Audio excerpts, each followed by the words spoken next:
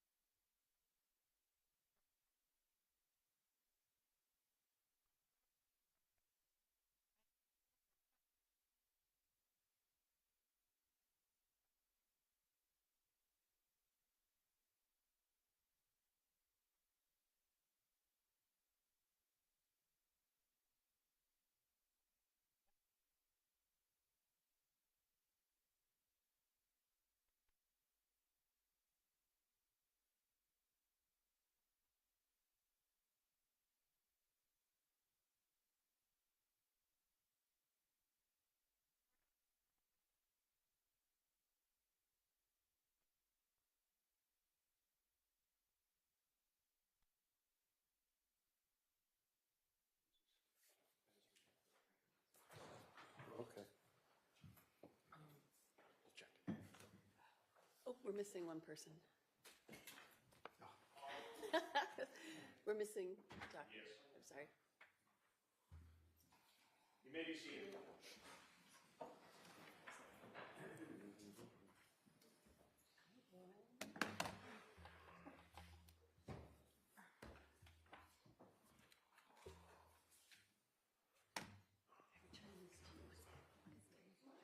Okay, thank you.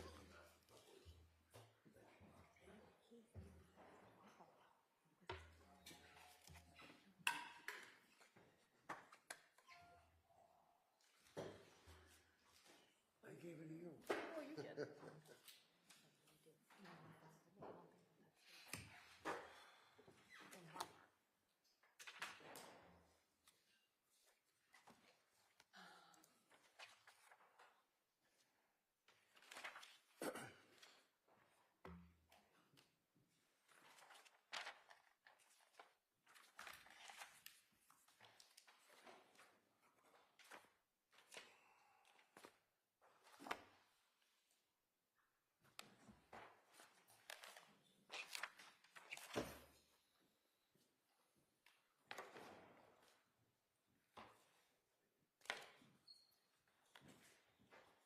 record before the court is Commonwealth versus Ingolf Tuerk, 20 CR 138. The parties are present, the jury is not present, the matter is on for trial.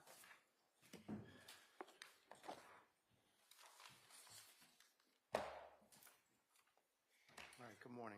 Good morning, Your Honor. Really?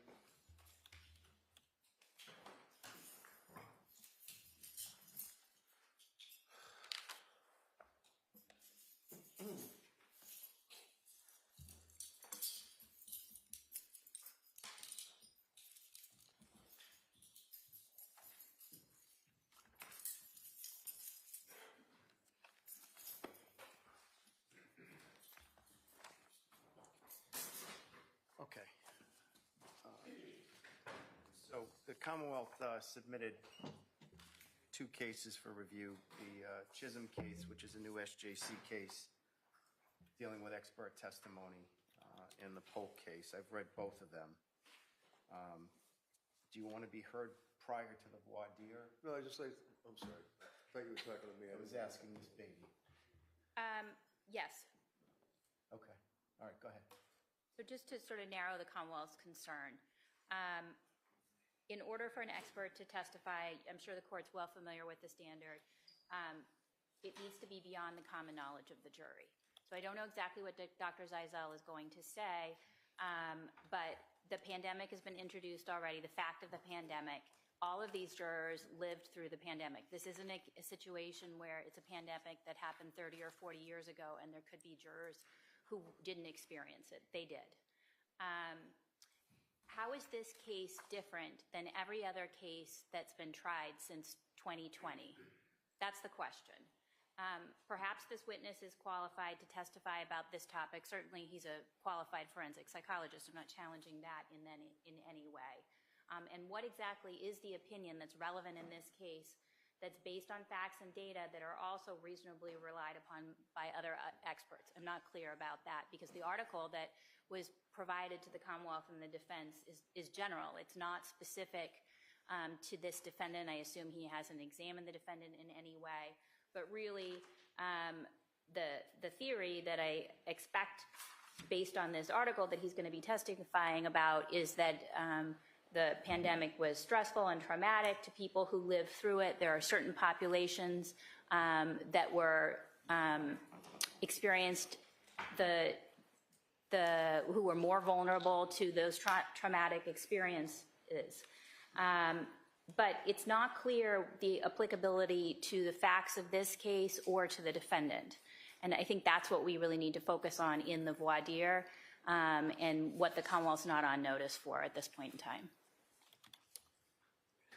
Mr. Reddington, do you want to respond before calling Dr. I think we go forward with the voir dire, that you can put it in contact with the testimony that's presented and make a decision as to whether it's in this. Can you tell me what the ultimate opinion, if you will, is? This is not a matter where there's an opinion from a forensic psychologist based upon statements made by the defendant, such as on your typical lack of criminal responsibility case, diminished capacity case. Dr. Zeisel is not testifying based upon discussions that he had with the defendant. Dr. Zeisel is familiar with the case. He's familiar with the facts of the case. He's also familiar with the fact that there are, as you know, numerous contemporaneous emails. This is not something pulled out of whole cloth. These are emails sent to the attorneys and various people where he indicated his fear and concern of the pandemic. To suggest that blithely, that just because the jury, as all of us have lived through the pandemic, removes that from the ken of the jury. The fact that a jury was in their kitchen on a computer trembling for the period of time of the pandemic is not sufficient to allow a jury to determine, compartmentalize the state of mind that one would have as a result of pandemic depression that he talks about, pandemic anxiety that he talks about, and the fight or flight syndrome, if you will, that he talks about. This is all beyond the ken of the jury. So I think if we have him testify to what his opinion would be, I know you read the report that he prepared, very comprehensive report, and then you make a decision. All right, you can call him. Thank you. Dr. Z.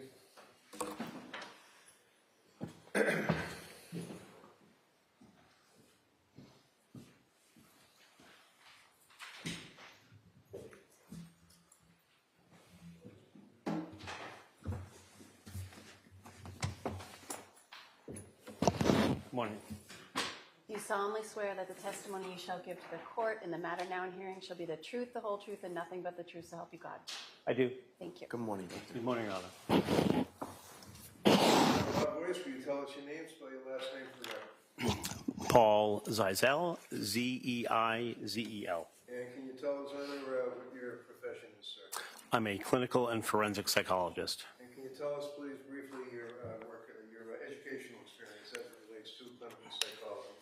I have a doctorate in clinical psychology from William James College. I have a master's degree from Harvard University, master's degree from Boston University, and a bachelor's from Queens College.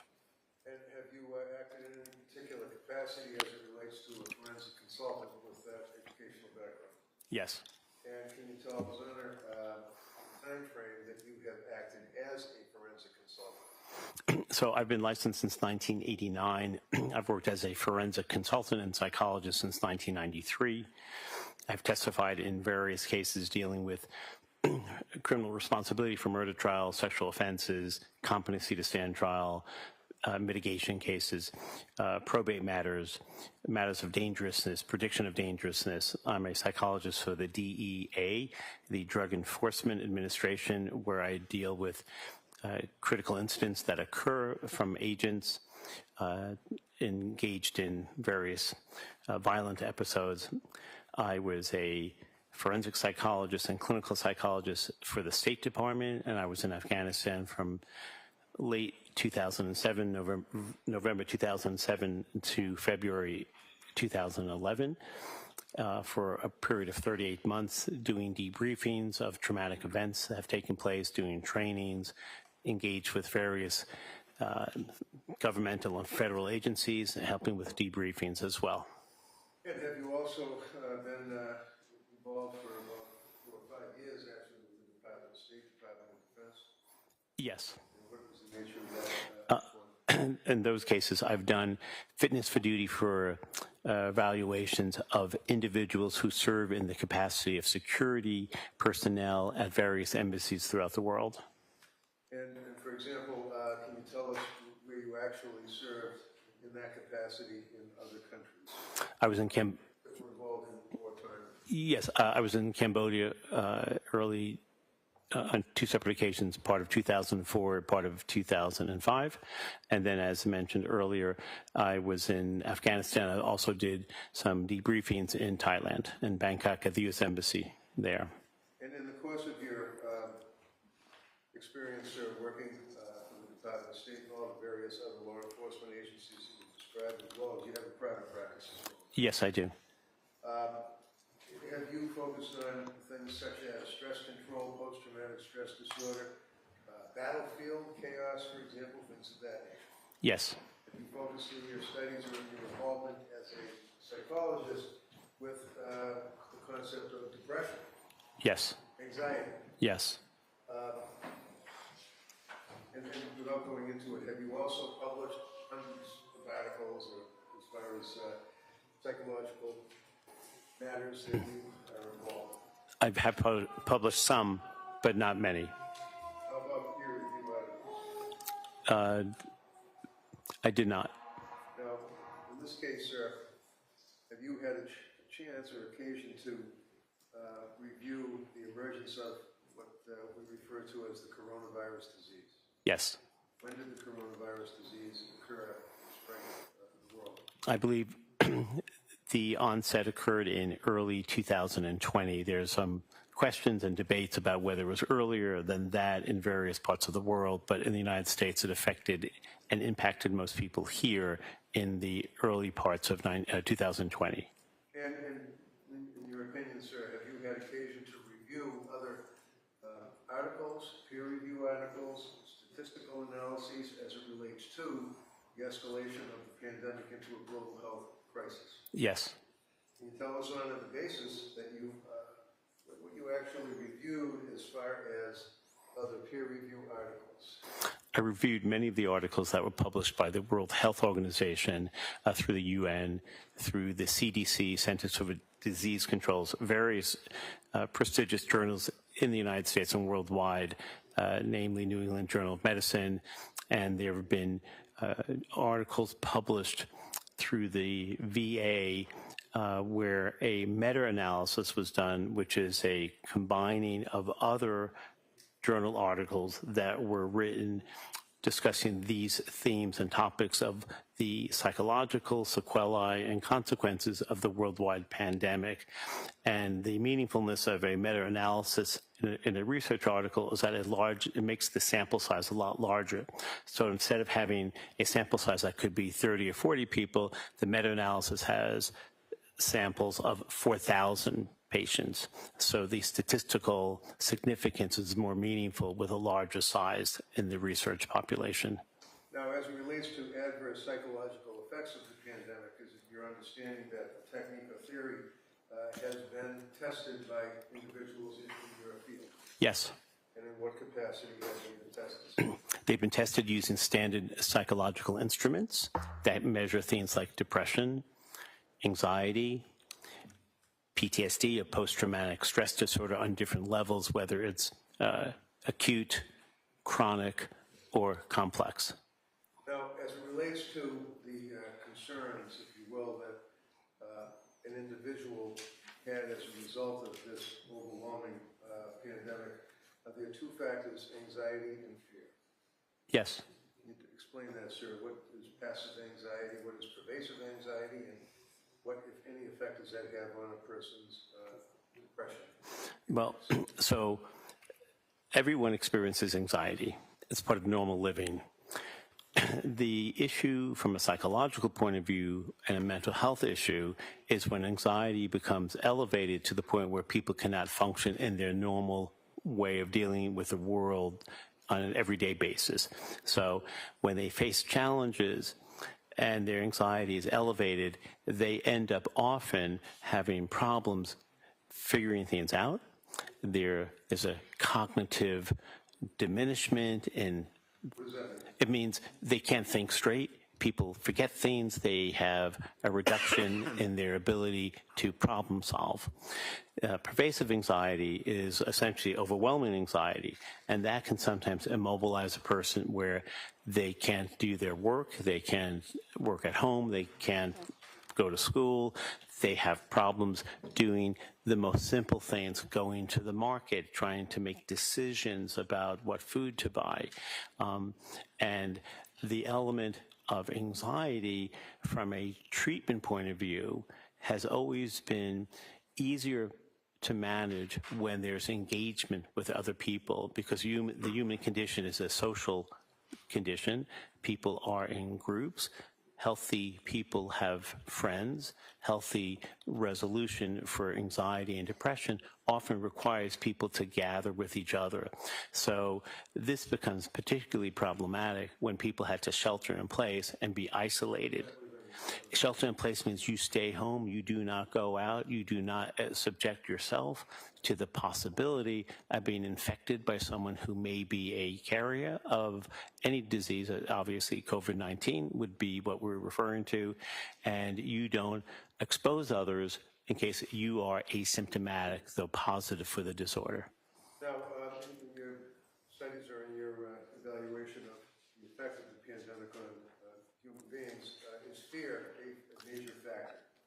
Yes. Is that a central mediator of the psychological distress? Yes. What does that mean?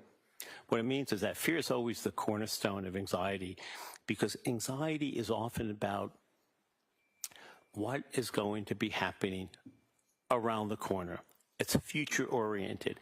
Although people are anxious in the moment, if you speak to people who have panic attacks and significant anxiety, it's about what's going to happen next. So whether you're on an airplane and the flight is fine, it's not the anxious person who worries about what's going on now, it's they worry about what's going to happen the next minute or the next hour. So fear becomes the cornerstone because it's all anticipatory, it's all future related. And that's why when you have a pandemic where the world's leading experts are at a loss to provide guidance and therefore psychological comfort and support for the citizens of the world, it only rotates the dial of that anxiety measure, and people become extremely anxious. And we're not referring to just simply people who have a pre-existing mental health disorder of some type of anxiety disorder, but normal people who have never been exposed to these things before, and normal people who are engaged in work and social opportunities where they've always been productive, had meaningfulness, had what we call hope, the triad of hopefulness, hopefulness about the world, hopefulness about themselves, and hopefulness about the world around them and their future. And when you are struggling to make sense of things and you're isolated, it has a synergistic effect where you become far more anxious than you've ever been. And these are for people who generally don't have a great deal of anxiety. That's the hard part. Now, in your report, for example, on page 2 of your report, you're making reference to the research as it relates to fear and leading to anxiety. Is that correct? Yes. You cited a study that was performed, looks as though it was March of 2025, actually dealing with the emotional, behavioral, and psychological impact of COVID-19. Is that correct? Correct. Did that study have a statistical analysis of the percentage of people in the population of the United States of America reporting anxiety? Yes, it did. What is the percentage that they determined that to be? That was 30.9%, almost 31%. Now, as it relates to your report, and you're making reference to statistical analyses, for example, is there a known potential error rate that these citations can be subjected to? Yes. What is that? So the issue of error rate is about when implementing testing, what are the consequences of what we call false positives and false negatives.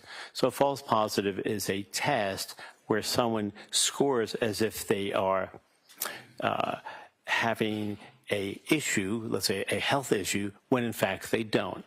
A false negative is a test result where someone is testing clean, let's say for a disease or for a virus of some sort, when in fact they are in fact carrying it.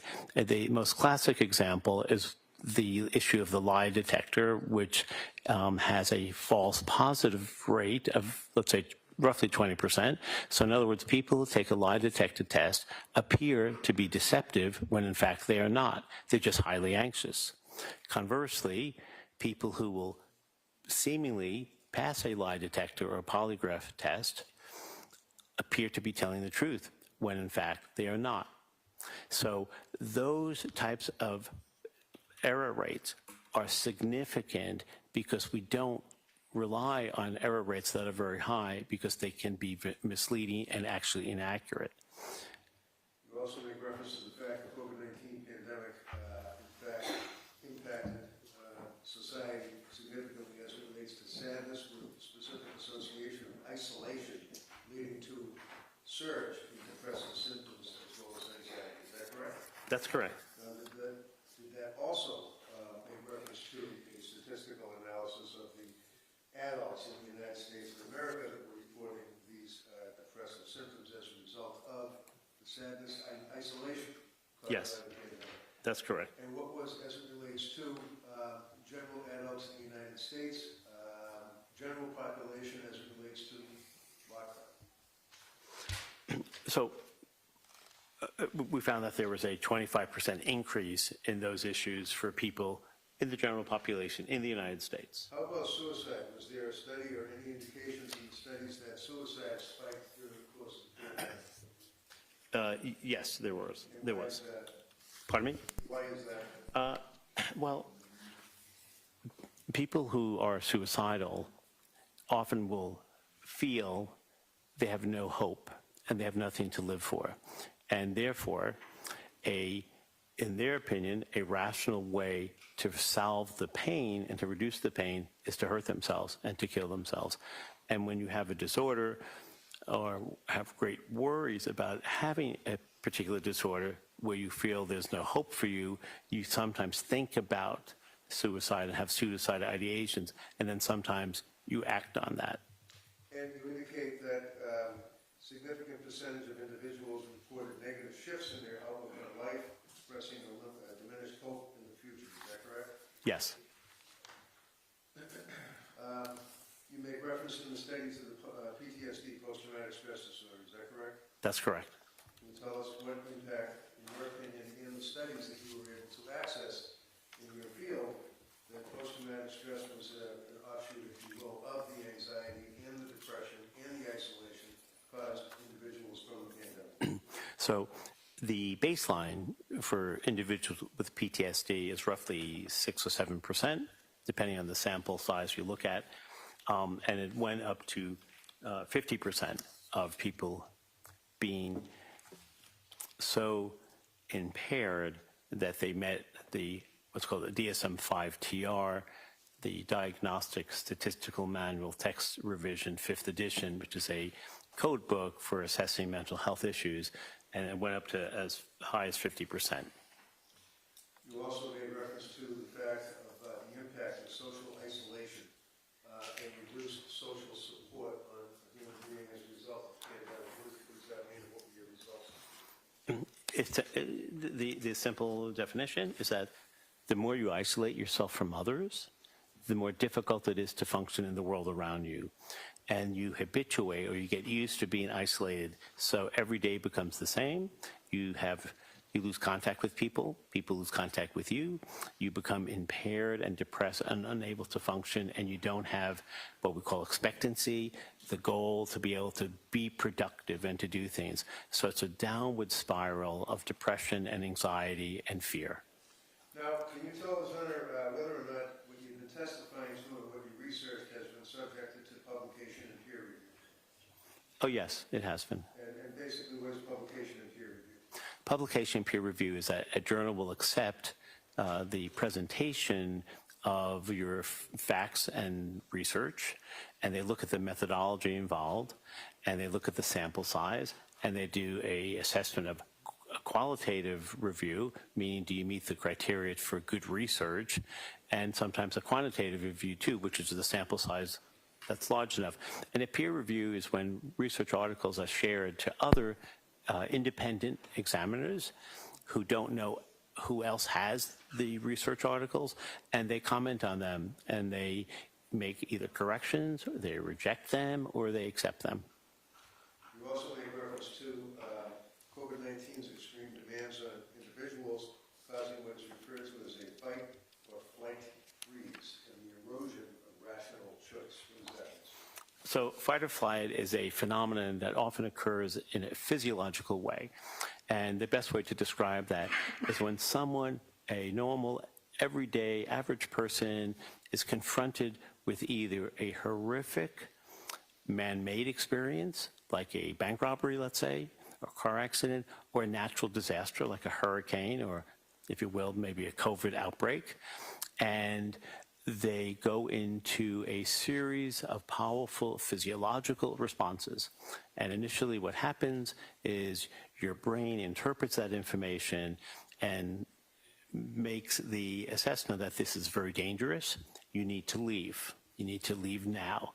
And there's a physiological response, a adrenaline shunt. You have excessive powerful energy where you can, although you may have been tired, all of a sudden you have the capacity to get up, to run far distances, to lift heavy weights if something's blocking you, to get out of the way, and then you leave the site where you view that you are at risk and you flee.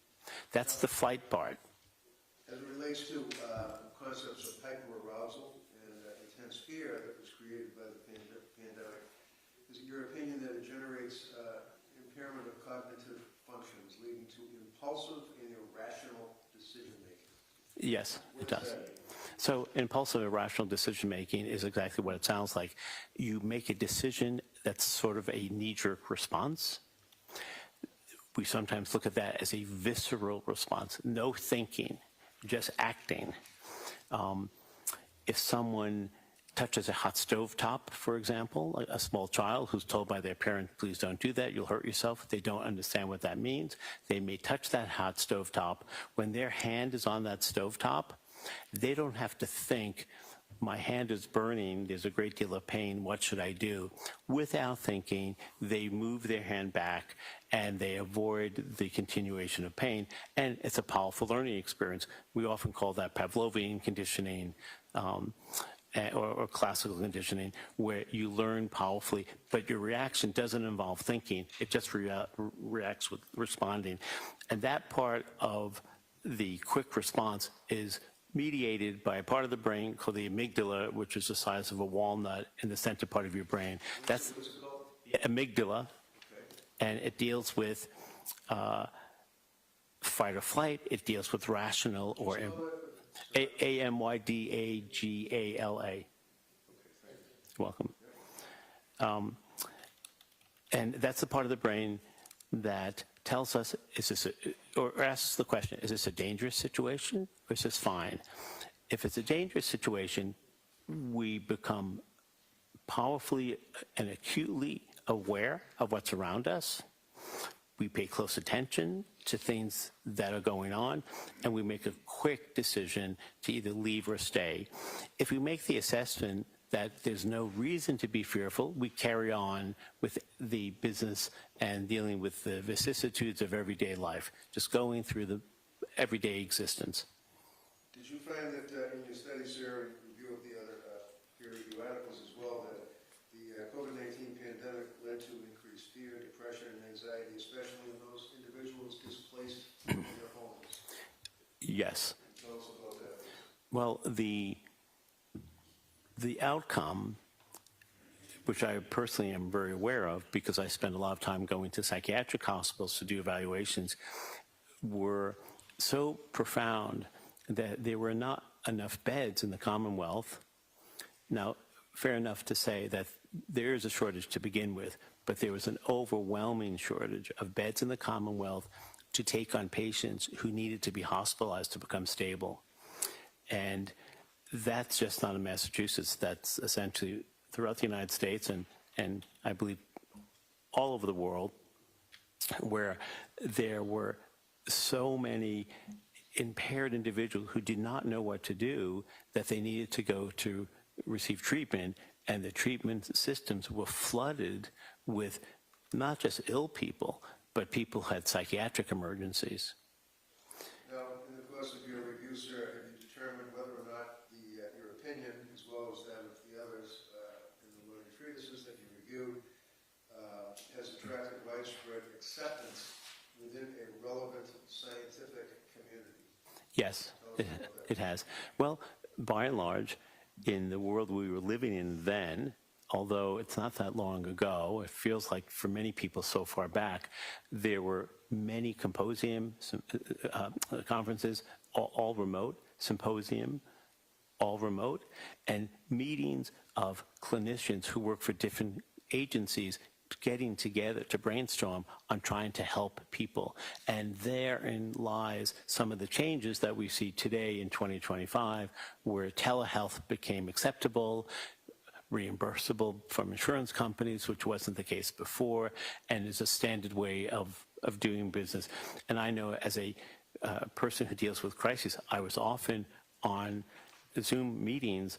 In one case, when I was in Alexandria, Virginia, dealing with HHS, where there was a death of 2 agents, we had 700 agents on Zoom throughout the United States dealing with the consequences of their own loss from their colleagues, but more importantly, on how they were coping. And they were not doing well. We had upticks in people, and these are highly trained agents who felt suicidal, who were able to get treatment, turned in their weapons for a short period of time, and those are people who are at a high level of functioning because they get vetted and they get tested and they get assessed every which way. So we did see that throughout the United States, that many people just could not cope with the changes in the world around them. Things weren't getting better fast enough, and hospitals were flooded with patients, and people were home and fearful. Now, your conclusion would be that it's crucial to acknowledge the profound psychological suffering endured by individuals throughout this pandemic. Is that correct? That's correct. And would you agree, or is it a matter of your review of the peer review articles and your own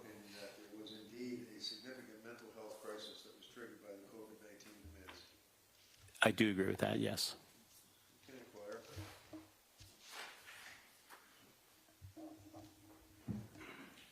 Good morning, Dr. Zeisel.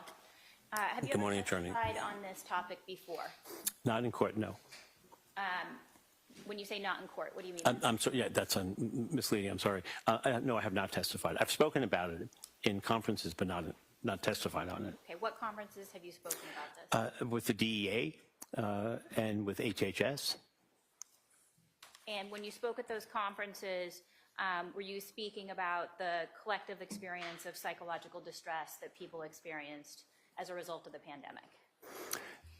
Yes, in part, but there were also the practical applications of what to do now going forward, helping agents and agents' families going forward, and it would spread to other areas and other arenas of discord for many of the agents. So how to deal with the anger and frustration that they had, how to deal with parenting of an adolescent who was struggling themselves. So it affected the family from the parents down to the children, and extended beyond not just the stressors, but how to cope with it. And it was oriented not to simply acknowledge the problems that people were having, but to develop some strategies for people to get healthy and to get better.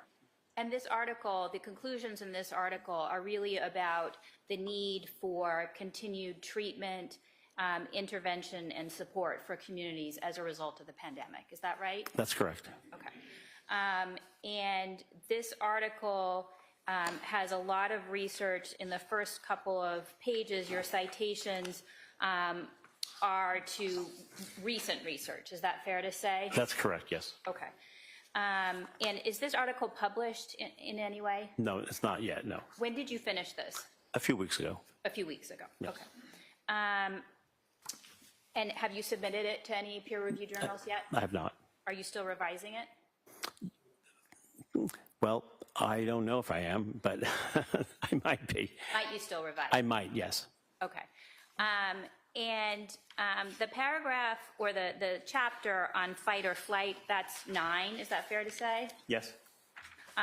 And all of your citations in that section on fight or flight are from older research, that's fair to say, right? That's correct, yes. Okay. Do you have current support for your statement that the pandemic's confluence of life threats, economic stability, and social isolation created an environment ripe for activating fight, flight, or freeze responses, fundamentally altering behavioral and psychological states? I don't cite a specific research article because that's a difficult topic to pin down, because fight or flight becomes sometimes a idiosyncratic interpretation. So fight or flight for one person may not be exactly the same for another person. And you need a large sample to make it valid. And I not researched that part. All right. So the theory that you're outlining in section 9 is widely accepted regarding what our bodies do when confronted with some sort of a threat or danger, right? Yes, that's not debatable. It's a physiological outcome. All right. That's correct. But what I'm asking about is the application to COVID-19. Is there any peer-reviewed research that you're aware of regarding that specific application of COVID-19 and fight or flight? No. Have you ever met with Dr. Tuerk? Yes. Could we approach?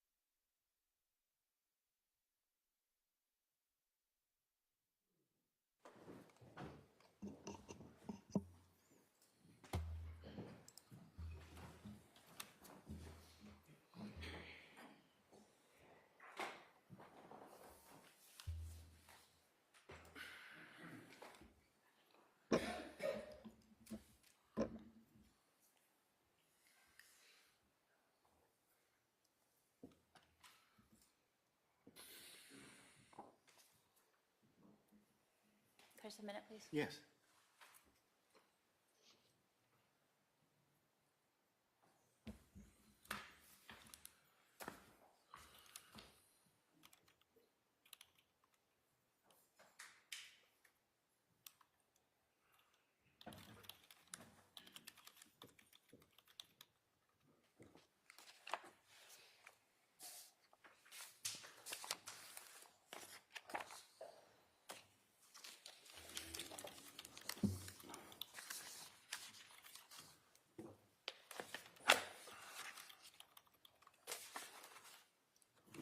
Do you have a time period that you would consider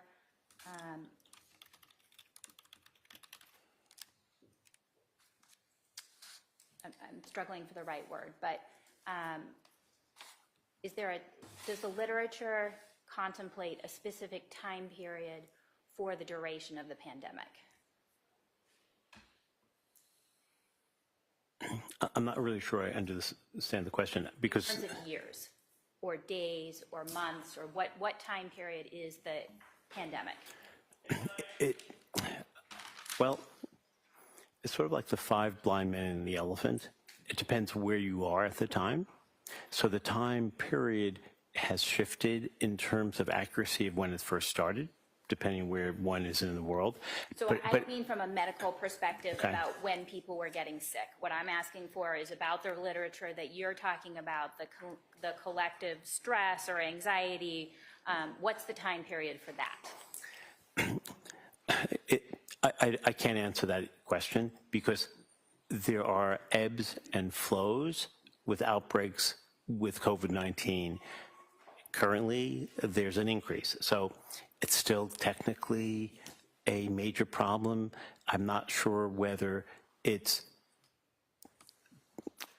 certainly not as bad as it had been, but there was a period of time where you did not need to demonstrate WHO vaccination cards if you were to travel. Some countries now require that. Some countries have quarantines. So I can't really answer the question because it's still going on. Okay, I want to make sure you're understanding my question. My question isn't about the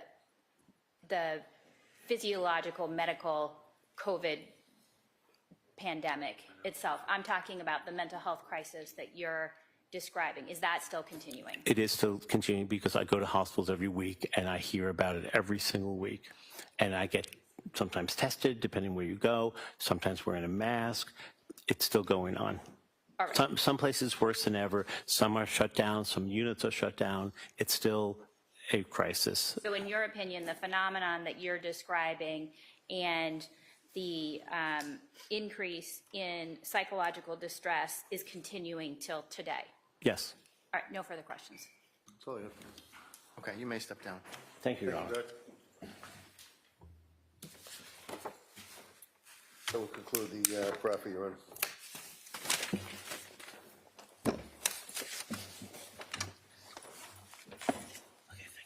All right, I'll hear from you, Mr. Reddington, first. Thank you, Your Honor. Basically, this is, I understand it being a Doe-Bear hearing. We have to have certain items of evidence, if you will, submitted to the court, and I think that we've hit on all of the Supreme Court's factors that they recommend. Number one, whether the technique or theory in question can be and has indeed been tested. Doctor indicated and positive to that, gave Your Honor specific indications as well as statistical analyses. Number two, from the Supreme Court, is whether it has been subjected to publication and peer review. Doctor indicated that indeed these have been subjected to publication and peer review. I asked him about potential error rate and the existence and maintenance of standards controlling operation. And then finally, whether it has attracted widespread acceptance within a relevant scientific community. So understanding that this is a proffer of a witness basing his testimony on significant scientific sequelae, if you will, of the pandemic, it goes beyond the ken of a juror or a layperson. These are specific phenomena that indicate and show the impact of this pandemic on individuals as it relates to depression, as it relates to anxiety, as it relates to suicide, as it relates to fight or flight and freeze syndrome.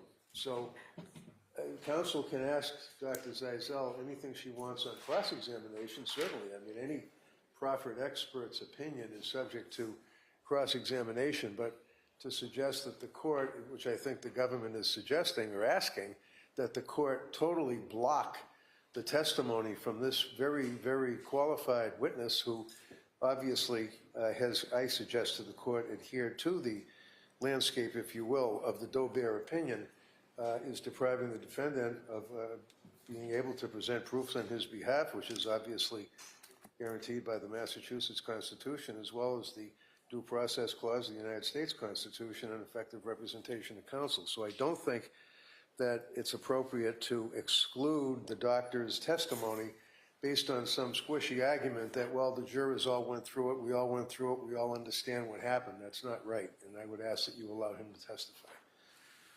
Ms. Beatty?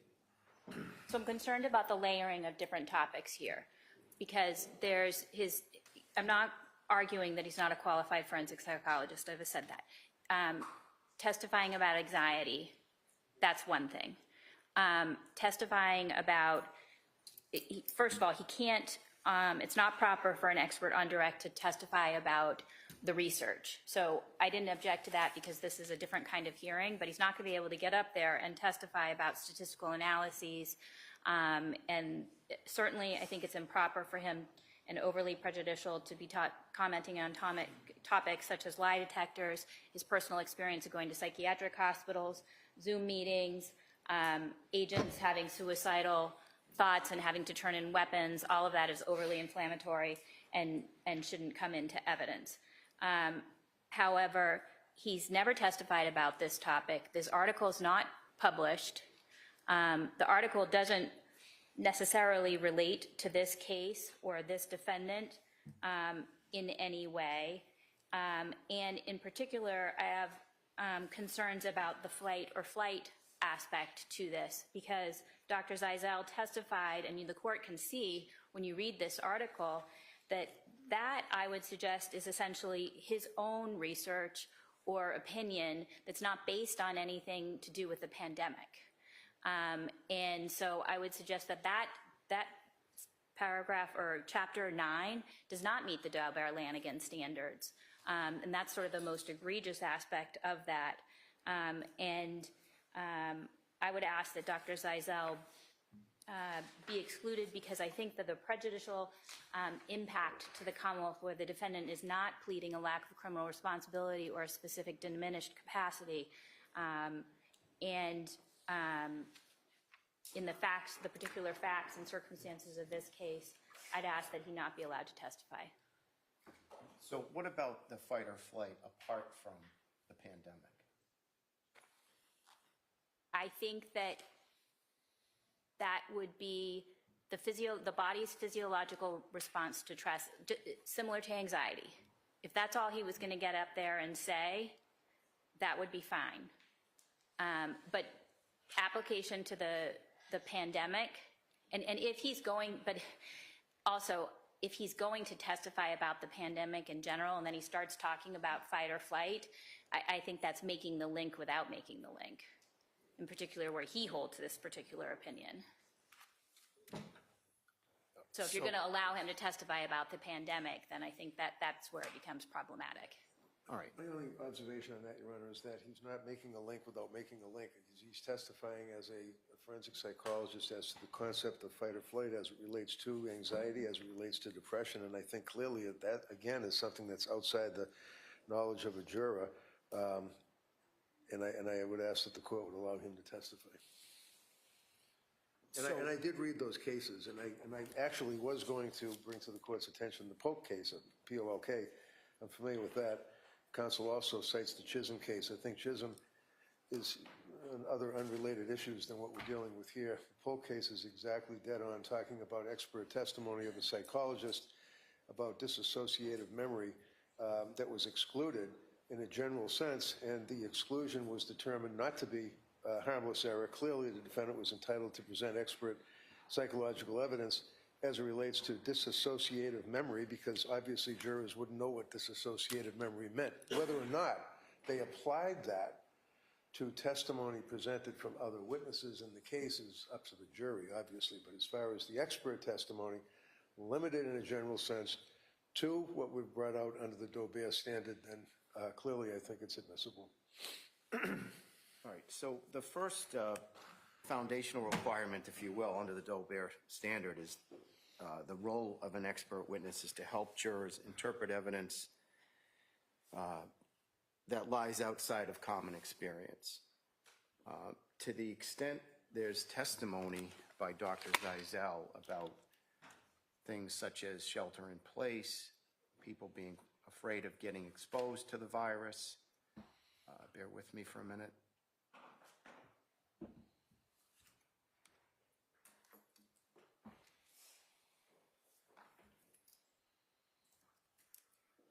People having increased anxiety, increased mental health issues, exacerbated by isolation, having increased fear with respect to the virus, isolation and sadness. Those don't lie outside the common experience of the jurors. We all went through that, and I say that we all experienced many of those feelings. If not, we knew people who did. So that portion does not meet the first foundational requirement. Moreover, I do find that it is more prejudicial than probative with respect to prejudice towards the government. However, the fight or flight impulse apart from COVID would be admissible to the extent you lay the proper foundation, but that's apart from COVID. I understand the court's ruling. I just know my objection, that's all. Ms. Beatty, do you want to add anything? I would just ask that if Mr. Reddington decides to call Dr. Zeisel, that it be clear that on cross-examination or on direct, that he's not to offer any sort of an opinion about the defendant and whether or not the defendant was experiencing any of these symptoms, and he's not here to testify about the facts of this case. I don't need to be lectured by the DA. I would never go that far, Judge. I already represented at sidebar that I'm not getting into specific statements of this gentleman. This is a general opinion testimony from an expert witness. I know better than that. I'm not going to elicit from him what the defendant told him or anything like that. I wouldn't do that. All right. I'm not concerned about Mr. Reddington. I'm concerned about the witness and the witness understanding. I will talk to him. All right, and I just want to add that the Commonwealth developed a record on cross-examination, but Dr. Zeisel has part of my ruling rests on the fact that he's never testified on this topic before in court, as well as the fact that there's no published article. It hasn't been peer-reviewed. That is the article that was provided to the court, along with everything else the Commonwealth elicited on cross-examination. Okay? Understood. All right. Are you proposing to have a witness on Zoom this morning? Yes, Your Honor. I would propose that we, and by the way, we were able to pretty much get through all the emails. I think we're going to be okay in that regard as relates to Lasivita and the other gentleman, Hoffman. McLaughlin, is that correct? I haven't been able to look over the redactions that have been made, but we did have a conversation this morning. I would just ask for a few moments to look at the redactions, and then I think we will have an agreement. Then I will have, obviously I have Dr. Laposada is available. I also have Mr. Kighton will be available, and Dr. Vandor, who is the treating doctor of the defendant, just to testify to the fact he was treating him and what he prescribed him for depression. That's it. As far as Zooms are concerned. So there'll be 3 Zooms? Dr. Vander, and someone told him he didn't, yeah, and Mr. Kighton, that's 2. And,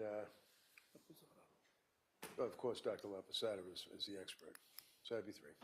All right. So I just want to clarify, there's no objection from the Commonwealth with respect to these witnesses appearing by Zoom?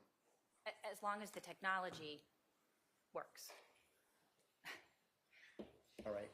And you've spoken to your client about his right to have witnesses Oh, yeah. appear Yep. here in person.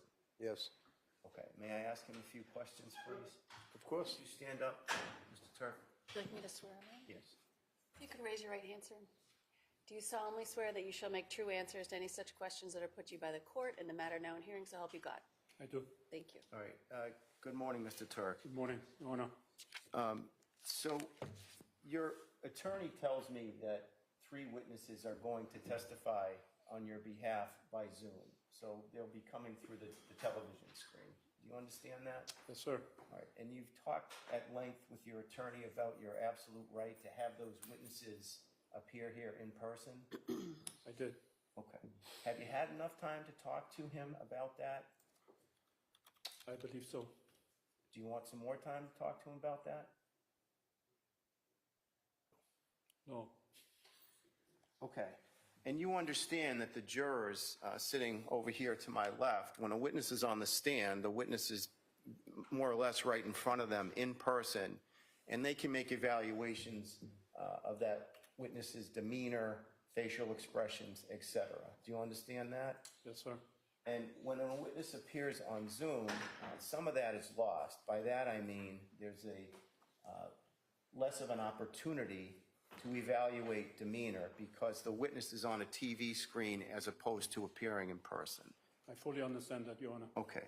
And again, you've talked to Mr. Reddington about that, and you're willing to waive your right to have these witnesses appear here in person on your behalf.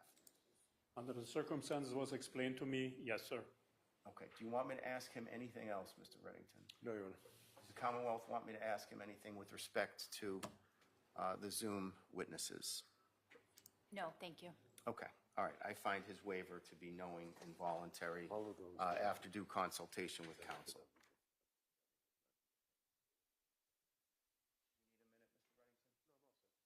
All right. So who are you proposing to have testify? Mary LaSevin and X, we left off with her yesterday. Okay. Then Mr. Hoffman. Both then- in person. Yes, both in person. And then we would have, I would suggest, hopefully determining is Mr. Keighton on, is Mr. Vandor on? Someone told Keighton not to be on till noon, but I told him he should be on at 10:30. No one's on right now, but you said 10:30. Yeah. And if we could just, I'll inform you. if we could also just have a conversation about Dr. Vandor at sidebar as well. We can in a minute. So who is handling the Zoom? Let me ask that. Him. And have you talked to the Commonwealth about that to make this run smoothly? Yes, Your Honor, we've ran a test this morning, making sure the audio, video, And everything it worked this morning? It worked this morning, Your Honor, yes. All right. It worked this morning, I'm asking the Commonwealth? Yes. All right. Ms. King, you're all set with the Zoom? No. As far as I know. Okay. All right. Okay, I'll see you at sidebar.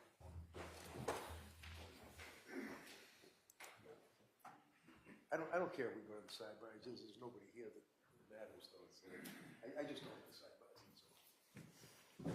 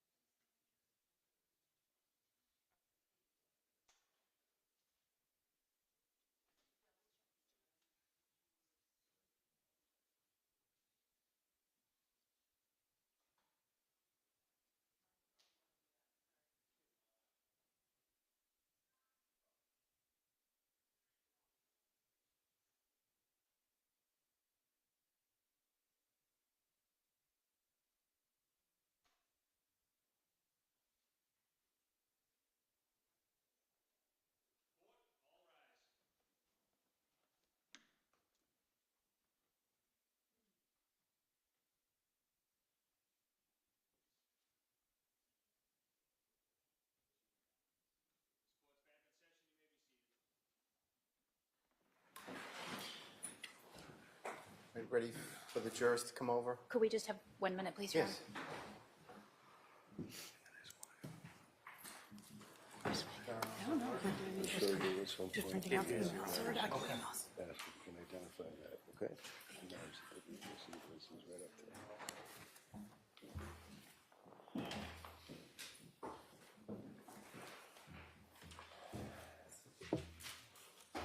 And Mr. Reddington, you spoke to your witnesses pursuant to what we talked about at sidebar?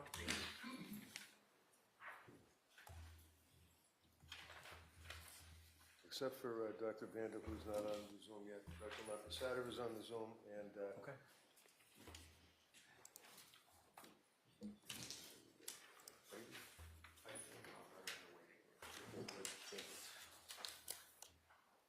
Your Honor, we did have an opportunity to talk and redact the emails, so they are all set. Okay. All right, so we set for the jurors? yes. All right. Yes, they're on their way. Okay, perfect.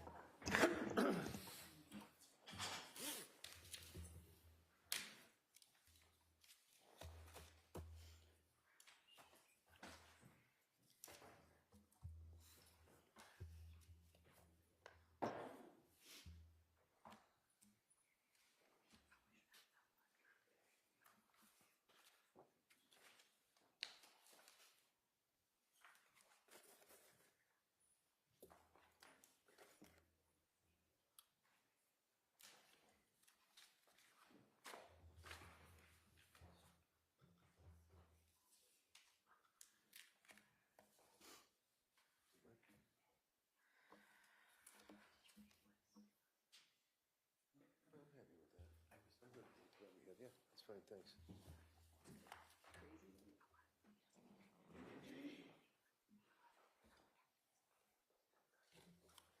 Yeah,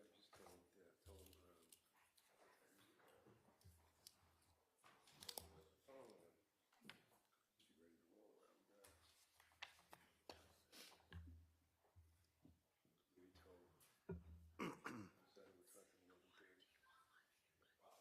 Do you want this one?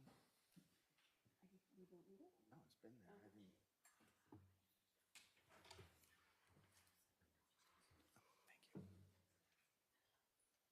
Thank you. so we have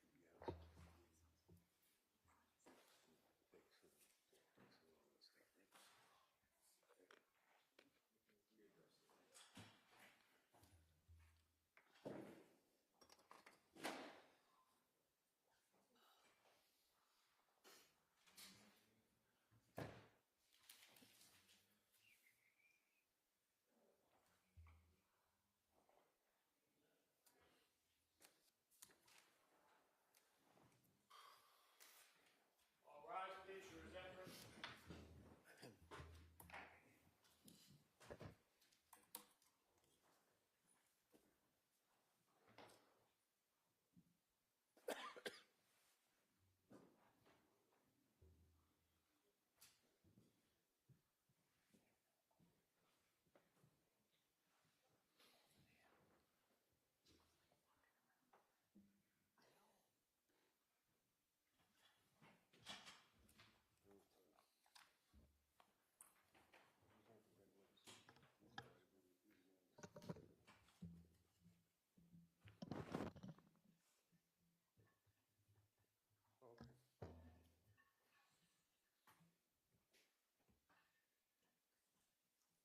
Hey, hey, hey, all persons having anything to do before the Honorable Judge Halal, Justice of the Norfolk Superior Court, now sitting in Dedham, within and for the County of Norfolk, for the transaction of criminal business.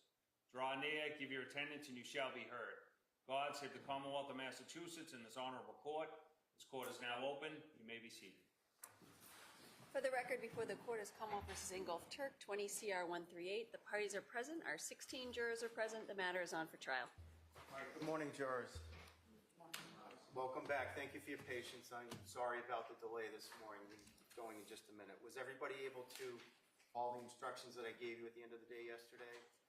Okay, if you were not able, would you please raise your hand? Okay, no hands are being raised. So we're going to continue on. There is a stipulation between the parties. Ms. Beatty, do you want me to read that now? Please. Okay, so there is a stipulation, so you can consider these facts as proven. The parties stipulate to the following. The defendant's serum plasma result of 226 corresponds to a blood ethanol concentration between 0.189 and 0.200. And that's agreed to by the parties. You can consider that as proven. It's also been marked as an exhibit, the stipulation, so you'll have that with you as well. Okay, Mr. Reddington. Yes, Your Honor, thank you. Mary Lucivita, please. Okay, so Attorney Lasivita is going to resume the stand. She was on at the end of the day yesterday.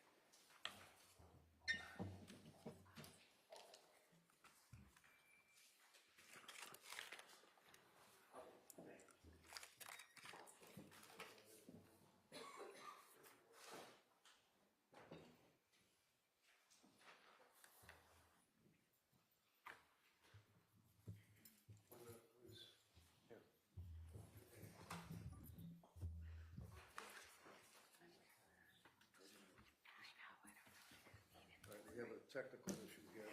Apparently something's missing from the package. That's all. We're going to be able to find it. May I swear the witness? Yes. Raise your right hand. Do you solemnly swear that the testimony you shall give to the court and the jury in the matter now pending shall be the truth, the whole truth, and nothing but the truth, so help you God? Yes. Thank you. All right, welcome back. Thank you. Thank you.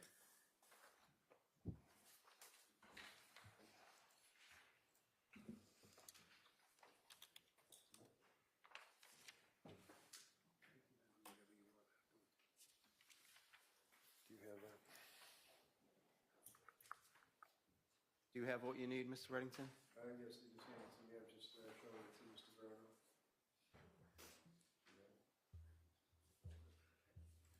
Perfect. Good morning. Good morning. Thank you for your patience. Just for the record, tell us your name, please. Mary LaCivita. And you are an attorney and you represented Harry Tuerk, is that correct? Yes, that's correct. Now, at some point you set up a meeting with him in your Dedham office, is that right? Yes. Do you remember when that was? The meeting was on January 31st of 2020. All right. I'm going to approach you and show you an email from Mary Lucivita to Harry Tuerk, excuse me. Is that the email that you're referring to? Yes, this is the email where I confirmed that January 31st appointment. What's the date of that? January 29th, 2020. Can you pull that up, Steve, please? Thank you. Now, this is an email that you mailed in the due course of business on January 29th to Harry Tuerk. Is that correct? That is correct. And you were confirming that you would see him at 9 o'clock on Friday, January 31st, correct? That's correct. And the rest of that is pretty much just instructions as to how to get to your office. Yes, instructions on how to make sure he's not lost. Yes. No objection. Okay, may be admitted. That'll be exhibit 329, Your Honor. Thank you. Thank you. Now, I'm going to hand you something. Do you want to mark 329 first? Of course.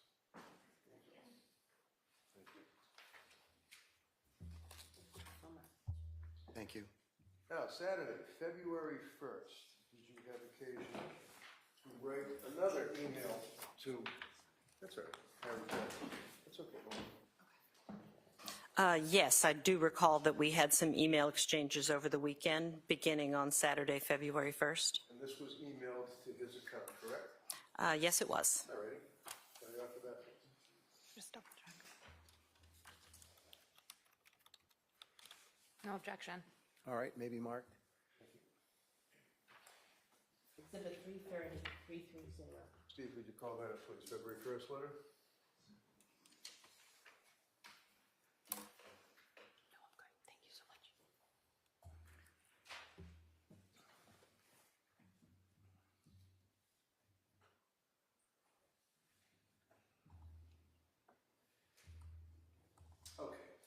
So now looking at this that has been marked as an exhibit, this is another email from you to Harry Tuerk, correct?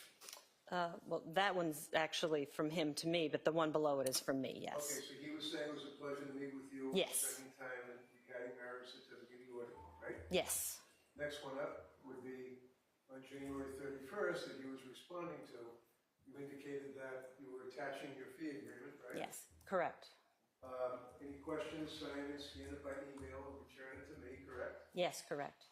And you also indicated that you needed the marriage certificate. Yes. And you filed a complaint. Yes, that's correct. And then you would be representing him on the complaint for divorce, right? That is correct. And again, this was dated on January 31st and sent to him by email, correct? Yes, that's correct. Okay, you can put the lights on. Now, ultimately, did you represent Harry on the divorce itself? I did not enter an appearance. Tell us why. There were two reasons. One was that when we initially met on January 31st, I told him that I was busy. I had other commitments, and that I wasn't going to be able to file any paperwork until the next Friday. And you got sick. And then I got sick, yes. That's all I have. Thank you very much. Thank you. No questions, thank Okay, you. thank you so much. Have a good day. Thank you. Thank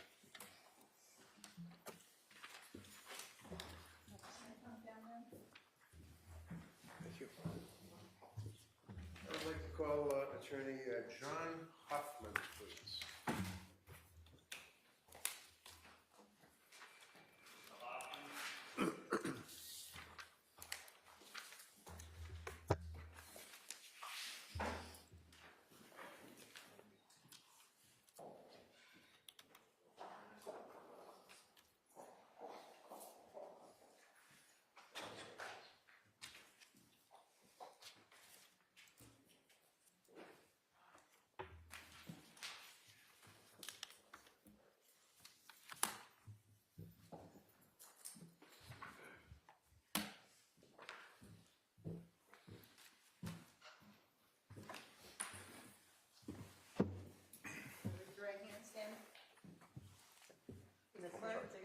Good morning. Do you solemnly swear that the testimony you shall give to the court and the jury in the matter now pending shall be the truth, the whole truth, and nothing but the truth, so help you God? I do. Thank you. Good morning, sir. Good morning, Your Honor. Sir, tell us your name, spell your last name, keep your voice up so all the jurors can hear, please. Good morning.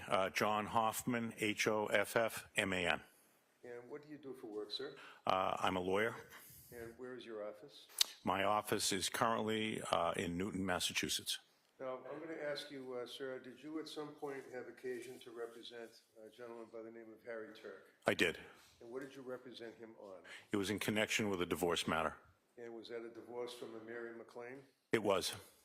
I'm going to approach you and hand you a document and ask if you can identify this.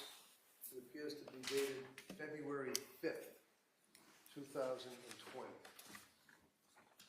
Yes. And can you tell us what that is, sir? This is correspondence dated February 5, 2020, that I wrote to Ms. Kathleen Mary McLean Roca. And what's the date of that letter? February 5, 2020. Okay, thank you. Enough of that letter. No objection. Okay, maybe a minute. You can call it up. Exhibit 331. Now, looking at Exhibit 331, sir, this is what we were just referring to, the letter to Kathleen McLean Roca advising that you were retained by Harry to represent him in probate court proceedings, that if you need an attorney, have the attorney contact you, try to resolve the issues, et cetera, correct? Yes. All right. And you, fair to say, represented Harry for the months of all the way up till May 2020, basically. That sounds right, yes. So you also communicated with him by email, is that right? I did. I would hand you a document. This is dated March 18th, 2020, and just ask if you can identify that document.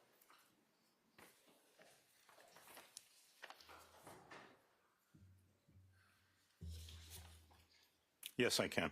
All right, what is that? It is an email from Harry. I'm copied on it. Okay. So this is kept in the normal course of your business, right? Yes. I'd ask this to be after, please. No objection. Maybe a minute. Exhibit 332. Call it up, Steve. Now, as it relates to Exhibit 332, sir, that would be March 18th of 2020, correct? Yes. And this was sent from Harry, and that would be Harry Tuerk, correct? Yes. And it was copied to you, as you said, John Hoffman, right? Yes. And in the course of that email, can you read that from here? No, I can't. Okay, don't worry about it. It says, "Hi, everybody," meaning Harry saying hi, everybody. "Due to the ongoing drastic developments regarding Corona, I urgently came back from Germany yesterday night. I was able to catch on, meaning one of the last flights, bringing U.S. residents back from Germany. They're shutting all flights down now. However, I have flu symptoms, mild within concern. I have the virus. Spoke yesterday with my primary care physician. Looks like I'm getting a test. I am staying at the Hampton Inn in Norwood right now. Must prepare myself for self-quarantine, but where? I have no place to go right now, practically homeless.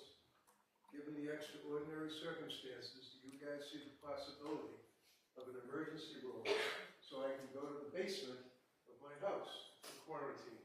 Separate entrance door and door to the rest of the house, so it would be safe to stay there to quarantine for the next 2 to 3 weeks. Do you remember receiving that, sir? Yes. Is that a fair indication, sir, as to his state of mind as it relates to his fear of the pandemic in March 2020? Yes. Okay, thank you. Lights. I'm going to approach you, sir, on March 19th, 2020, and ask if you received another email from Harry Tuerk.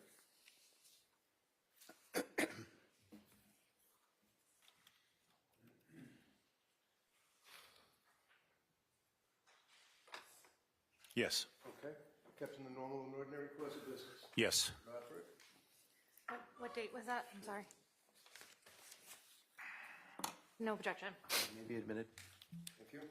Exhibit 333. Pull up 333, please. Now, sir, this is another email that was sent on March 19th, 2020 at 10 o'clock in the morning from Harry with a copy to you, correct? Yes. And he's asking if you could file a motion for a hardship under the current circumstances that he would be allowed back into his house or the house. No job, no income, can't get a job, nobody's hiring, savings are depleting rapidly. Can't afford an apartment given the current cost of the house and legal costs. Friends don't take me into their houses because of COVID-19 fear. I should be allowed to stay in a separate part of my house like my basement that has its own access and a lockable door. Is that correct? I read that right? Yes, I believe you did. Yes. Okay, lights. And you continue to move forward with negotiations in the course of this litigation, the divorce, right? Yes. So at some point, is it your understanding that he had been living in Boston with a guy named Richie Kovitz and his wife or significant other, Carol? Did you know he was living in Boston? I don't recall that. Okay. At some point, did you know that he ended up going to another state? Yes. Where did he go? I believe he went to Florida. Florida, okay. Did he, in fact, on March 26th, now we're talking, send you an email, or send an email and copy to you?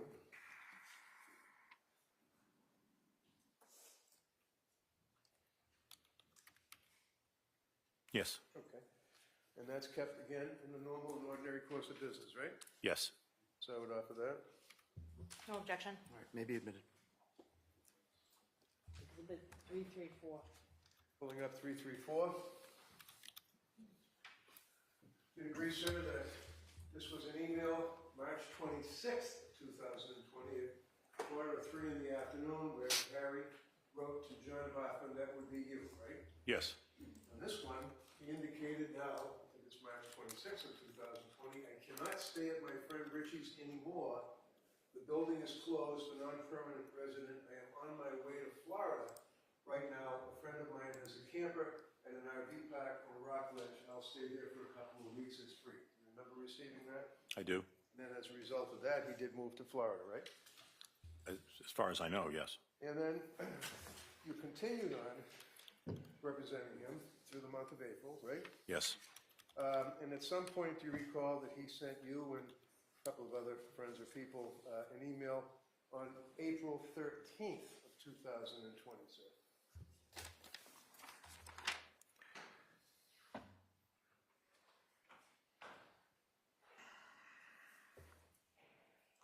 Yes, I do recall that. Kept in the normal and ordinary course of business. Yes. Robert? No objection. Okay, maybe admitted. Exhibit 335. Pull up 335, please. Now, looking at 335, sir, this is now April 13th, 2020 at 7:35 in the morning, correct? Yes. And he sends an email to you, right? Yes. And again, he says, is there any possible way to get me into my house as a safe shelter? As it looks right now, the lockdown may go on for months. In a couple of weeks, I have to leave the camper, come back to Mass. No friend will give me a place to crash right now because of the COVID. I can't rent an apartment. They want to see income. Hotels are expensive. Not very, it says save, but maybe it's safe. Is there a possibility to have her move to Mother's Condo in Belmont, if it's available, which is available? Let me move back into my house to protect myself. I need help here regarding a safe place to stay. You remember that, sir? Yes. Okay, right. To your knowledge, sir, he did indeed come back to Massachusetts, right? Yes. He did not go into his house, did he? Not to my knowledge, no. Went to a hotel, right? Yes. Now, on April 15th of 2020, you recall that he sent you an email, sir, that was kept by you in the normal and ordinary course of business.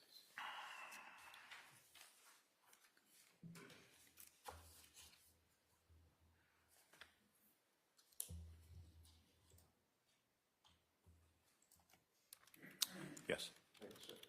Good afternoon. No objection. All right, it may be admitted. Exhibit 336. So finally, on Exhibit 336, which has been called up, is another email. This is dated April 15th at 12:20 in the afternoon.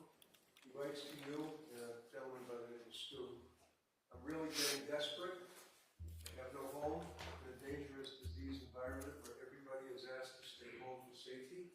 I'm staying in a trailer park now, but I have to come to Mass in a couple of weeks and have no place to go. No one's giving me a couch because of the virus.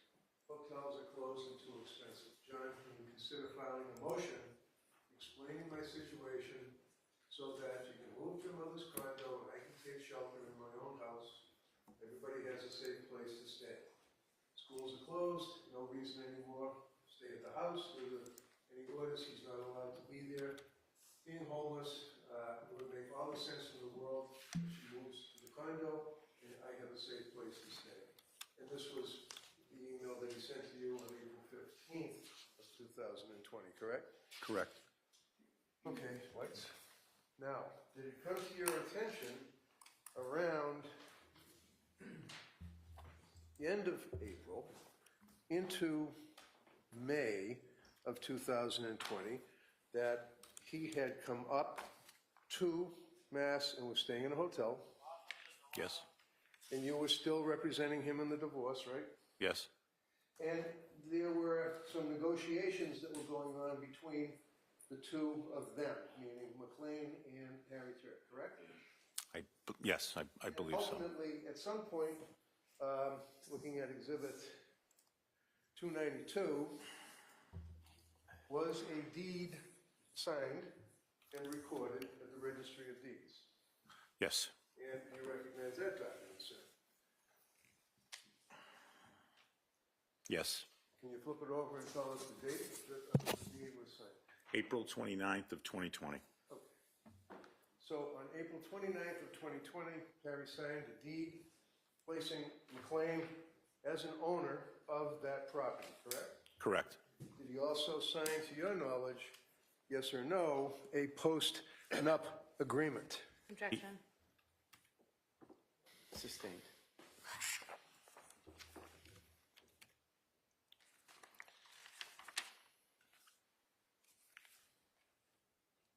Can I approach side? Yes.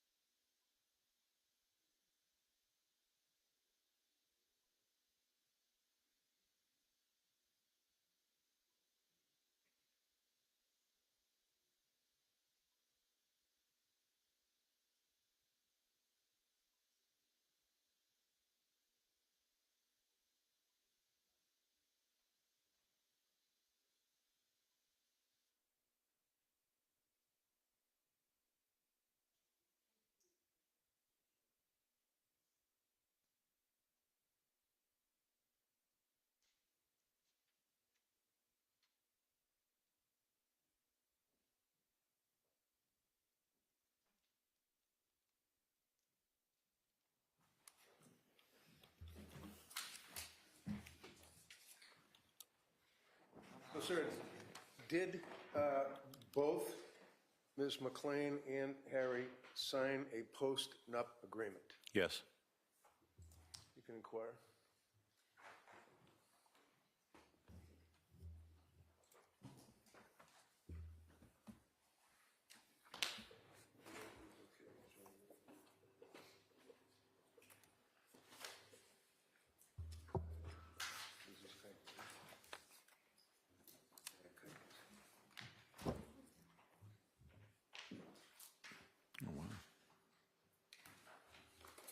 Good afternoon, Attorney Hoffman. My name is Kathleen McLean, and I'm an ADA here in Norfolk County, and I'm just going to ask you a few questions about your testimony here today. Certainly. So you stated that you have been an attorney for approximately 47 years, is that right? It's a little less. A little less than that? You would agree with me that your primary practice is family and probate matters, is that right? Yes. And your goal when you get hired by an individual or a client is to get the very best settlement for your client, isn't that right? Yes. You work for a retainer, is that right? Yes. And correct me if I'm wrong, but a retainer is a lump sum payment, and then you work off of that in billable hours. So every email you send, every phone call you have, that starts chipping away at the retainer, is that right? Yes. And once the retainer is depleted, then you would, if the settlement hasn't been resolved or the divorce hasn't been resolved, you would then charge your client an hourly rate or ask for another large lump sum? Well, I would ask for an additional retainer, yes. Okay. So you don't work off of, you wouldn't start charging them hourly, you would ask for another retainer in order to chip away at that, is that right? Yes. And you would agree with me that divorce proceedings and probate court matters can be lengthy? Yes. Yes. Especially when they are contested, right? Yes. Yes.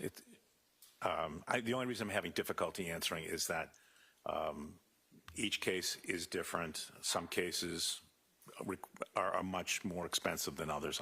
That's all that was my hesitancy. So you would agree with me that if there were a lot of contested items in a divorce, you would have to spend a lot of time working with the other party's attorney in order to come up with some sort of an agreement in order to resolve those issues, is that right? That is correct. So it can be very time consuming. It can be, yes. And that continues to chip away at the retainer. Yes. Right?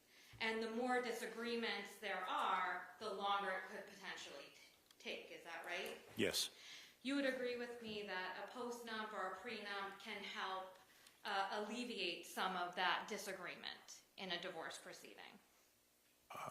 Yes, I would agree with that. The defendant retained you, or you wrote that letter that was made an exhibit on February 5th of 2020. You sent that letter to Kathleen McLean after the defendant had retained you, is that right? Yes, I believe so. Were you aware at that time that Katie had obtained a 209A order against the defendant on February 3rd of 2020? I don't recall, but I'm not saying that that's wrong. I just, off the top of my head, I don't recall. Once you sent that engagement letter to Ms. McLean, she in fact hired her own attorney. She did. Correct, yeah. Yes. And that attorney was Jolie Vaki, am I saying that right? I believe so, yes. And you had a lot of correspondence with Attorney Vaki about this matter, is that correct? I don't recall a lot of correspondence, but there certainly was. At the time that you first were retained, there was no prenup, right? That is correct. And so you had to talk to Attorney Vaki about all of the property and everything that was going to get divided up in this divorce, is that right? Yes. You would agree with me that Katie's main focus, or the main focus of the divorce proceedings, was Katie staying in the house for her children, is that right? It was very important. Yes, I recall that. You stated earlier that you did read a couple of emails that were between you and the defendant during your representation of him, correct? Yes. You would agree with me that the defendant went to Germany in the beginning of March 2020, Yes, I believe that's correct. and you had an opportunity to review an email where he stated around March 17th, I believe, the email is in evidence, that he was coming back from Germany because the COVID-19 pandemic had hit. Is that right? Yes, I believe that was the email, yes. Okay. At that time, the defendant and Katie were still moving towards divorce, right? As I recall, yes. And the defendant was looking into selling the house. I don't recall that. Okay. The house was still a source of disagreement when it came to the divorce. Is that right? I would say that's true, yes. When the defendant came home from Germany, you said that you believed he moved to Florida for a period of time. That was based upon the email that I saw, yes. Do you remember that? I do. I believe I do, yes. And after he went to Florida, you would agree with me that there are several emails in evidence and the defendant wanted to go home. Is that right? Yes, He wanted back in 29 Valley Road. yes. Any way he could get in, right? No, I'm not, Well, he was willing to stay in the basement. I'm sorry, yes, you're right. Okay. And then he wrote an email, I believe, on April 10th of 2020 saying that he wanted to go back to 29 Valley Road, right? Yeah, yes, He wrote another email to you on April 13th, 2020, that he wanted to go back to 29 Valley Road. yes, And in that email, there was a suggestion that Katie and the children move to Belmont. Is that right? yes. So he could have the house to himself. I believe that's correct, yes. And April 15th of 2020, he sent you yet another email, again, requesting to return to 29 Valley Road, right? Yes, if that, yes, In that email, which is in evidence, he stated that he again wanted Katie and her children to move to Belmont, right? yes, I believe he was talking about how school wasn't in session, so they should have to leave the house. That's right? yes, And on April 17th of 2020, you sent an email to Katie McLean's attorney, Attorney Vaki, talking about Harry had a change of heart and wanted to reconcile. Is that right? I didn't see that email, but that's possible. Okay. If I could just have one moment, Your Honor. Okay.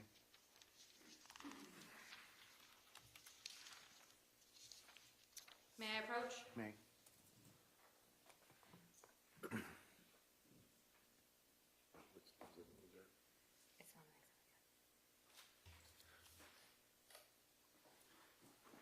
Go to sidebar.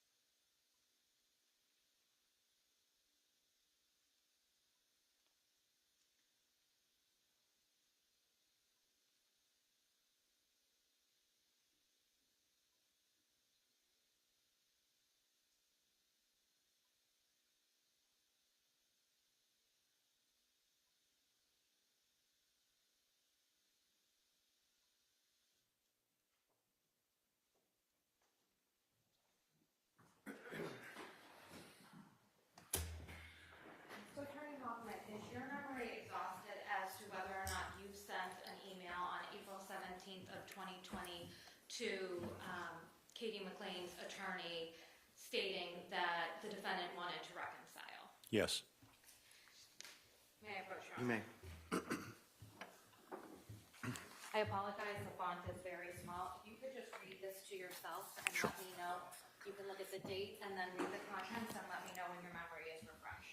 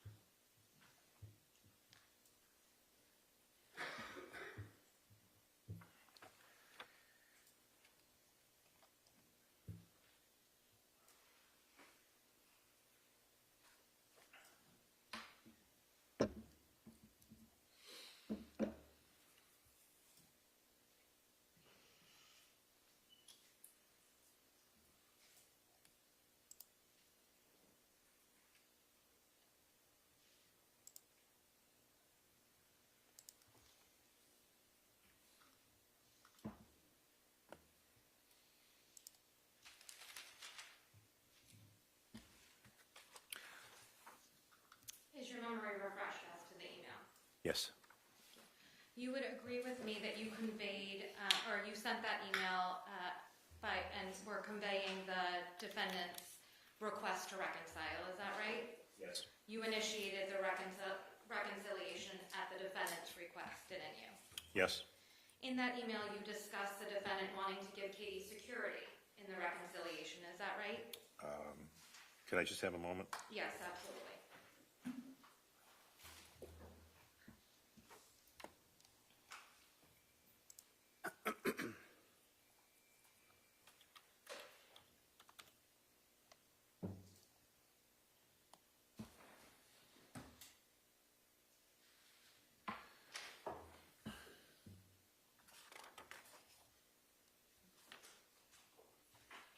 Yes. And If you're referring to, he wants to offer a greater commitment to be engaged in the marriage with the assurance of her security, that's? yes, and Yes. prior to that, within that email, you also conveyed that he wanted to maintain the living situation for 2 more years, is that right? Yes. And that was so the kids could have a stable living environment, is that right? Yes. That they could graduate from school. Yes. You conveyed that this was so Katie would be reassured in her security and the children's security, is that right? Yes. Okay. And on April 29th of 2020, the defendant signed a quitclaim deed to give Katie and her kids that security, didn't he? He signed the deed. Yes, he did. Okay. And that deed, in that deed, they became tenants in the entirety, is that right, in the house? I would have to look at the deed, but, I would agree to that. okay, thank you. And you would agree with me that tenants in the entirety mean that they would have equal rights, is that right? Yes, I believe It's so. essentially 50% of the house, right? Yes. So if one dies, the other one would get the entire house, is that right? That is correct. It basically gives them equal footing. Yes. It provides security. Yes.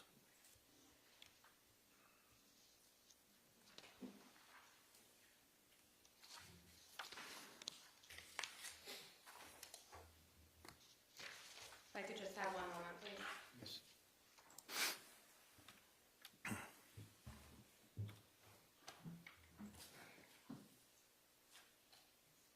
I have no further questions. Did Thank you you. know that in fact, Katie was the one that reached out to him initially through Kurt Steele to reconcile? Did you know that? No, I didn't. You indicate that he signed the deed because he wanted to give her a sense of security, correct? I said that, yes. Yeah? Yes. And counsel asked you whether or not the house was a source of disagreement. Do you recall that, sir? I recall that she asked me that, yes. Right, and that she was inquiring as to whether or not the house was a source of disagreement and whether or not it was ultimately resolved by him signing the deed so that she was a half owner of his house, right? Yes. You knew that they were together for 2 years, living together, and then were married for 5 weeks. Yes, I did. And in fact, sir, one of the sources of disagreement was the fact that the house would be sold and she was going to get half of it, right? Yes. I mean, it was an issue, if that's.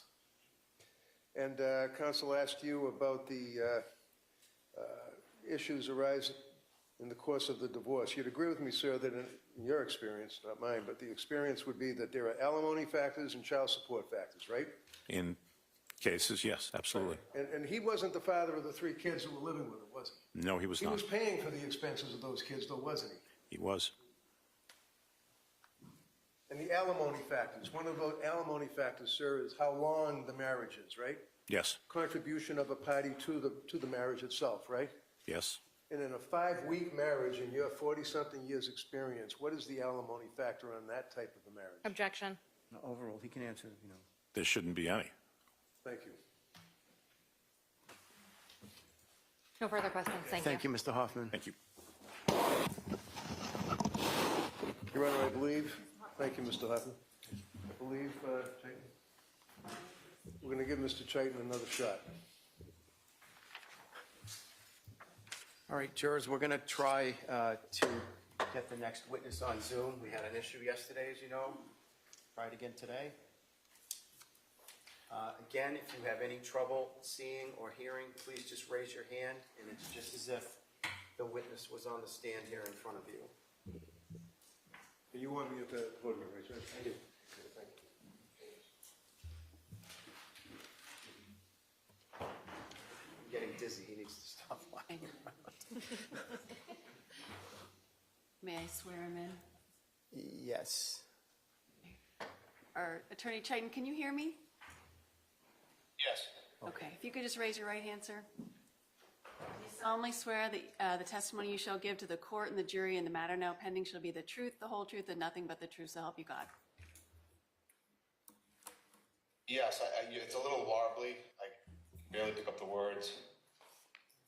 Do you want me to try again? Is it any better now? Our sound just improved in here. I wonder if you need to be closer to whatever microphone we're using. Mr. Reddington, can you do a quick test? Can you hear me? Yes. Okay. All right, can you hear Mr. Reddington better? I can hear you. I heard that it was the DA. I heard she was one that was the clearest. Right, that was the DA, and then now this is me, Yeah. Kevin, and the judge was also talking to you. Yeah, I can hear Attorney Reddington. Okay, do you want me to go Okay, over jurors, those? can you see and hear okay? All right. Do you want me to swear him in over there? I think Ms. Sandel should come over Sure. here because I think, is this the microphone? Yeah. I think this is Yeah, the microphone. Okay. That's the clearest. It's right there. I heard. No worries. Okay, if you could raise your right hand. Do you solemnly swear that the testimony you shall give to the court and the jury in the matter now pending shall be the truth, the whole truth, and nothing but the truth, so help you God? I do. Proceed, Your Honor. Yes. All right, sir, will you tell us your name and spell your last name, please? Sure. David Chyten, Chyten. And where do you live, sir? I'm doing fine, thank you. Oh, no, that's... Okay, I say, where do you live? Do you live in Florida? Do you live in Mass? I actually think that maybe if Mr. Reddington was at council table, he'd be closer. Judge wanted me to guess. I know. All right, one You have to second. pivot. You can try. All right. Want me to try? I'm happy to move also if that's easier.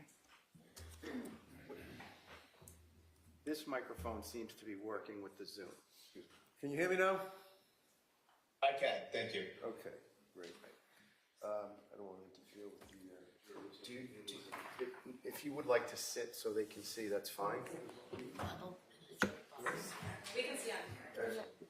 All right, let's do it this way. Tell us again, tell us your name, please, and spell your last name. David Chyten, Chyten. And where do you live, sir? I currently live in Florida. And what do you do for work? I'm an attorney. And do you know an individual by the name of Kathleen McLean? I do. And do you know an individual by the name of Harry Tuerk? I do. And can you tell us, were you friendly with them? Yes. And back in 2020, just to refresh your memory, that's around the time that the pandemic hit all of us. Do you recall that? Yes. Okay. In 2020, April 27th specifically, do you recall receiving a text from Ms. McLean asking you how long does it take and what is the process to get a name put on a deed of a home? Do you recall that text? Yes. And do you have the text, the copies in front of you, or? You emailed me them, so I do have. Okay, as long as you have, you had a chance to look at it, that's all. Yes, I did. Pull that up, Steve, that text. That would be the April 27th, 2020, at 6:19 in the morning, I guess. Can you make it bigger? Okay. That indicates, good morning. How long does it take and what is the process to have a name put on a deed of a home, correct? Yes, sir? Yes. Okay. And that was from Ms. McLean to you, correct? Yes. Looking at April 27, 2020, you recall, sir, that you received a text from her indicating that she's negotiating, drafting an agreement, that he is apparently willing to sign putting my name on the deed. I need it put on. If he were to die, then his one half is my half. You recall receiving that text on April 27th? Yes. Yes. And then, would you agree, sir, that we're waiting for the attorneys to have the lawyers to draft the agreement of the post-nup as well and the deed, and then that would be given to you to have her sign, correct? No, I was drafting the deed. I had no involvement in the post-op or really any knowledge. Okay. I'm just looking at April 27th text, but so your response on April 27th, if you recall, was I can draft the deed for you, Harry can take it to a bank, get it notarized, and I will need the original to be recorded, right? Yes. Okay. Do you recall on April 27th, the same day, at 9:22 in the morning, that she then said, and it should reflect me as the sole, SIC, as they say, SOUL, sole owner, if he dies, I believe it means dies, etc., right? Do you recall receiving that? You can pull that up, Steve. Yes. Okay. And then your response was, yes, you will own the property. A husband and wife as tenants by the entirety means if one of you dies, the property goes directly to the other, correct? Yep. Yes.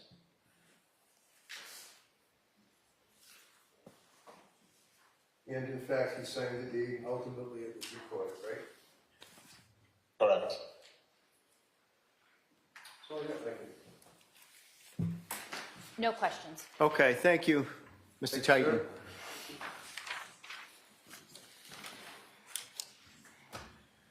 Ms. Vander, on.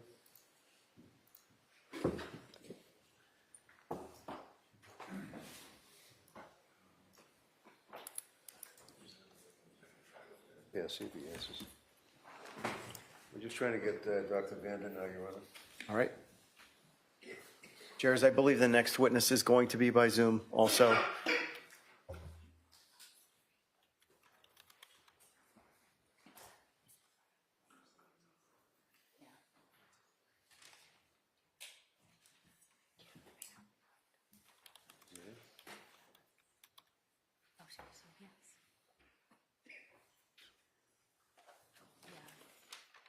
Could we just approach on a couple issues quickly while we're working on it? Yes.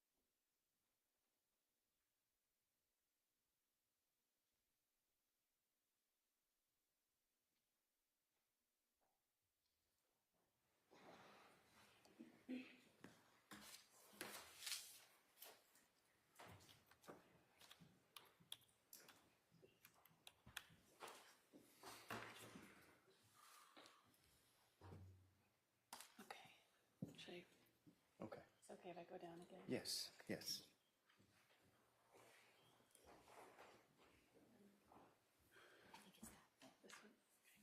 Hello, doctor. If you could just raise your right hand. Do you solemnly swear that the testimony you shall give to the court and the jury in the matter now pending shall be the truth, the whole truth, and nothing but the truth, so help you God? I do. Thank you. Good afternoon, doctor. Can you hear me? Okay. One more time? Can you hear me? Yeah. Okay, yeah. Tell us your name, spell your last name for the record. Stephen Vandor, Vandor. And what do you do for work, sir?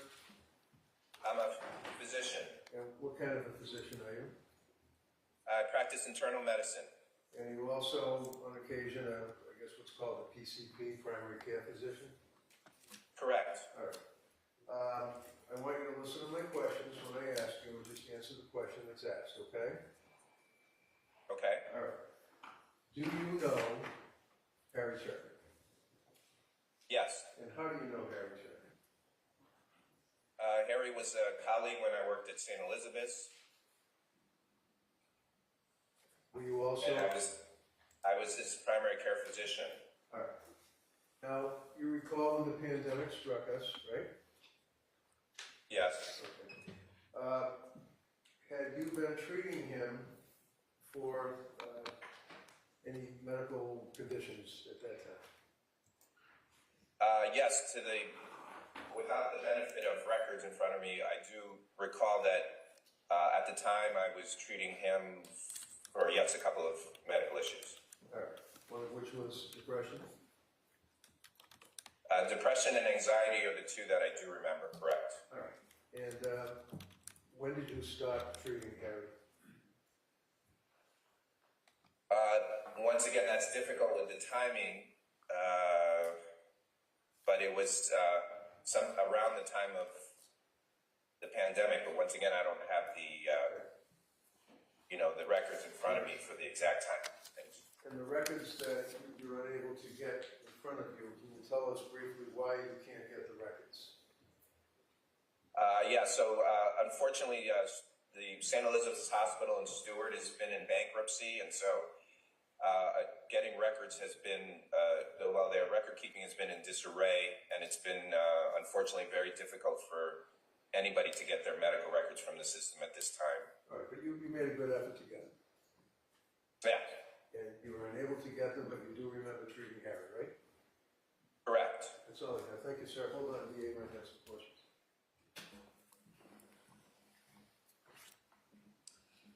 So, Dr. Vandor, I'm going to stand here just for a second so you can see me, but then I need to go to a different location where I don't think you're going to be able to see me. Okay. Otherwise, I'm blocking the jurors, okay? Okay. Okay, so my name's Lisa Beatty. I'm an assistant district attorney here, and I just have a few questions for you. Sure. Okay, now I'm going to move.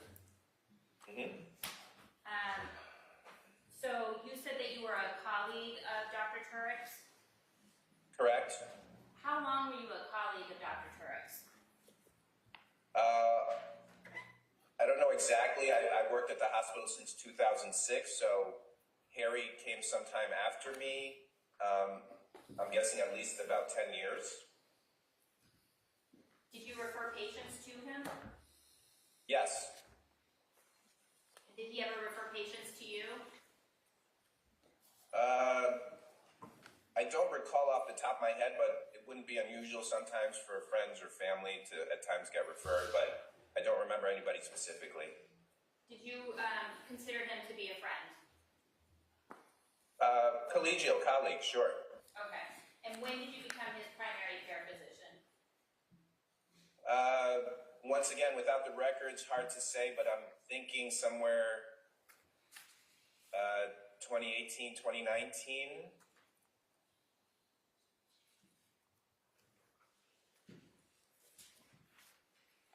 And you said that you treated him for depression and anxiety. Do you know when that started? Once again, that's difficult to say. I believe it was around 2019, but I can't be positive without obviously looking at my records. All right, and then you said you stopped treatment in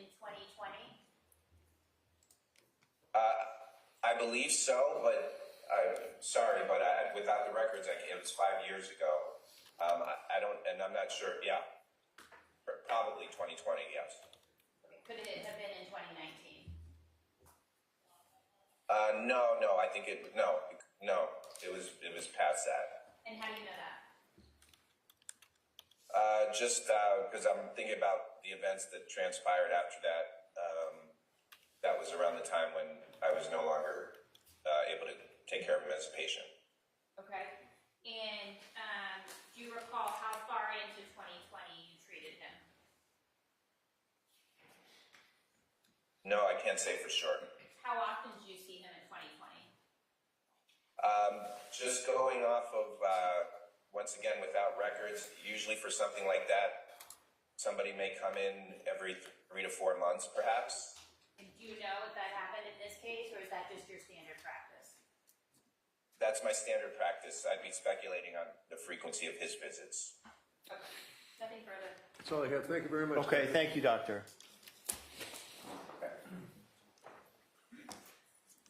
All right. So, George, we're going to take a brief recess so we can. The next witness, I believe, is going to be by Zoom as well. Yes, Dr. We're going to try to set it up a little better for everybody. So maybe 10, 15 minutes at most. Great. Thank you. And then we'll come back and we'll go until 1 o'clock. And then we are sitting this afternoon, as I told you. All right, please, your attention.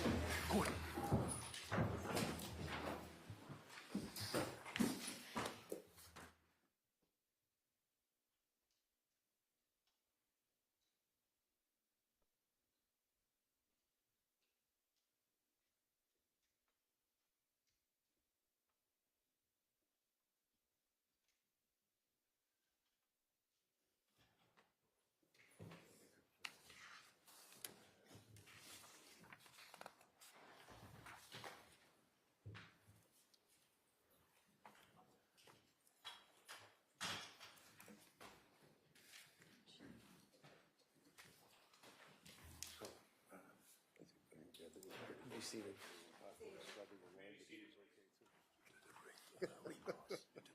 Mr. Reddington. Yes, Judge. And then who? Dr. Tuerk. Okay. No, Dr. Zaisel, I'm sorry. Completely forgot. I'm thinking that he already testified this morning. I just had him leave because All he's right. sequestered. So Dr. La Posada, Dr. Dr. Zaisel. Zaisel and Dr. Tuerk. Yep. Okay. All right. So we'll take about a 15 Great. minute Thank you. Court, all rise.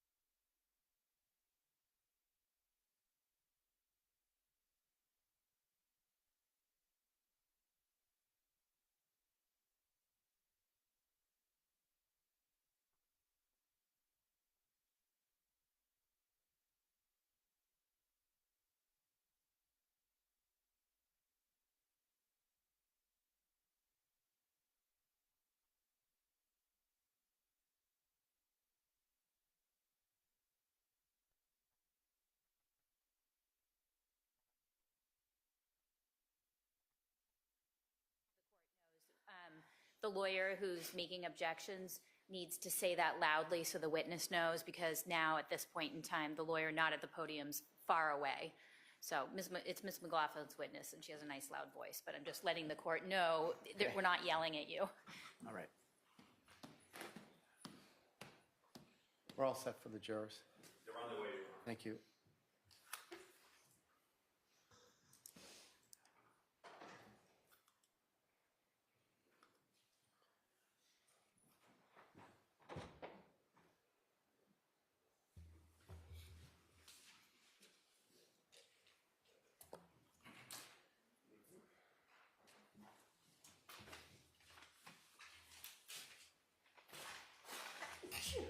Bless you.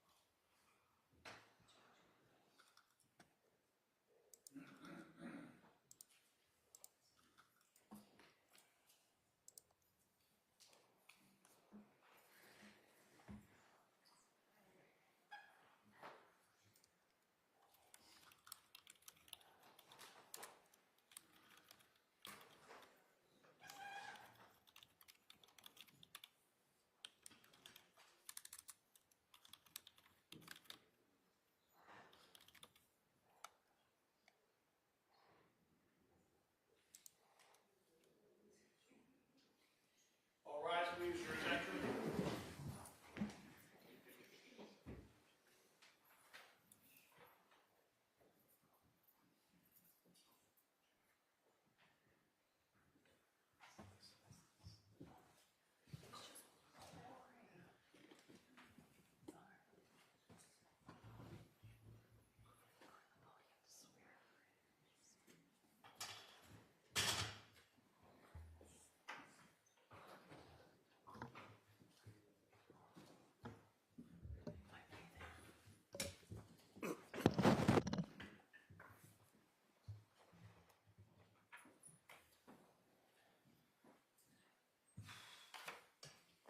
Close the session, please be seated.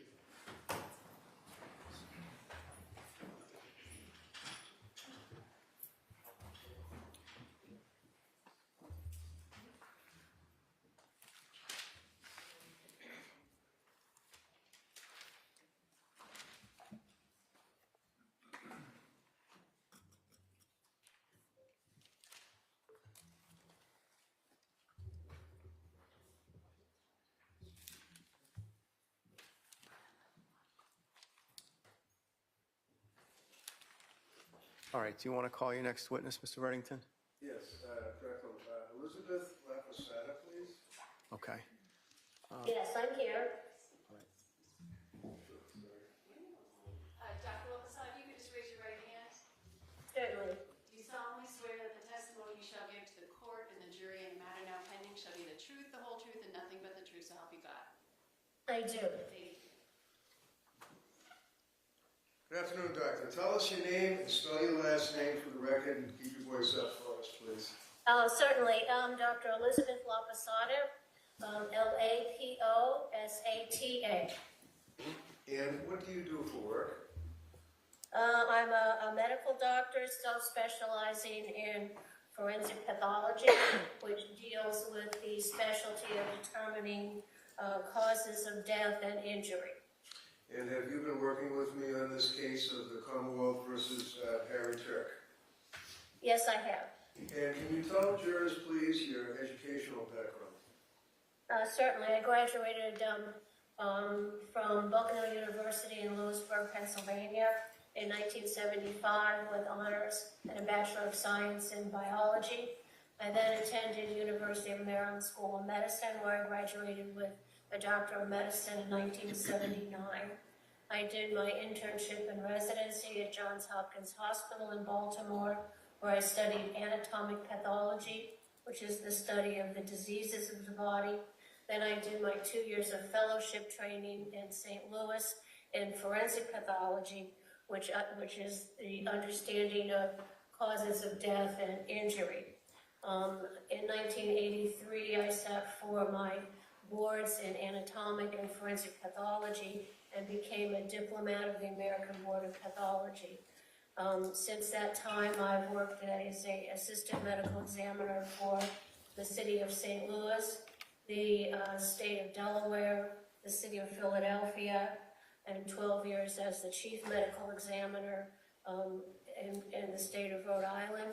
In 2005, I opened an independent consulting practice where I review and study cases to determine how death and injury occurred. Thank you. And you're obviously testifying in this case, not in person, but on Zoom, and that is because of a medical condition. Is that correct? That's correct. Thank you. Okay, thank you. You did mention that you're a diplomat at the American Board of Pathology. What does that mean? That means that I trained in anatomic and forensic pathology in my internship, residency, and fellowship programs in programs that were certified by the American Graduate Medical Association as meeting certain high standards for training in those areas. And then I sat for a 3-day examination in those areas and passed, and then became a diplomat of the Board of American Pathology, recognized as an expert in those fields. So is that many times, somebody may say that they're board certified, is that what that means? Yes, it does. So you're board certified in pathology, is that correct? Anatomic and forensic pathology. All right. Now, in reference to this case, can you tell the jury what materials that you had access to that you were able to review? Yes, I reviewed the entire medical examiner file, including autopsy photographs. I reviewed scene photographs. I reviewed police reports, scene investigation reports, and some medical records.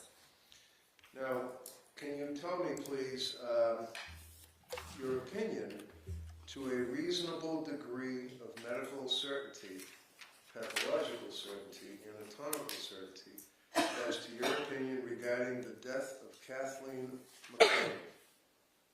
Yes. Can you tell us, first of all, from your review of the discovery and the materials, about the body, where it was recovered and what condition was it in? Yes, there are 2 points in a evaluation like this. First is the evaluation of the cause of death, which is why the body stopped functioning. And then there is the understanding of what changes occurred to the body after death. Okay. And do you have an opinion from your review of the discovery and the materials that you've related as to the circumstances that resulted in the death of Ms. McLean as it relates to the cause of death? Yes, Ms. McLean died from asphyxia due to manual strangulation due to the application of pressure to the neck. And what were the circumstances, if you know, according to the discovery, of the application to the neck of the pressure? There was a argument between the 2 individuals, both consuming beverages. When you say beverages, that would be alcoholic beverages? Alcoholic beverages, yes, thank you. And it's your understanding that there was an argument, and as a result of which something happened in a physical sense? Correct. And what was that happened in a physical sense? From reading the records. Objection, Your Honor. Dr. Tuerk Sustain. Wait. was... Hold up. You have to wait. If the DA objects, you have to wait for the judge to sustain. Okay, I'm sorry, I didn't hear that. Why don't you rephrase it, Mr. Reddington? Sure. Thank you, Judge. So, from reviewing the materials, is it your understanding that there was a verbal argument and that escalated into a physical argument? Correct. And what were the nature of the 2 arguments? Objection. Sustain. Objection.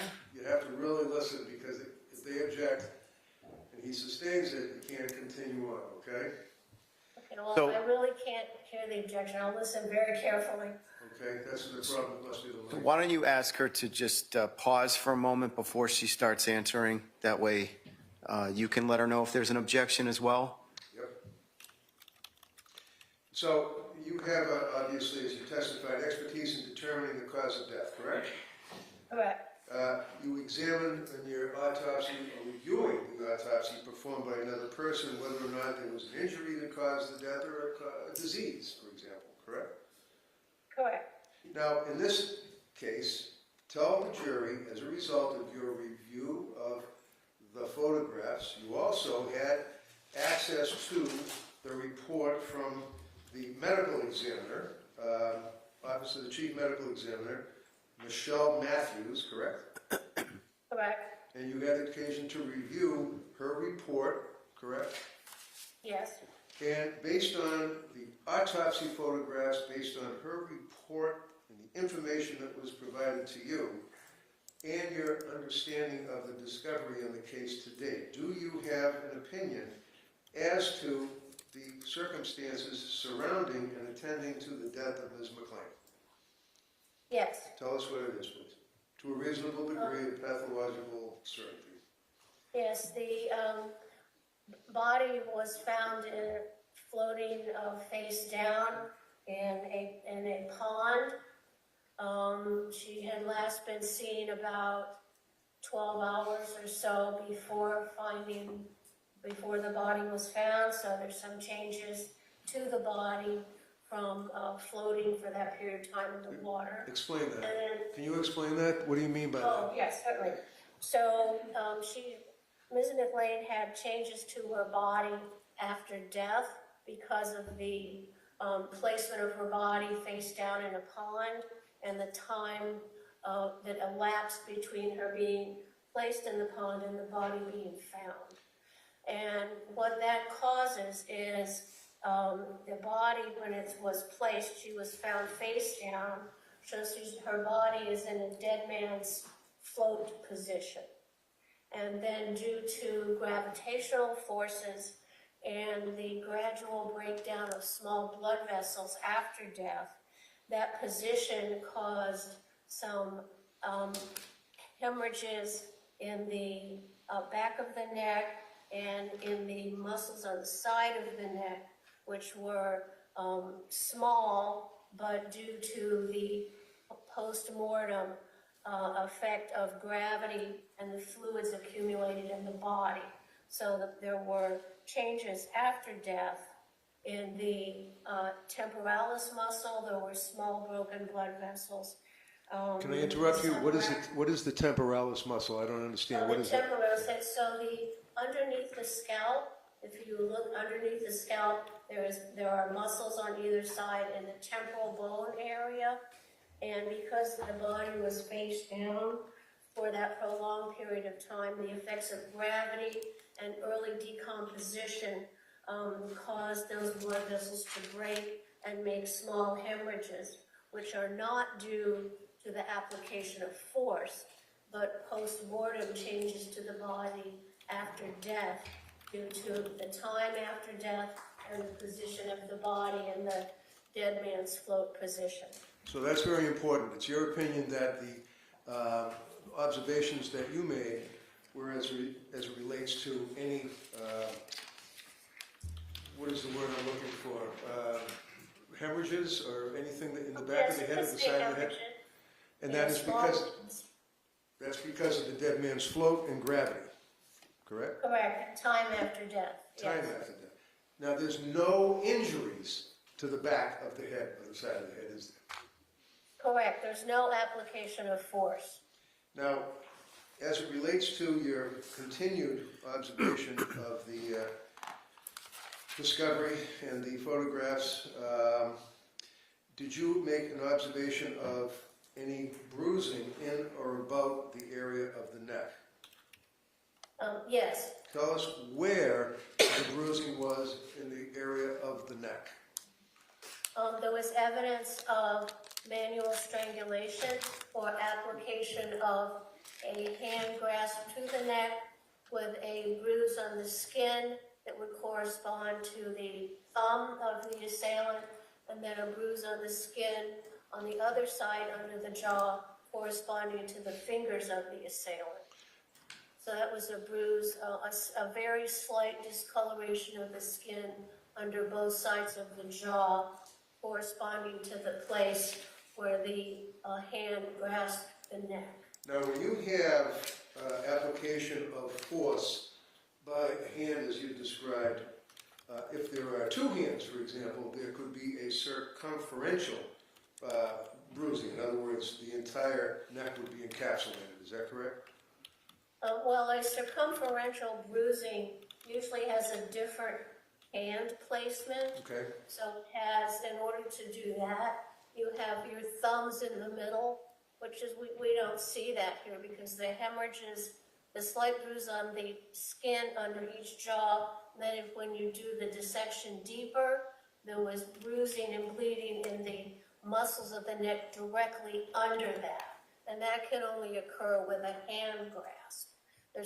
There are no marks on the skin of the back of the neck, and that blood vessel rupture that was deep in the muscle of the neck was from the face down position and the effects of gravity and decomposition causing a small hemorrhage. And importantly, the autopsy photos show how small those were. The autopsy report itself did not measure those, so it was good we had the autopsy photographs so that those hemorrhages were not due to the application of force. So to your opinion, to a reasonable degree of medical certainty, you have a one-handed, bilateral, if you will, application of force to the front and the side of the neck. Is that correct? Correct, on either side. And the hemorrhages in the muscles of the neck, the so-called strap muscles of the neck, which kind of go up and down, the strap muscles are layered one upon the other.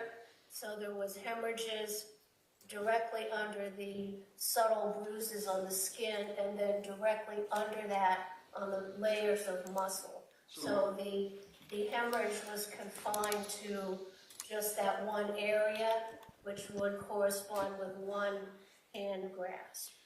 And when you say the strap muscles and the layers, if I suggest that there's slides that were taken of bruising one layer after another, is it your understanding that these are not separate bruises, but the same with different layers of muscle? Yes, absolutely, because those muscles are layered one on top of the other. So when you press on the top one, it causes bleeding in the top, then it causes bleeding in the muscles under that. So it's only the one point of application of pressure, because those muscles are stacked on top of the other. Now, do you have an opinion as to the point of application of pressure and whether or not it caused any damage to the neck itself or the interior of the neck? Yes, it did. And what was that? It caused bilateral or hemorrhages on both sides, one where the thumb was, one where the fingers were, and corresponding to the bruises on the skin were the hemorrhages into the underlying strap muscles. Then on the left side, there was a small fracture of the hyoid bone, which sits just above the voice box, and that also is caused from, it's a sign that pressure is applied to the neck. The bone itself is not important as far as its function, but those, like the hemorrhages and that fracture, the hemorrhages themselves and the fracture are not damaging, but it's a sign that there was pressure applied to the neck that shuts off the blood vessels carrying blood to the head. So they're markers of a death from asphyxia. And that is consistent with your opinion of the, let's say, one-handed grab. Is that correct? Correct. The injuries are consistent with that pattern. And you had a chance to review the photographs as well, and were able to examine the location and coloration of the various bruises that we know, correct? Yes, I did. Now, depending obviously on the size of a person's hand, and these are how large it is as opposed to the size of the neck of the person, can you tell us, if you know, to a reasonable degree of medical certainty, the maximum grip strength that an adult male would be how many PSI, pounds of pressure, if you know? Objection. Yes. Sustained. The average. Objection. Sustained. Will you approach, please? Yes.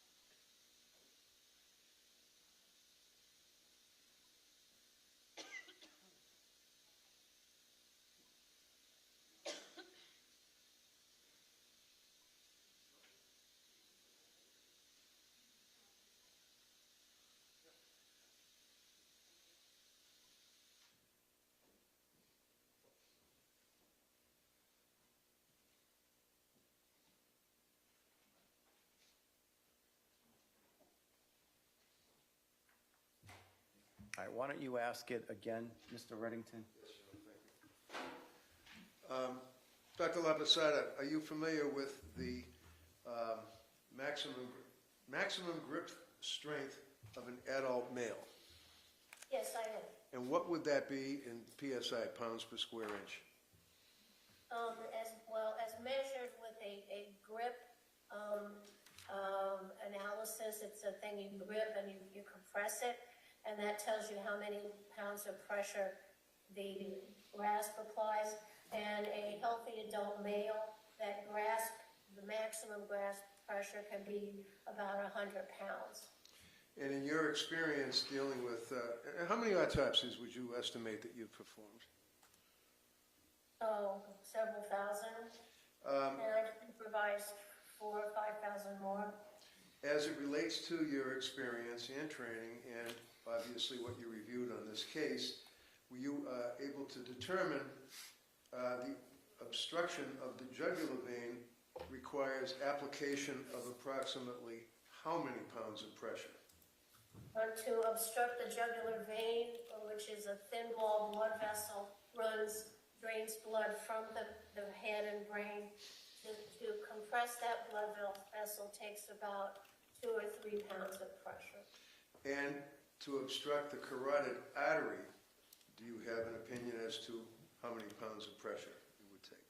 Yes, because the carotid artery has a thicker wall, takes a little more force to close off that blood vessel, and that's usually like 10 to 20 pounds of application of pressure. So you agree that to close off the jugular vein would be 2 to 3 or 4 to 5 pounds of pressure.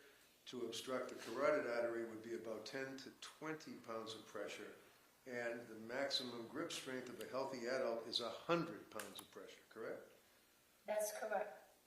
So do you have an opinion as to the degree of force that would be necessary to actually cause one to have these vessels closed off with a lack of oxygen causing death? Several pounds of pressure as the grip is applied and compresses the jugular and the carotid on both sides of the neck. So it's not a forceful grab and crushing. The voice box isn't crushed.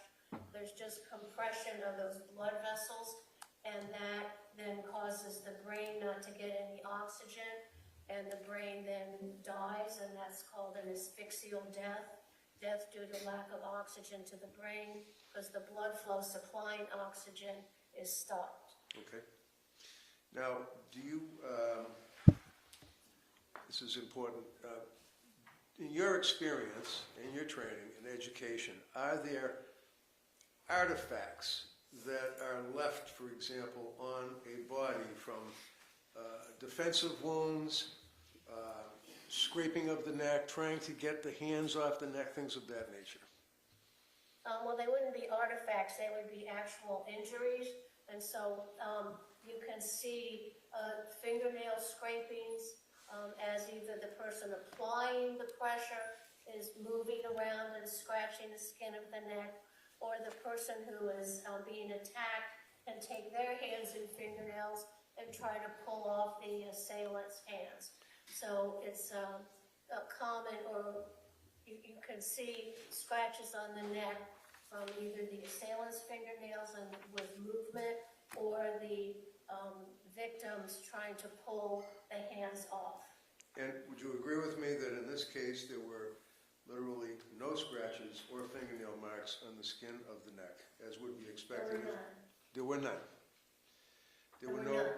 There were no defensive wounds, in other words, no clawing of his hands or anything like that? Correct.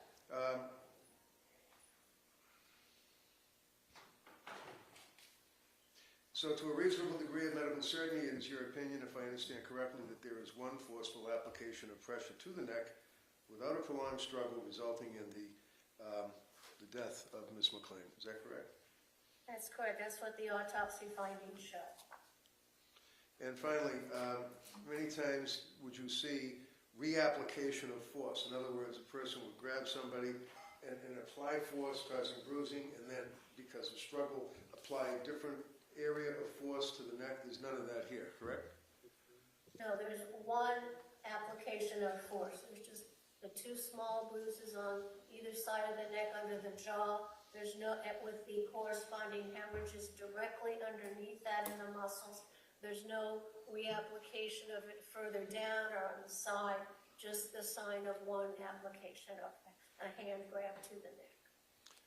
Thank you very much, Doug.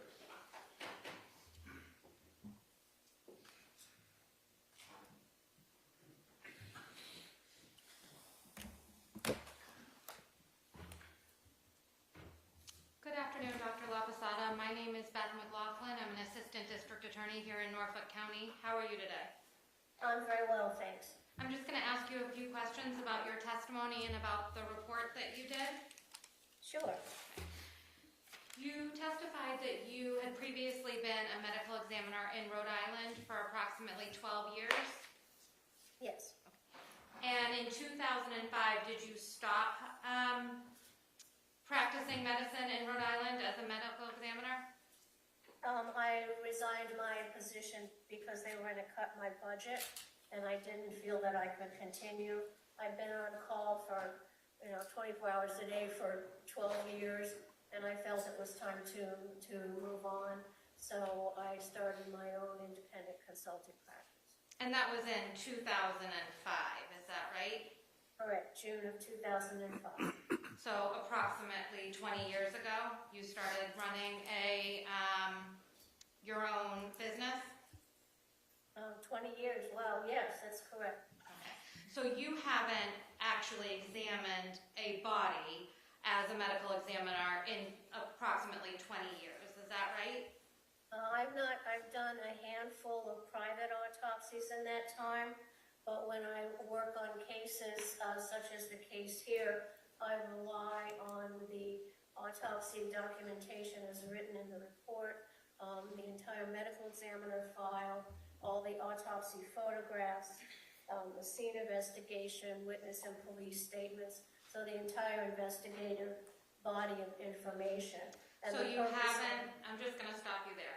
Oh, I'm sorry, okay. So you have not performed an autopsy as a medical examiner in 20 years, is that correct? I understand that you've done some private autopsies and that now you review other people's reports and make your own opinions, is that right? That's correct. Okay. And you are now called by defense attorneys to testify in criminal matters, is that right? I am, yes. And those matters include cases that involved autopsies, and sometimes you're also called to review records of living victims, is that right? Yes. And in the cases with living victims, you never actually examine the victim, that's right? When I was in the medical examiner's office, I would examine the patient, the living victim. In my independent consulting practice, I would examine photographs of any injuries of the living victim. So I'm just talking now about your work in your practice, okay? So you do not ever examine living individuals in your practice that you've been doing for the last 20 years, correct? Correct. In your individual consulting. And in cases that involve autopsies, you don't actually perform the autopsy either, do you? Correct. You just read the reports and documents provided by the defense attorney, and you make an opinion based on other people's reports, right?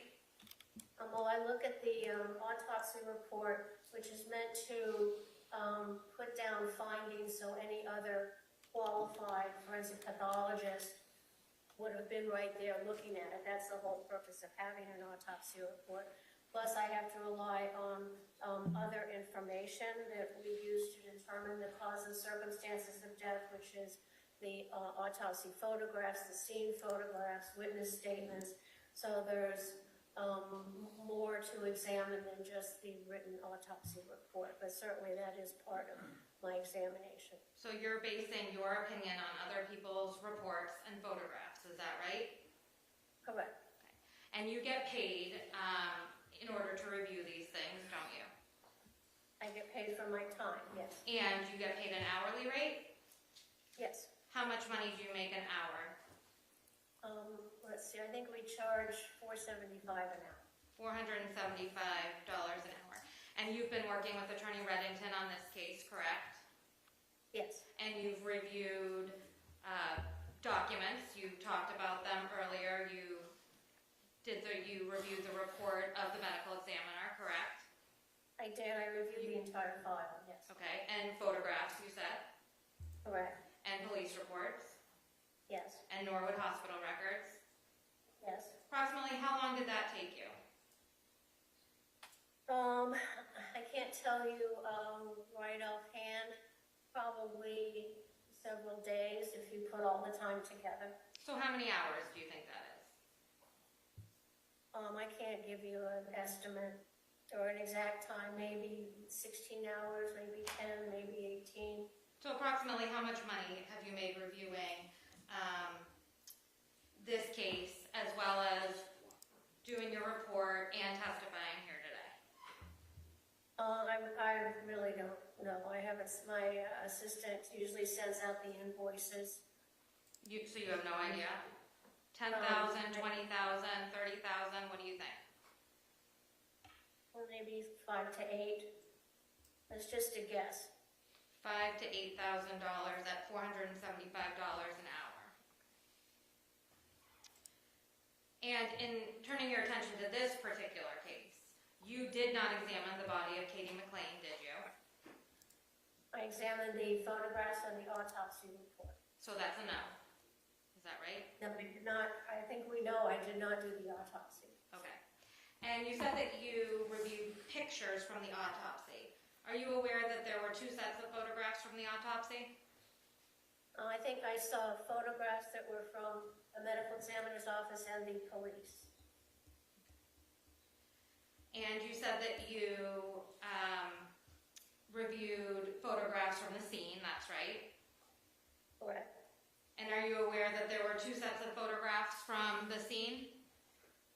I don't remember how many sets there were. Did you review all of the photographs from the scene? I I reviewed all I had, of course. Did you review pictures of the defendant? Yes. And you understand that there were 2 sets of photographs taken of the defendant, is that right? I don't know how many, quote, sets there were, but I reviewed photographs of him. There was 1 set from the cell phone of Sergeant Katkowski. Did you look at those? I don't recall. Well, objection, she's going to review the discovery that I get from the DA and I provide to her. I don't know about Katkowski. Overruled. She may answer it if she knows. Do you know if you reviewed the cell phone photographs that were taken during the defendant's interview?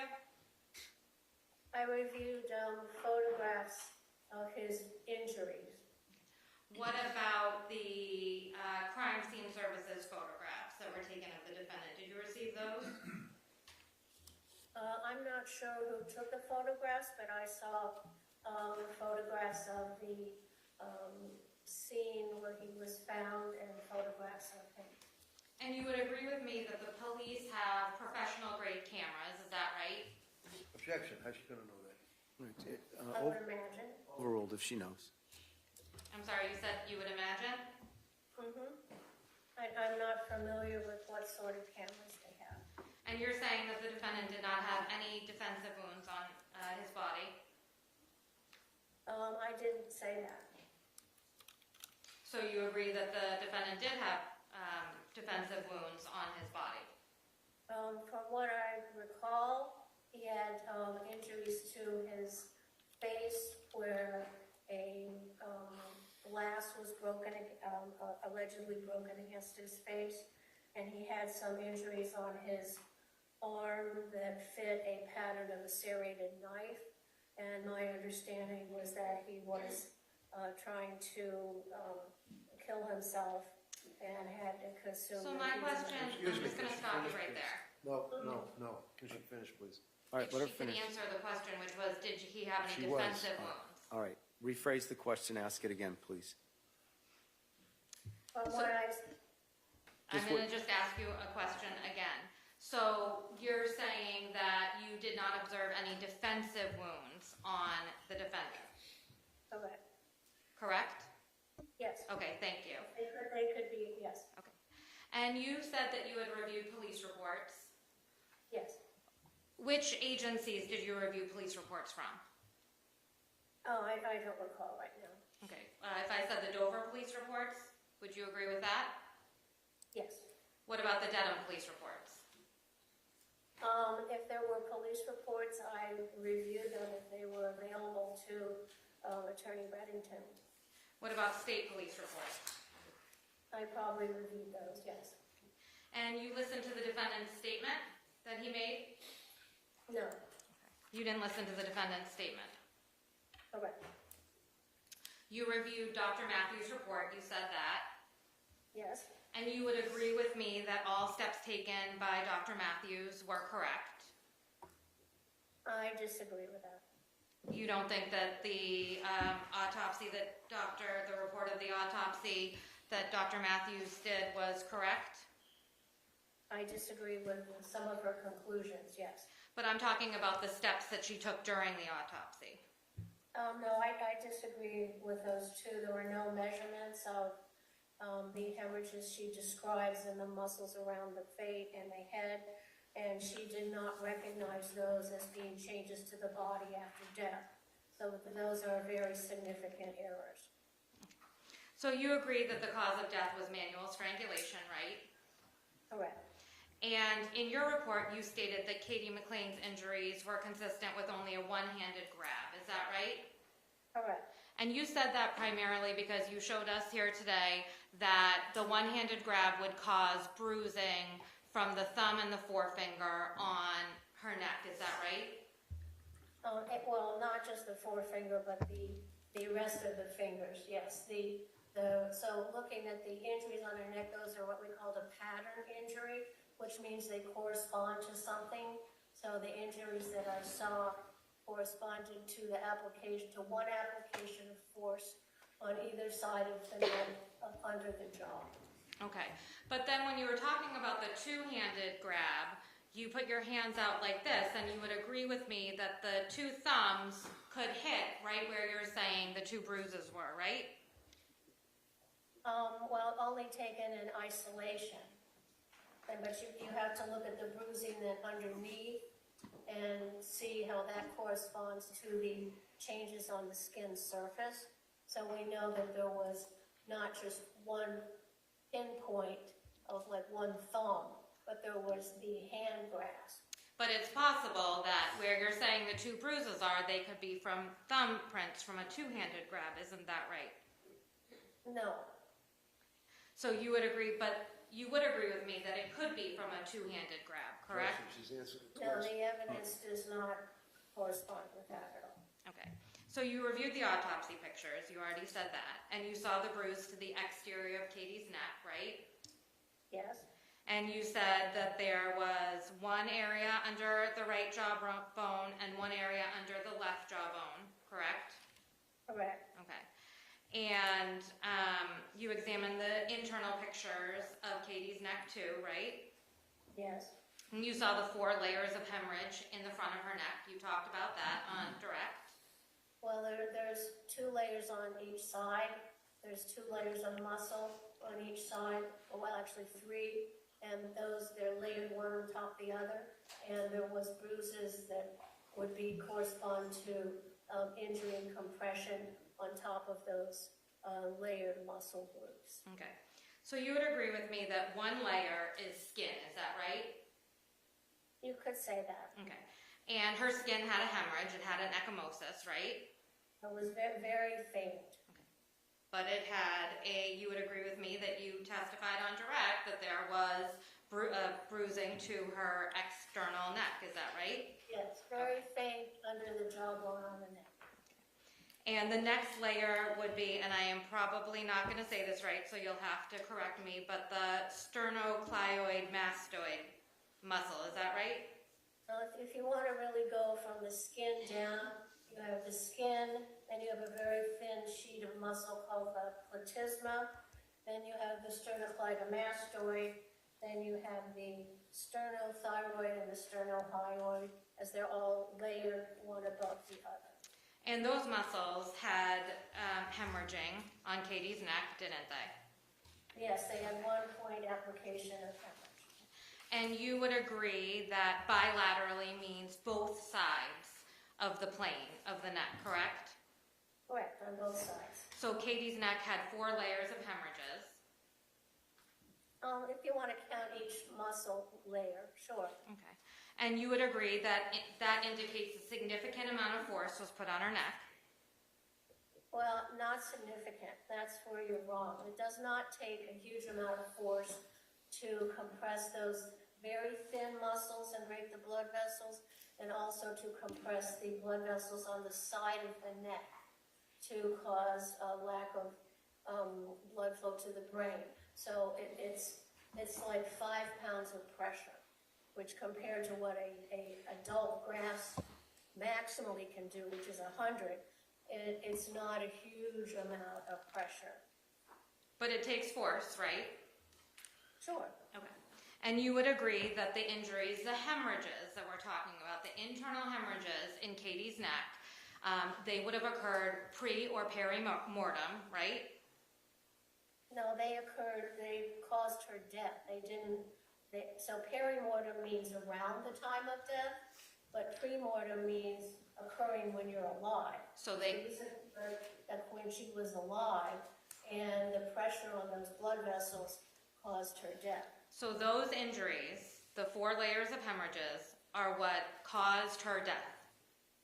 The pressure that those are a marker of. So she was alive when those injuries were, when she sustained those injuries, right? Yes. Okay. You also examined the pictures of Katie's hyoid bone, right? Yes. And you agree that the left greater horn of the hyoid bone was fractured? Correct. And you would agree that a broken hyoid bone alone does not cause death, right?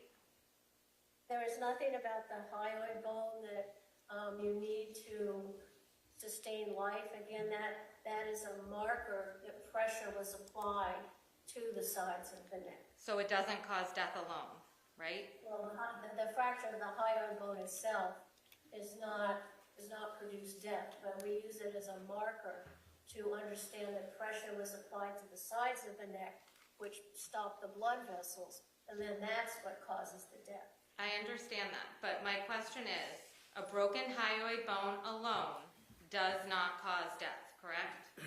Correct. And you already said that you examined the internal photographs of the back of Katie's neck, correct? Correct. And you saw that she had bilateral posterior neck muscle hemorrhage, right? I disagree with that. The photographs don't support that.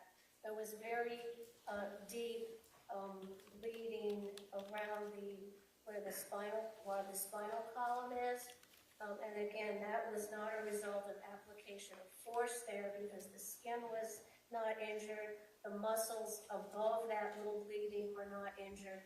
And that is due to the changes after death of the position of her body. Well, you're saying that it happened after death, right? All right. Correct. Those are post-mortem, meaning after death changes. That's why it's so important to know the circumstances of the discovery of the body and be able to separate the damage to the body after death from injuries that actually cause death. So I'm just going to ask that you listen to my question and you answer it with a yes or a no. She's answering the question. Okay, overruled. Go ahead. So you saw the bilateral posterior neck muscle hemorrhage. You believe that it was post-mortem, is that correct? But you did observe the muscle hemorrhages, correct? Deep central muscle hemorrhage, bleeding that was after death. So deep alongside her spinal column, right? Correct. You would agree with me that hemorrhages occur pre-mortem, correct? Because death, your blood stops flowing, right? Well, they can occur both because the heart is pumping around blood and those blood vessels are damaged in life, or the changes after death due to hydrostatic pressure of gravity that pulls down. We see the livor mortis, the settling of blood, and also it will give us a indication of the position of the body. So we know the position of the body, and those are hemorrhages, meaning there's small bleeding into the tissue from the forces of blood settling, no longer under the force of the heart pumping, so blood settling, in addition to the early decompositional changes of dissolution of the small blood vessels. So these, we call them hemorrhages, but they are not caused during life and not caused by use of force. So when that's a lot to unpack, so I just want to back you up a little bit. So when the heart stops pumping, blood stops flowing, right? Do I have that right? You do. Okay.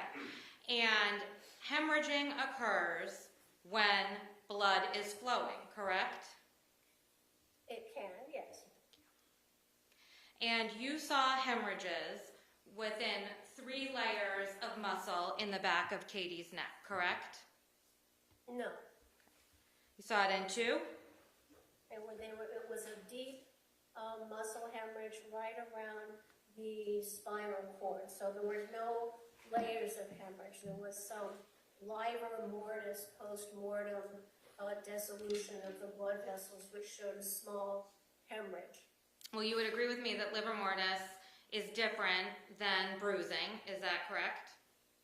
Well, livor mortis can produce, quote, bruising, meaning that there is dissolution of a small vessel which causes release of the blood in that one area. Usually when we speak of bruising, we mean that it's caused by injury to blood vessels and then the heart pumping the blood out. So, it's important to know the difference between a post-mortem or after death artifactual hemorrhage from a pre-mortem or during life hemorrhage.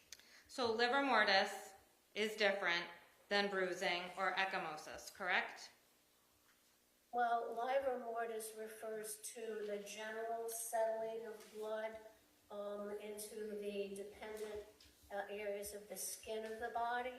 And then if a certain area has more, is more dependent, that livor mortis can change into small post-mortem hemorrhages like we see here. So livor mortis is blood settling, not blood flowing, right? Correct. Okay. So you would agree with me that you talked about the deep layer of blood in Katie's spinal cord. You said it was right down, all the way down into her spinal cord, right?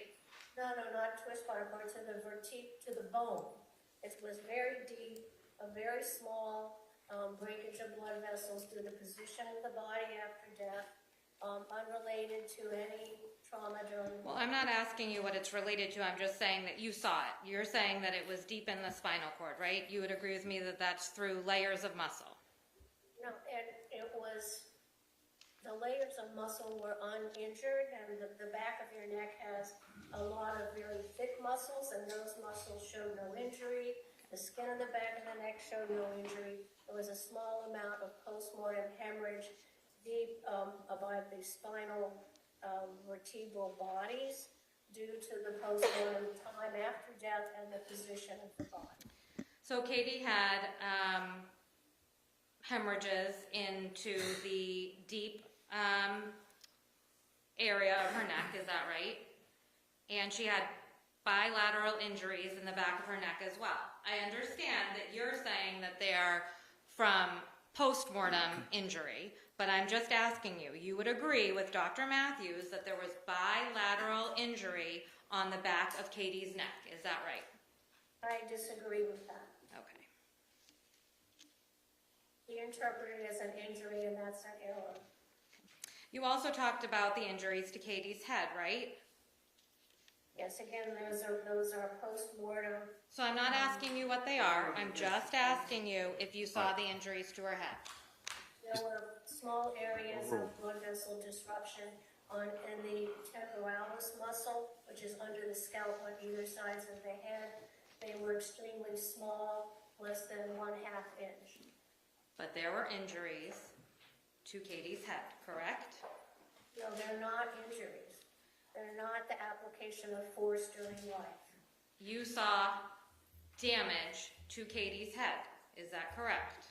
There was post-mortem changes, as I said, they were not caused by any injury during life. I'm not asking you how they were caused, Dr. La Posada. I would really like it if you could just answer my question, Well, yes or again, no. we're at the same- Attorney Reddington will give you an opportunity to explain. I'm asking you yes or no questions. I'm just asking that you. Well, if I can answer yes Once, or no, there's 3 people talking at the same time.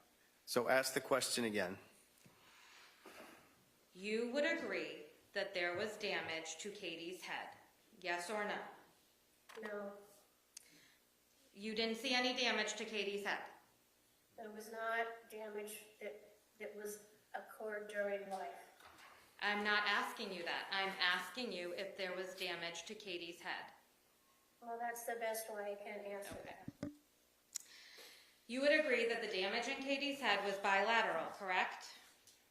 There were small bleedings on either side of the temporalis muscle. So that's bilateral, right? Right, on either Okay. side, correct, right and left. And you would also agree that they go into the cerebral cortex of her brain.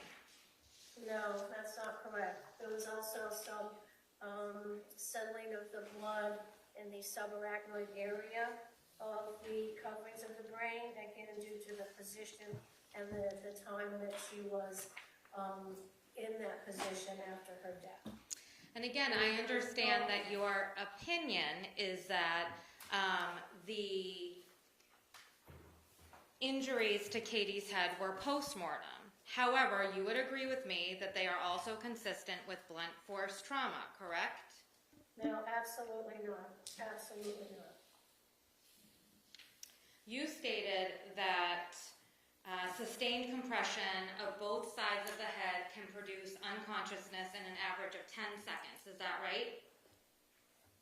sustained pressure to both sides of the neck to compress the blood vessels that we, discussed earlier. Okay. Yes, So you would agree that that can happen in the average of about 10 seconds? correct. And unconsciousness does not mean not breathing, is that right? Correct. Because the manual strangulation has nothing to do with the airway. The airway is unobstructed. It's a blood flow problem. So when you're unconscious, you can still be breathing, right? Correct. And you agree that although you say an average of about 10 seconds, it could be longer, depending on the person, right? That would be an average. I've had cases where it's been 3 seconds, sometimes longer. It depends on the exact particulars of the interaction. So it could be longer, is that right? That's what I'm hearing? possible. Okay. You also said that death can follow within 4 to 5 minutes, right? Correct. And you would agree with me that not all strangulations lead to death, right? Correct. Okay. And that when breathing and blood flow resumes, lives can be saved, right? Well, again, the manual strangulation doesn't cut off the airway, but people certainly survive attempted strangulations. Okay. And medical care could help facilitate breathing to resume, is that right? That's possible.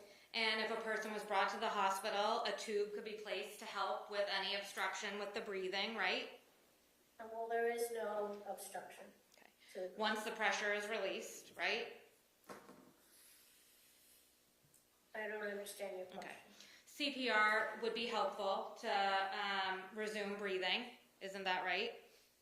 Well, it depends on the case. If somebody's dead, you can't always resuscitate them. But you just testified that not all strangulations lead to death, right? Correct. So if CPR was done, it could resuscitate a person after a strangulation, correct? Depends on the case. It's possible, correct? Possible. Yep.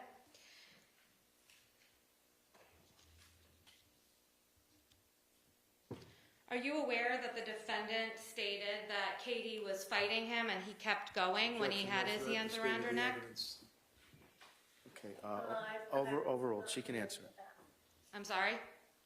I'm not familiar with that. Because you didn't listen to the defendant's statement, right? I did not listen to the defendant's statement. And you would agree that strangulation often does not leave marks or bruises, right? There are usually indicia of strangulation, either in the skin or in the muscles of the neck. But you're aware that there are strangulation cases where a victim survives and there are no exterior bruising, no exterior injuries that people can see. So you're talking about what you see on a survivor of an attempted manual strangulation? Yes. Okay, sometimes you can see marks or scratches on the neck. Sometimes you can see scratches in the face. You might see some hemorrhages in the eye. And sometimes you can't, right? Usually there are some abnormal findings on the body. But you would agree with me that there are cases where there are no external injuries with strangulation. If they're survived, yes. Okay.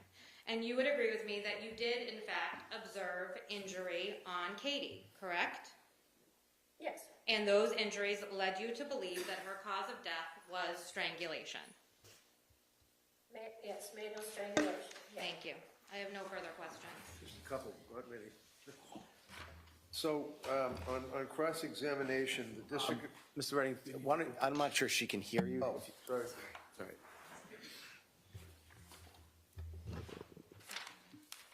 Okay, can you hear me? I can hear you. Okay. District Attorney asked you questions about the fact that you get paid money for your testimony here today, $475 an hour as you're charging me apparently on this case, correct? I get paid for the time I spend working on the case. Exactly. I don't get waiting for any particular conclusion. And it's pretty much a given that in this case, in this courtroom, pretty much everybody that has anything to do with this case, defense attorney, prosecutor, judge, cops, anybody is getting paid for their time in this trial. Is that correct? Objection, Your Honor. Overruled. She can Well, answer. it's their job like it's my job. And the fact that you are getting paid after all of these years' experience and that you're charging $475 an hour, is that going to sway your testimony so you would be less than candid to this jury? Of course not. Go ahead. Thank you very much. Nothing further, thank you. Okay, all right. Thank you, Dr. Lopasada. Thank you, Your Honor. All right, so jurors, we're going to take the lunch recess. Plan to be back at 2 p.m. and we'll get going this afternoon. I'll talk to the attorneys over the break as well to give you an update when you come back from lunch. Thank you. All right, please.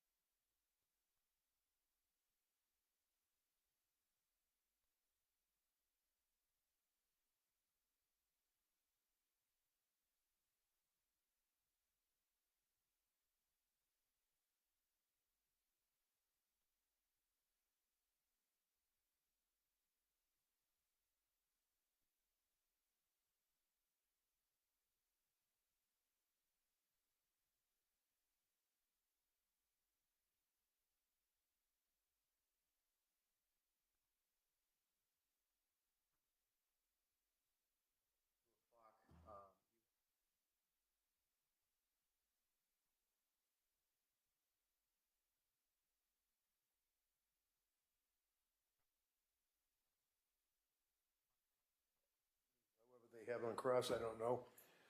Direct exam on Harry would probably be a half hour.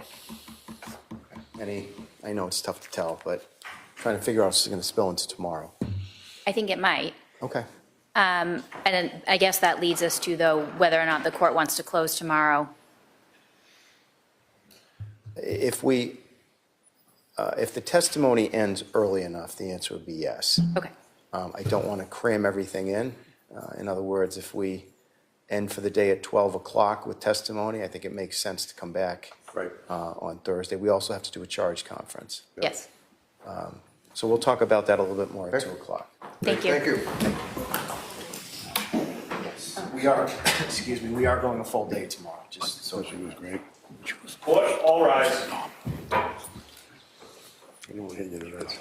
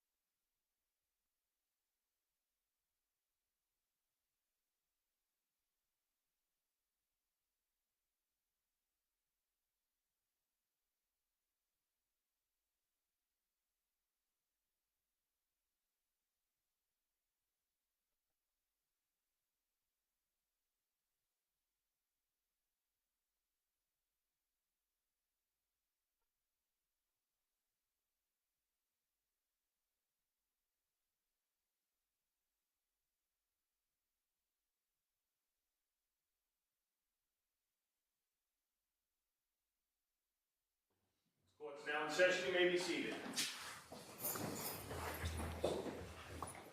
All right, anything before the jurors come over? Yes, please, may we approach? Yes.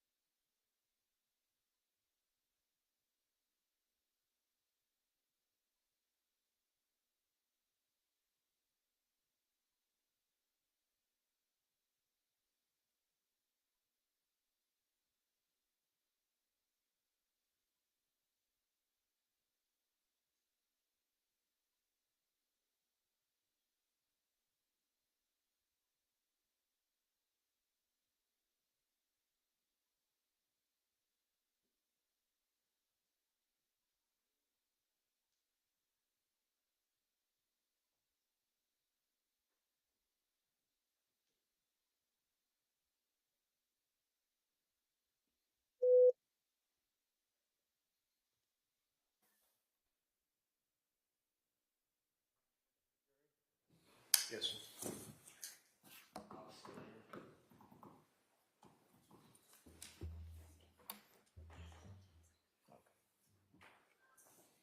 Yes, please.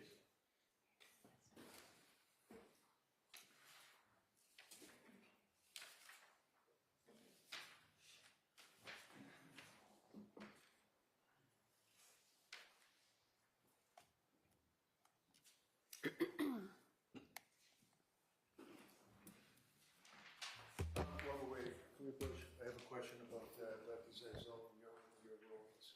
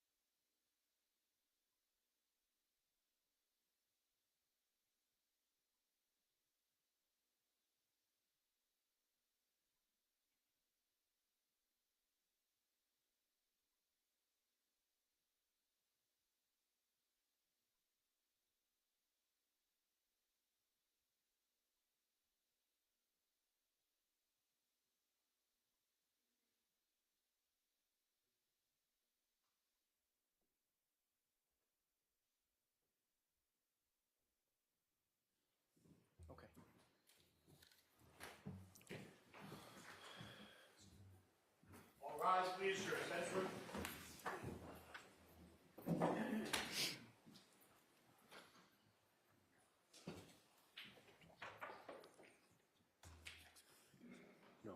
No, he wouldn't let anybody talk about COVID.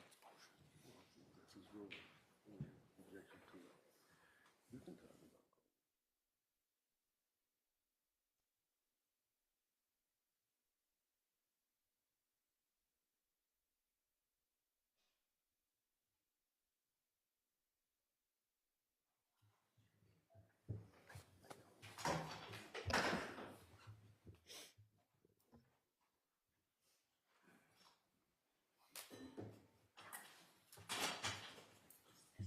You may be seated. All right, Mr. Reddington, do you want to call your next witness? I would, Your Honor, thank you. Dr. Paul Zazel, please.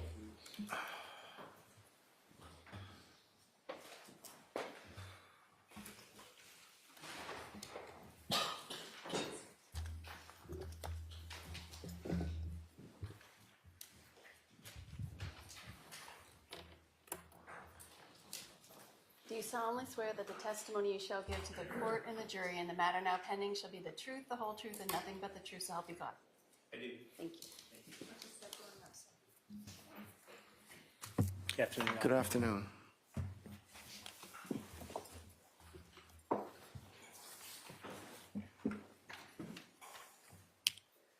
Good afternoon, Doctor. Tell us your name, spell your last name for the jurors, and keep your voice up so everybody can hear you. Paul Zazel, Zeizel. And what do you do for work, sir? I'm a clinical and forensic psychologist. And can you tell us your educational background in that degree? I have a doctorate in clinical psychology from William James College.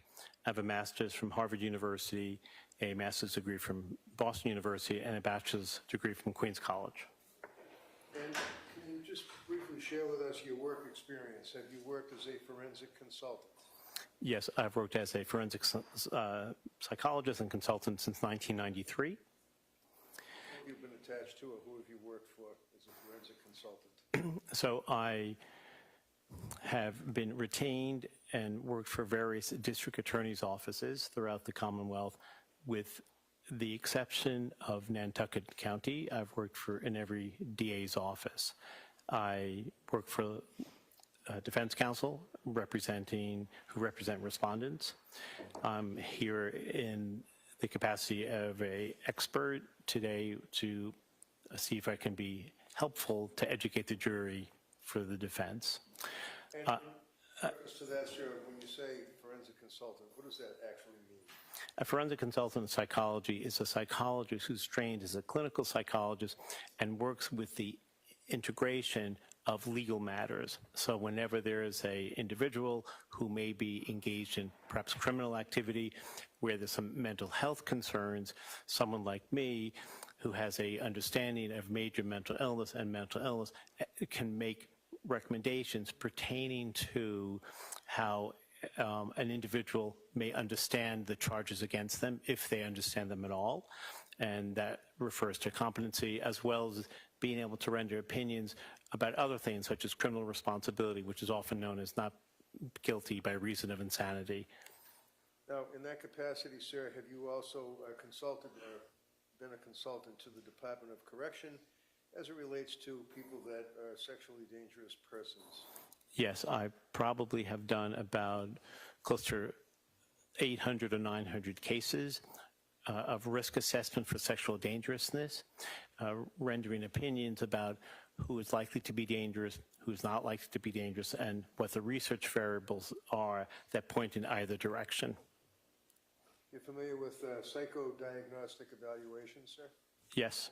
And in that capacity, have you had occasion to consult as well with a number of law enforcement agencies? Yes. Have you consulted with, for example, the DEA, Drug Enforcement Agency out of Washington, D.C.? Yes, I'm a psychologist for the DEA, the Drug Enforcement Administration, representing their 19 New England offices.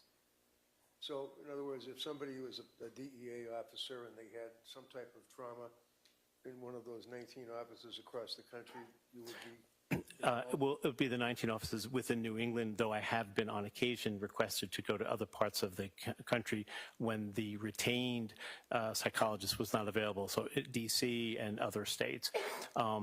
So my role is if a DE agent gets involved in a shooting, they implement immediately the request for that psychologist attached to that region to go and help with the evaluation, do the debriefing for those involved. Conversely, if there's a DE agent who has suicide ideations and may have tried to make efforts to hurt themselves, we also get involved immediately. All right. Is it fair to say that you have a significant amount of experience in that capacity dealing with trauma? Yes. Have you been attached as well to governmental agencies to provide comprehensive psychological support for people in war-torn countries? Yes, I spent 38 months in Afghanistan from 2007 to November to 2011 in February. What did you do in Afghanistan? I was a forensic and clinical psychologist involved in providing care for the State Department employees. I was a State Department vendor, but attached to the military as well. So whenever there would be what's known as a TIC, T-I-C, troops in combat, I would be sent by a helicopter to that region to do as quickly as possible a debriefing of those people involved in that shooting or in those shootings.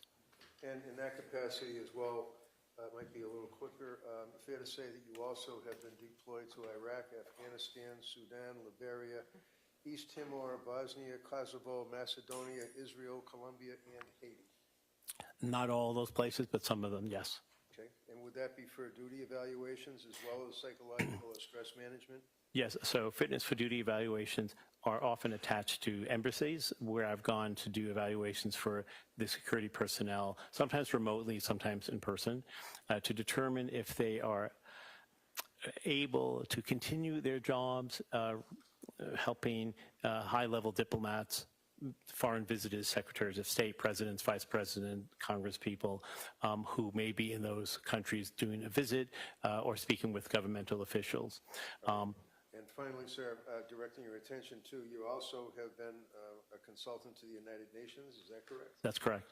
You've also been a consultant to the Department of State, the Department of Defense, and served in various countries without going through them all, like Afghanistan, Kabul, and places like that. That's correct. Teaching combat stress control, is that correct? That's correct. So it's fair to say that you are familiar with the concept of trauma and its effect on a human body, is that correct? I think that's fair to say, yes. So what exactly is trauma? So trauma is when an individual is exposed to either a man-made or a horrific event that could be a natural disaster. So a hurricane results with the same outcome as a mass shooting in a mall might be. There are certain physiological responses and psychological responses that people have when they're exposed to very dangerous situations. Everyone reacts slightly differently, but generally speaking, the vast majority of people who are exposed to those types of trauma will respond in the same exact way. The people who don't are generally considered psychopaths, and that's roughly 1% to 3% of the population. And as it relates to trauma, sir, would you explain to us, please, what stressors are as it relates to what is referred to as the, probably mispronounces, polyvagal. Okay, so that's an event when we are exposed to a highly dangerous situation, perceived by us, but often, indeed, a realistic appraisal of that situation. So imagine being in a situation where you see things that just don't strike you as correct. There's something wrong with what you're observing. It may be hard to articulate it. It may be hard to verbalize it, but something doesn't seem right. You sometimes hear things. It's sensory integration. You will hear things that don't seem right, and sometimes you will smell things that don't seem right. So when that happens, there's a part of the brain that's known as the amygdala. Can you spell that? AMY, GDALA, amygdala. It's, What is that? It's part of the brain? it's a part of the brain. It's the size of a walnut. In Latin, it actually means walnut. I'm sorry, almond in Latin, but it's about the size of a walnut, and it's midbrain, sitting right between the left and the right hemisphere, but it's center brain. That's the part of the brain. It's essential for survival. If you don't have that, you will not survive. And it's essential for survival because it picks up all those cues that could be nonverbal. They could be verbal, but they could be nonverbal, where we make assessments and interpretations of what we might feel are dangerous situations that are impending. Now, if a person is involved in an event that causes a situation of extreme stress, is there a particular reaction, in general, of the human body defense repertoire? Yes. Tell us about that. Sure. So when that event occurs, and we can call that a dangerous event of some sort, an attack, there's a non-cognitive response, no thinking involved, where your body reacts to this danger by increasing your heart rate, your blood pressure, your adrenal medulla glands, which are by your kidneys, start to secrete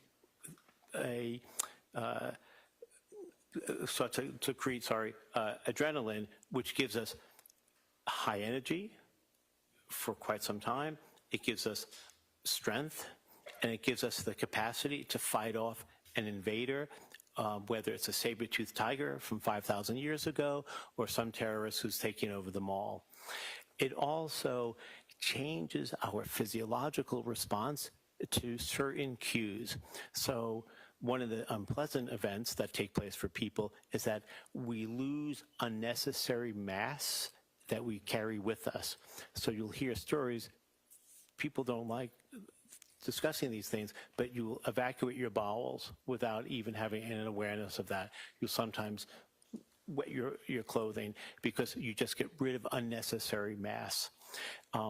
You also have tunnel vision and what we call auditory exclusion. So you could be in a firefight. If you're sitting next to a person discharging a weapon, it will really damage your ear. You'll have tinnitus, your ears will be ringing for a while. But if you have this powerful adrenaline-based response to the amygdala, you often won't hear any noise whatsoever. And your mind, in a way, protects your body, it protects your brain. So those are the things that take place. You end up having extreme power. You have auditory exclusion. You don't hear things. Tunnel vision. You don't see things. You are reacting without thinking. Now, with that understanding, sir, would you agree that it would create a cascade of physiological changes that you talked about, shortness of breath, tremulousness, racing heart, sweating, tunnel vision, things of that nature? That's correct.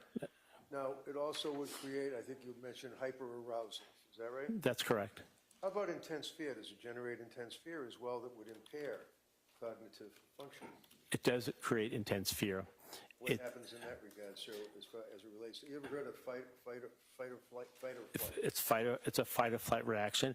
Intense fear is essentially when the individual is worried about their safety, but it's not a nominal amount of worry. It's excessive, and it's related to the elevation in the belief that their lives are at risk.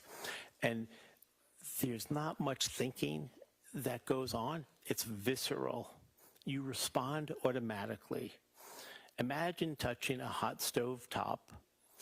You don't have to think, this stove is hot, my flesh is burning, it's extremely painful, it smells bad, I don't like this feeling, what should I do?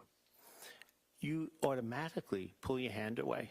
You automatically pull your hand away. No thinking involved. It's an automatic response. It's, if you will, Pavlovian. It's one trial learning. You will never touch hot stovetops again because the powerful learning takes place. That's what happens when the amygdala is reacting to dangerous situations where a person's survival and safety is at risk. And at that stage, with all of these symptomology that you've described, that's when the person's ability to make intelligent or rational decisions would be impaired. Objection as to form. Okay, sustained. Rephrase it, please. Thank you. What effect does this have on a rational person and their thought processes? Objection as to form. Okay, sustained. Rephrase it. So if a person is involved with that type of a number of stressors, it would have an effect, would it not, on their state of mind in decision-making. Objection. Can we approach? Yes.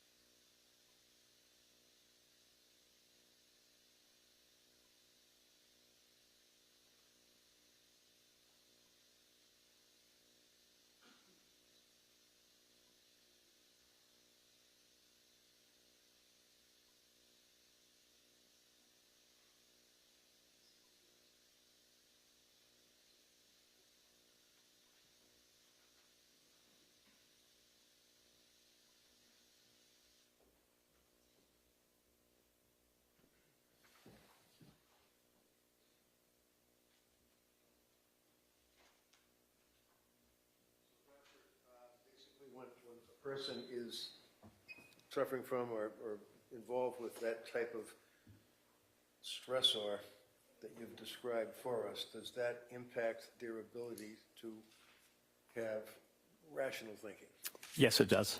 Thank you. That's all I have.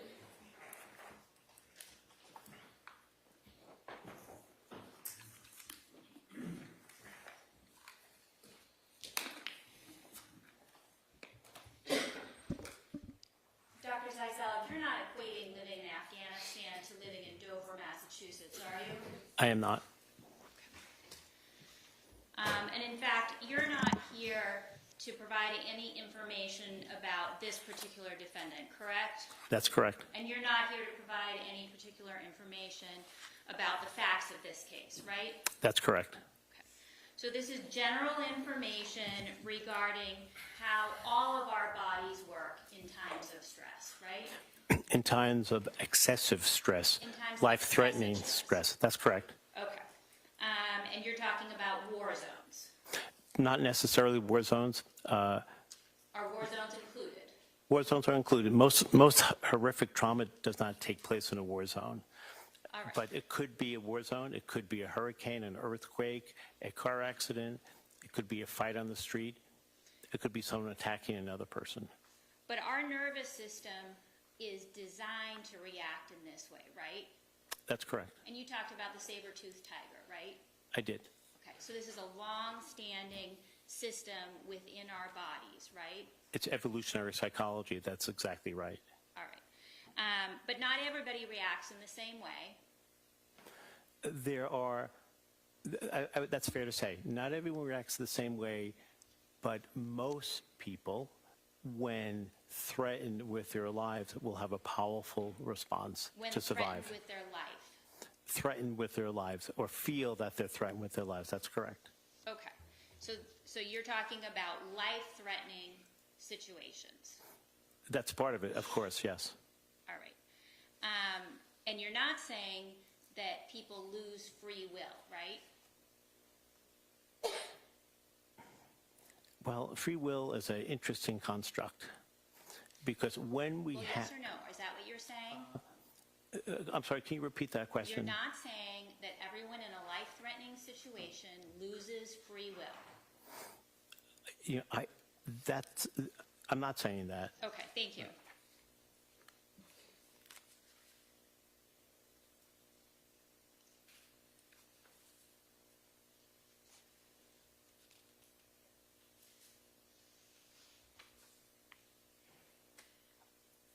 And certainly how people react in threatening situations might be different based on the physical geography or layout of the area, correct? Hypothetically, I would say so, yes. I mean, I'm not sure what, my understanding of a layout of the area might be different than yours or anyone here in this courtroom. So it's hard for me to answer it. But not everyone looks at a environment and the field that they're on or the building that they're in the same way. People have different historical experiences that make them look at other places differently. All right, so people perceive things differently. That's a true statement, right? Yes, that's true. Okay. And different people might perceive different rooms or different geography differently. That's what you were just talking about, right? Yes. But I'm talking about the same individual person might react differently in one physical space versus another physical space, right?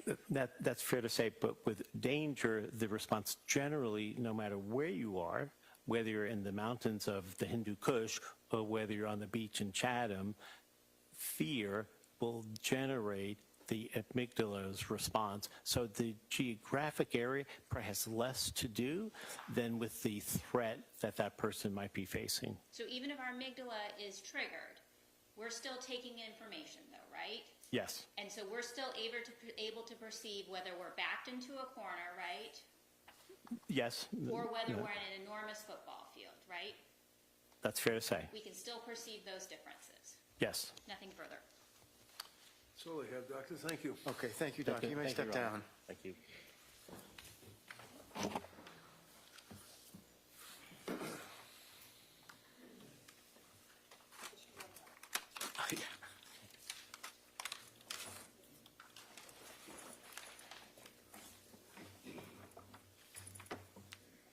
Yep, will do. Thank you. Thank you. May I proceed, Your Honor? Yeah, you want to call your next witness, Mr. Yes, I Whittington? would. Harry Tuerk, please.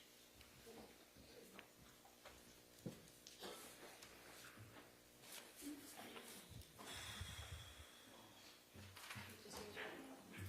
solemnly swear that the testimony you shall give to the court and the jury in the matter now pending shall be the truth, the whole truth, and nothing but the truth, so help you God? I do. Thank you. Good afternoon. Good afternoon. Honor. All right. Tell us your name for the record and spell your last name, please. My name is Harry Tuerk, Tuerk. And how old are you, Harry? I'm 63 years old. 63? Yes. Where were you born? I was born in East Germany. And you went to school in East Germany? I did. Was that communist East Germany? That was communist East Germany, a colony of CCCR. And how long did you live, as we would say, behind the wall in East Germany? That is correct. I was behind the wall, and I lived there all the way until the wall came down. And when the wall came down, what, if anything, did you do? I celebrated. And how did you do that? I partied with my family and my friends.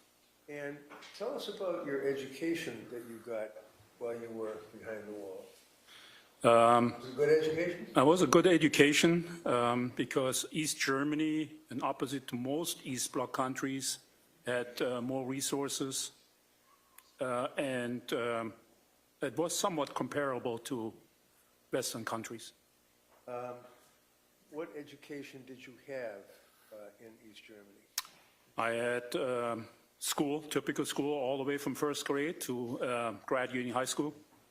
You graduated high school, what did you do? After I graduated high school, I went to the military service. And what kind of military service? Military service in East Germany was mandatory. 18 months was the minimum we had to serve. And I went to the Air Force. So you were in the East German Air Force for 18 months. Correct. And when you left the military service after 18 months, what did you then do? I did apply for medical school, but I was accepted a couple years later. So I went and worked as a nurse assistant in an East Berlin hospital. How long did you do that? For another 18 months. So after you worked as a nurse assistant in an Eastern Bloc hospital for 18 months, what did you then do? I entered medical school in September 1989. Where was 1983, I'm sorry. It's okay. Where was that? That was in East Berlin. And did you complete medical school in East Berlin? Yes, I attended Humboldt University, a prestigious university in Germany at this point in time, and I graduated medical school 6 years later, summa cum laude. Okay. What did you do when you graduated from medical school? I entered residency, How long did you have a residency? 5 years, What was the residency in? in urology. Urology? Urology, the disease of the urinary tract. Urinary tract. What did you then do to advance your career as a physician? I graduated again, or finished the residency in 1984, and I did 2 years of fellowship. Where was that? That was in East Berlin as well, on the Charité University Hospital. And can you spell that for the stenographer? Charité is a French word, and C-H-A-R-I-T-E with a dash above the E. Okay. What did you do then? I became an attending at the Department of Urology at the Charité Hospital. What does an attending mean? What is that? A full-fledged physician that was then training residents, doing responsible work on your own, do surgery on your own. You're basically done with your education and start working as an independent physician. Were you doing surgery at this point? I was. Any particular focus? Was it all on urology? I was all on urology, but my particular focus was first on transplant, on kidney transplant, particularly in children, which I did many hundreds of, and after that, in laparoscopic and robotic surgery, which I became a specialist. What is laparoscopic surgery? That is summarized as what we call minimal invasive surgery, minimizing trauma to enter the body to actually execute the surgery that you would do with big incisions. For example, I'm sure that many of you are familiar with a laparoscopic cholecystectomy, removing a gallbladder with small incisions. I just didn't remove gallbladders, I removed kidneys, prostate, bladders. Okay. What did you then do with your career at that point? I published a lot. I traveled the world as far as giving presentations is concerned. I did a lot of life surgery because I was one of the pioneers of laparoscopic and robotic surgery. What is robotic surgery? Robotic surgery is the next step of laparoscopic surgery. Laparoscopic surgery requires that you have still the tools in your hand. You're required to require significant dexterity as a surgeon. They are long instruments. They're introduced to what we call ports. So you make a small incision on the skin. You introduce cannulas if you want. They have valves because you inflate typically the abdomen of the human being when you do laparoscopic surgery with carbon dioxide, with gas.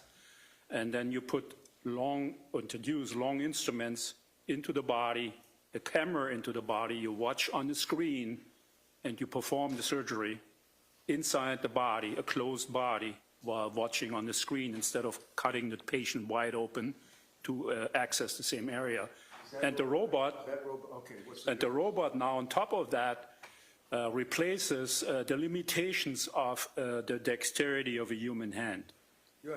So the robotic device, commonly known here in the United States and the rest of the world, the Da Vinci robot, Da Vinci robot, connects them to these instruments instead of my human hand. and has significantly enhanced dexterity compared to a human hand, while I'll walk over to a console and start manipulating the instrument remotely. I'm not on the body at this point in time of the patient. I'm actually sitting in the corner of the OR room on the console. It's a little bit like a flight simulator. I have my screen, three-dimensional screen, which is another advantage of robotic surgery compared to conventional laparoscopic surgery. And I performed then surgery via the robotic device on the patient connected to the instruments with significantly enhanced dexterity, meaning more accuracy. Now, when did you come to the United States? First time I came to the United States was 2001. Is that when the wall came down? Sorry, what? That when the wall came down? No, the wall came down November 9 to November 10, 1989. Okay. I will never forget that.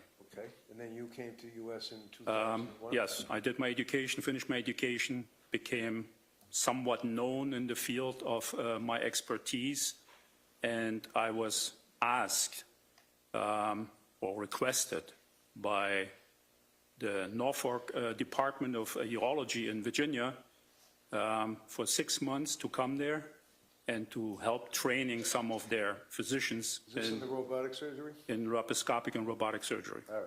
So this was pretty much cutting-edge medical treatment, is that correct? Correct. And in your career, you stayed in the United States, is that correct? That was for 6 months, and a visiting professorship to teach, again, and several Virginia urologists to pick up that kind of technology. And then I returned to Germany for 1 year, and then I came back to the United States for good. And did you become an American citizen? I did. What year? I believe it was somewhere around 2007 or 2008. Did you speak English when you came to the U.S.? I did not. I grew up in East Germany, which again was kind of a colony of CCCR. Russian was mandatory in addition to German, and I did not speak a word of English when I came to the United States. How did you learn English? I taught myself. Taught yourself. Tell us about your career in the U.S. now at this point. Did you continue on with robotic surgery? Yes, that's why I ended up in the United States. I was offered several positions in several academic centers to advance the technology of robotic surgery and bring it to the United States. And I ended up at Lay Clinic. Okay. So at some point you became the chief of urology at St. E's Hospital? That is correct. And chief means you're the head doctor in that particular department, is that correct? Correct. At some point you were living in the town of Dover, right? I'm pretty much the whole time. The whole time? Once I moved to the United States in 2003, my wife at that time, and Krista? that was Krista, and I moved to Dover and started a family. Now, how long did you live with Krista in Dover? 15 years. And you obviously got divorced from Krista. Yes, unfortunately. You continued on with your job, if you will, with the robotic surgery. Yes. Fair to say that you pretty much reached the pinnacle, if you will, of your career at that point, right? No, it's fair to say, yes. You had a pretty good reputation among other doctors and physicians nationwide, if not international, right? Correct. And that would be in robotic surgery. Correct. At some point, did you buy the property in Dover? When did you buy that house? You're referring to 29 Valley Road? Yes, I'm sorry, 29 Valley Road. I lived before in Dover, Belden Road, and unfortunately, our relationship ended in a divorce. I loved my children, and I didn't want to move out of the town. I wanted to stay close. Did you stay in Dover? Yes. And that would be the Valley Road house. Correct. I bought the Valley Road house to be around Taylor and Nick. When did you move into the Valley Road house? Did you buy it new, or was it somebody else's?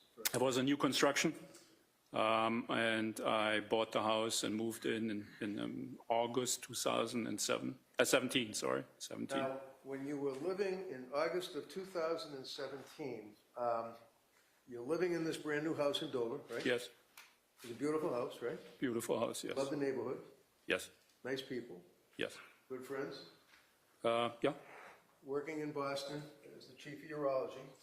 Correct. What did you do for entertainment? What did you do for excitement? A lot of things. Being a surgeon is a pretty stressful job, and unwinding was important. What did you do? I did a lot of sports. I worked out.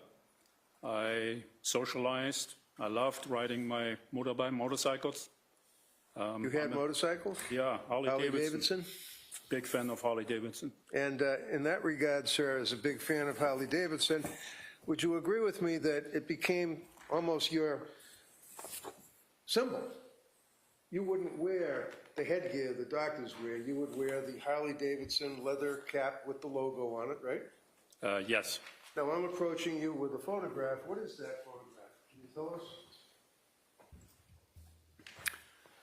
That's actually taken in my OR, in my operating room, that was designed and created at St. Elizabeth's when I joined that facility. I'm sitting in the operating room. You're seeing me in scrubs.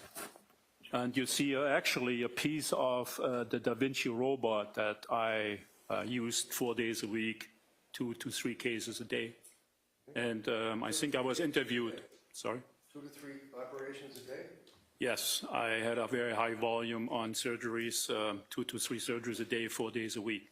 Now, for St. Elizabeth's Hospital, is it fair to say that St. E's capitalized as much as they could with your reputation as a surgeon? That is correct. Handing you an item that has been already marked as an exhibit. Can't see it. Oh, it's E for ID. What is that? And hold this so the jurors down here can see it as well. So I worked at Lay Clinic, as I said. So, yes, that's Sorry. I worked at Lay Clinic for about 5-6 years, and then I was approached by the CEO of Steward Healthcare, and they thought that I would be a high-profile surgeon they wanted to acquire, and they did some advertisement for my arrival at St. Elizabeth's with that billboard that was over Fenway Park. This is the billboard itself. That is the photograph of the billboard that was right hanging over Fenway Park. And what year was that, sir?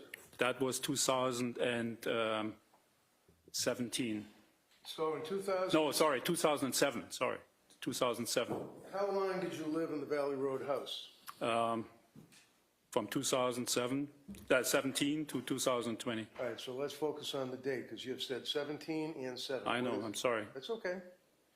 17?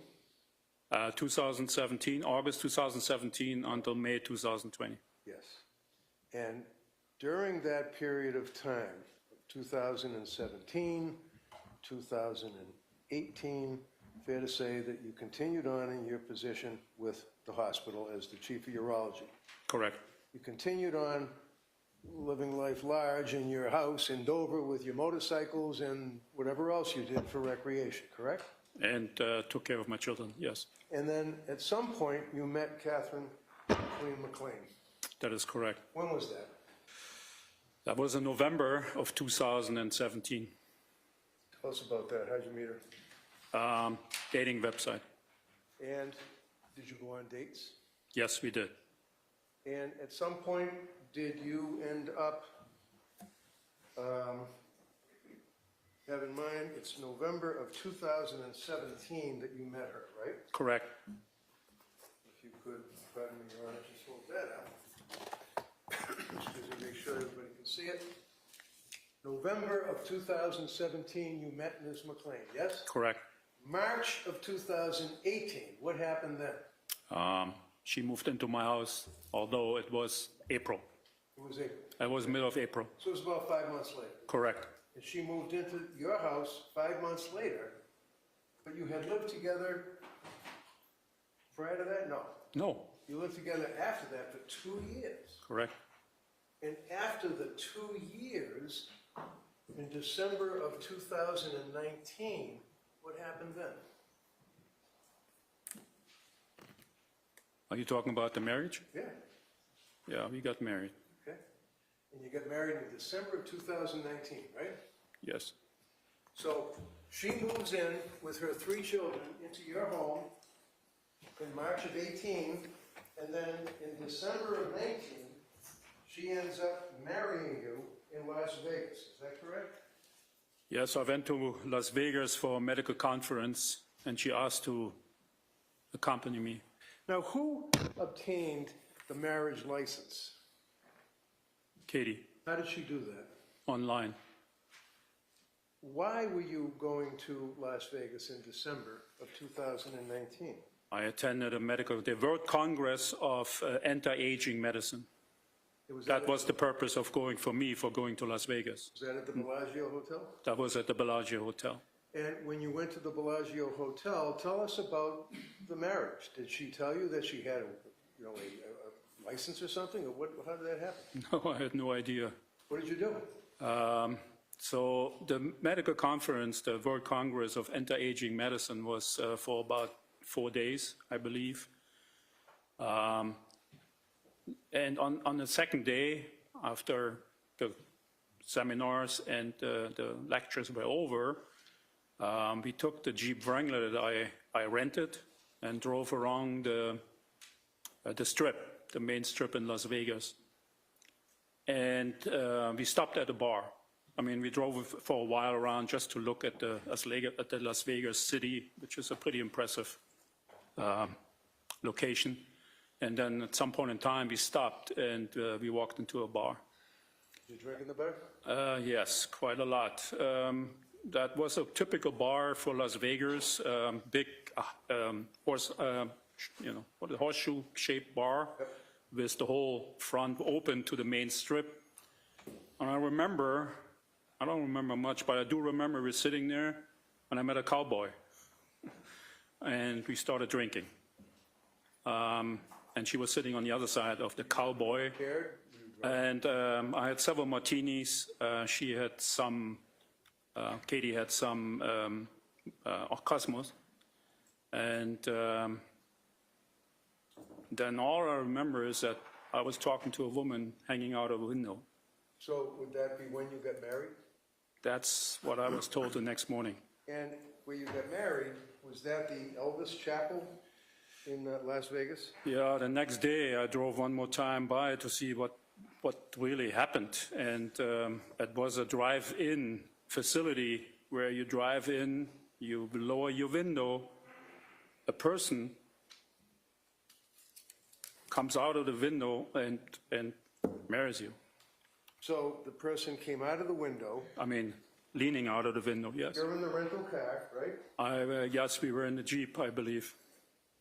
And did somebody marry you, like a minister or a priest or anybody? I don't really remember. I only remember it was a woman. That's the only thing I remember that talked to us. And the next morning I was told I was married. All right. Now, I'm approaching you with what has not yet been marked for identification. Can you identify this photograph, sir? No, we didn't go there. You didn't go there, okay. How about this? Well, that sounds looks familiar. Okay. And when you had occasion to get married, do you recall that you actually went into what's called the Elvis Chapel? No, we didn't go in. Again, we were in the car. I never remember that I actually got out of the car. I got married in the car. You got married in the car? In the car. That's what a drive-through chapel is doing. You're not getting out. It's kind of like you're buying a burger. Okay.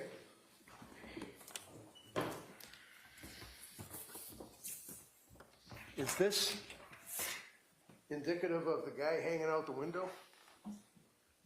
That's exactly how that looked like, except the guy was a woman. The guy was a woman, but that basically is the drive-through wedding chapel that you went to. Is that correct? I'm not sure if it was exactly this one, but it is exactly how it looked. We drove into that area. Somebody was leaning out the window and talking to us. All right. And after the wedding, would you agree, sir, that documentation was obtained to show that you, in fact, were married in Las Vegas? Did you have a copy of your marriage license? At some point in time, I did. Where did that come from? It came from Las Vegas. After you went through the drive-through and after you got married, you went back to Massachusetts? Yes, once the medical conference was over, we flew back. Continue with your job. Correct. Approaching you with the document, sir.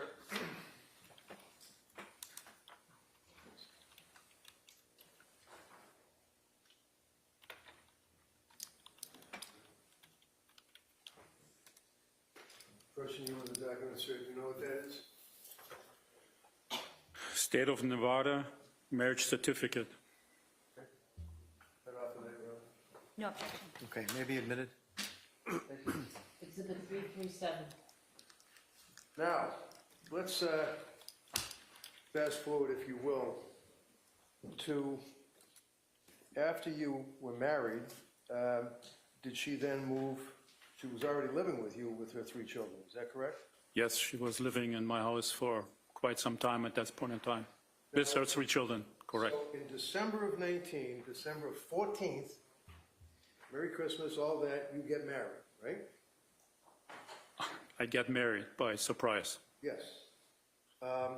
January 31st, about 5 weeks later, is when you met with Attorney Lasivita, is that correct? Yes. Why did you meet with Attorney Lasivita? Because at that point in time, and not just since December, it was already before that, it became clear that that relationship is not going in the direction that we were hoping. Both were hoping. That was your state of mind at that point, correct? I wanted a divorce. All right, and then you went to see Attorney Lasivita. Correct. And did she send you something? She sent me an email.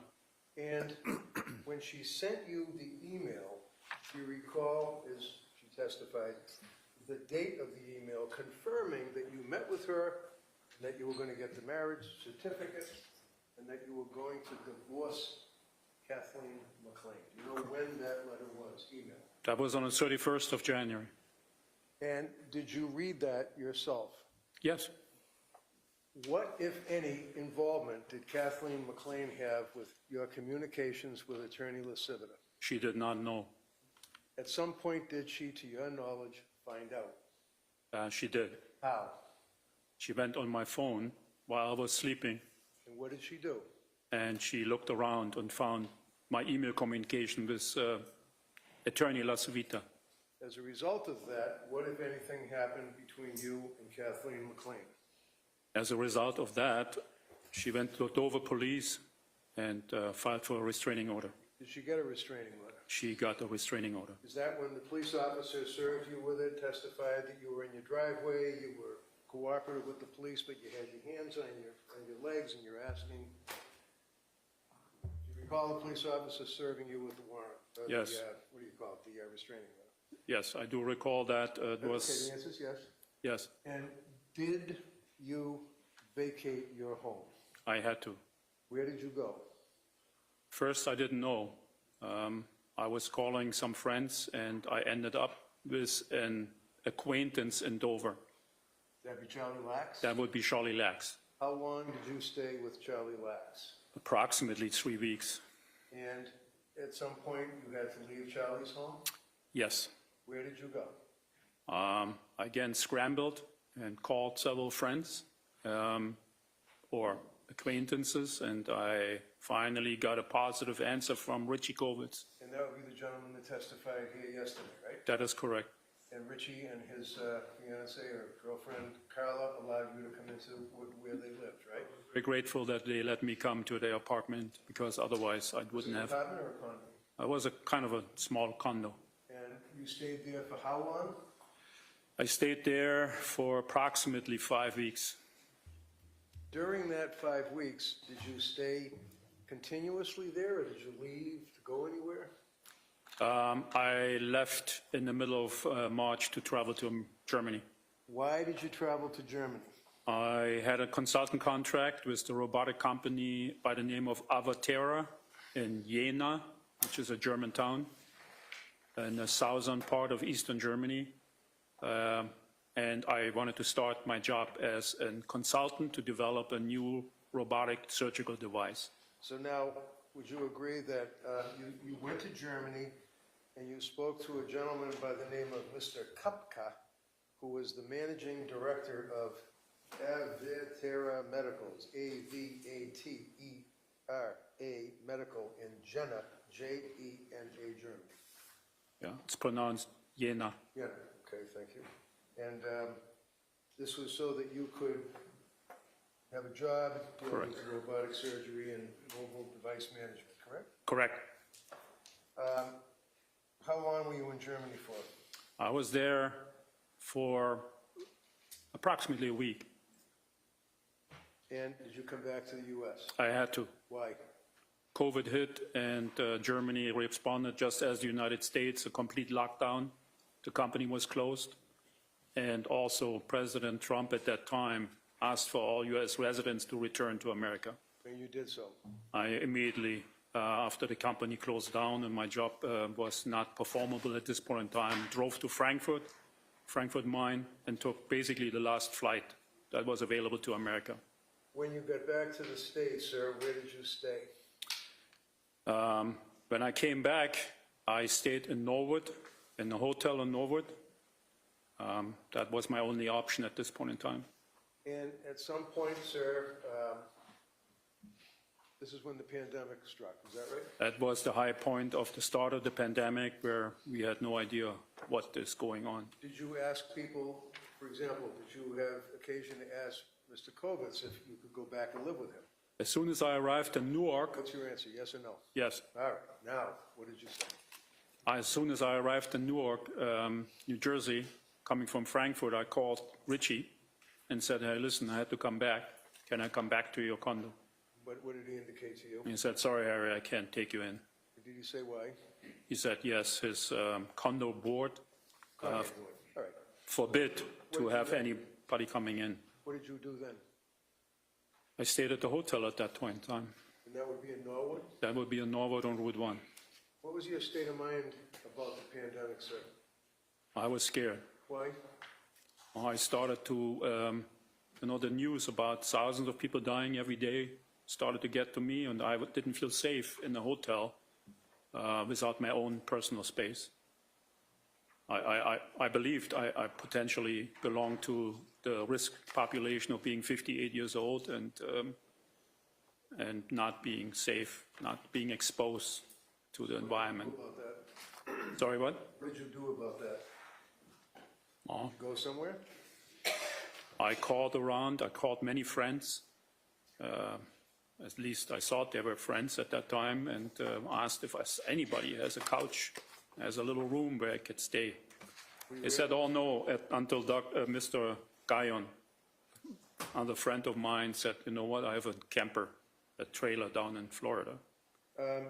So as a result of Mr. Guyon letting you stay in his camper, was it one of those big fancy ones, that's almost like a mobile home, or was it like a trailer? It was kind of more like a trailer. It was not fancy and wasn't big, Okay. but it was a personal space, and that was important to me. You were thankful for that?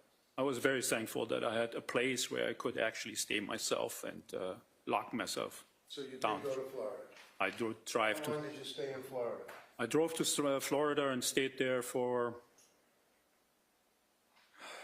6 or 7 weeks. What's the time frame that we're talking about now? I drove down to Florida on the end of March and came back on the 7th of May. And during this period of time, you had engaged, after Attorney Leciviter, who sent you the letter that Ms. McLean saw, you engaged Attorney Hoffman, is that correct? Yes, And Attorney Hoffman was your attorney representing you in discussions and negotiations trying to get this divorce settled during that period of time, is that right? that is correct. Now, when in time frame did you come back up to Massachusetts? I came back to Massachusetts on May 7th.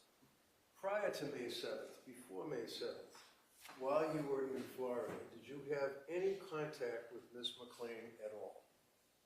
Not directly. How about indirectly? Yes. How?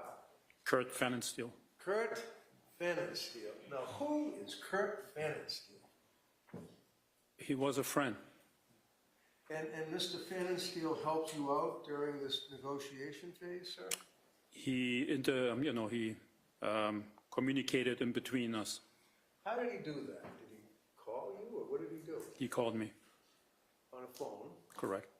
And when was this? It started mid of April.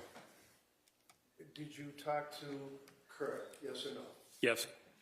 As a result of talking to Kurt, did he then hand the phone to somebody else? Yes, he did. Who? Katie.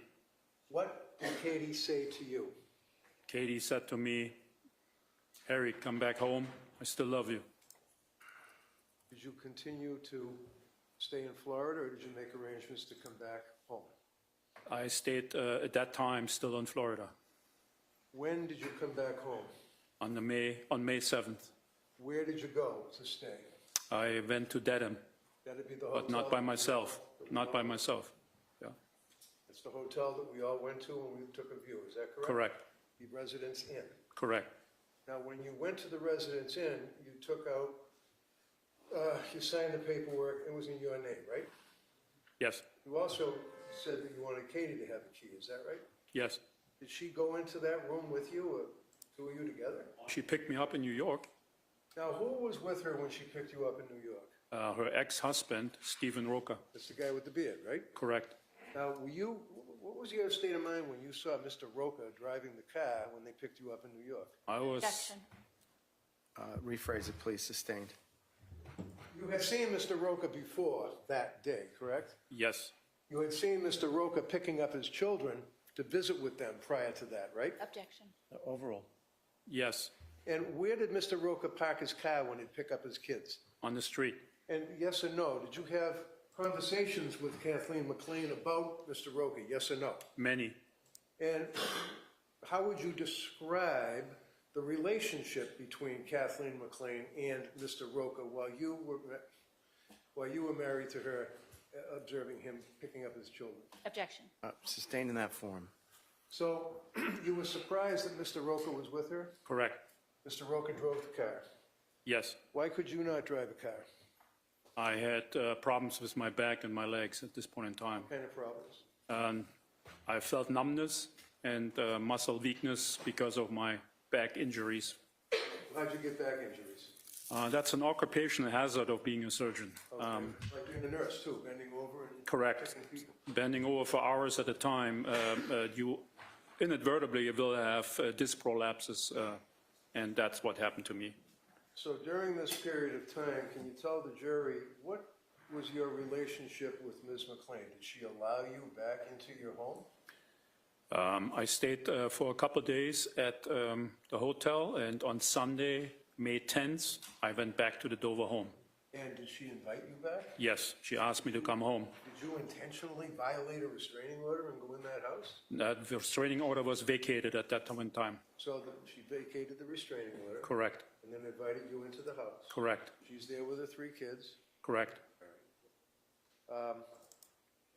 During that period of time, would you agree, sir, that you were amorous, loving, having sex, that type of stuff? Yes. I was very grateful that I could come back home to shelter myself because the camper was sold and I had to leave Florida because I did not have a shelter down there anymore. So I was loving, kind, and accommodating, very accommodating, and expressed my Was one love of to the her. things that was requested of you that you do something with the house? Yes. What was that? She asked me to put her name on the deed. Did you do that? I did. Why did you do that? I mean, this house is worth a couple of $1 million. Why did you do that? If I wouldn't have done it, I wouldn't have been able to come home. So you signed a deed transferring interest to her, right? Correct. Now, you heard the testimony of Attorney Keighton. You know Mr. Keighton, right? Yes. You heard the testimony? I knew of him. I didn't know him well. I knew of him. Okay. And you knew that there was an issue about her being on the deed, and if you die, that she'd end up getting everything, right? Correct.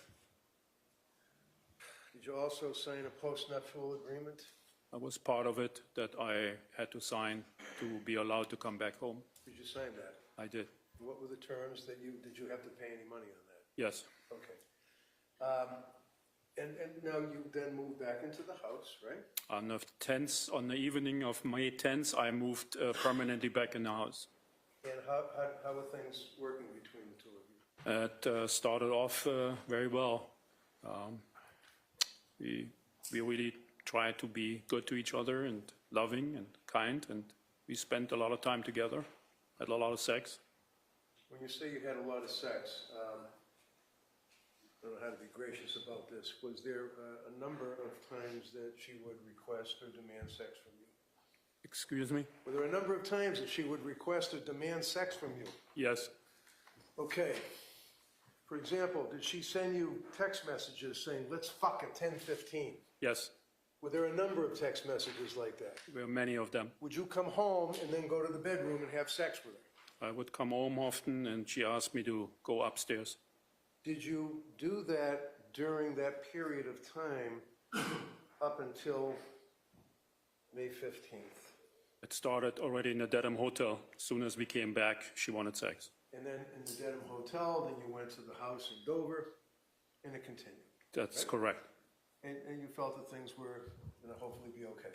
I had really high hopes that things would work out. All right.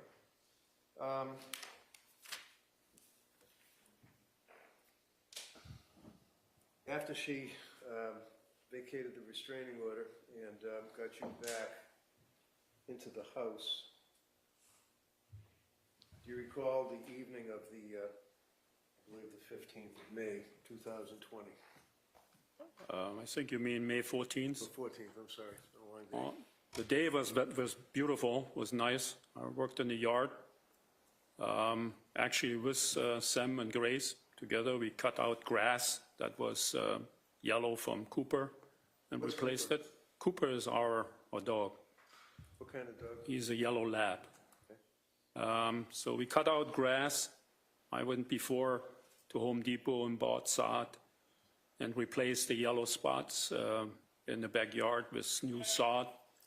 And in the afternoon, I took a break and Katie started making martinis. Did you start drinking? Yes. Both of you? Sorry? Both of you? Yes. She drank Cosmo and I drank martinis. Did you then, the two of you and the children, engage in any activities? Yes. After 2 or 3 martinis, we had dinner as a family in the kitchen on the family table, which was nice. And after that, Katie, Sam, Grace, and I played a board game by the name of Game of Life.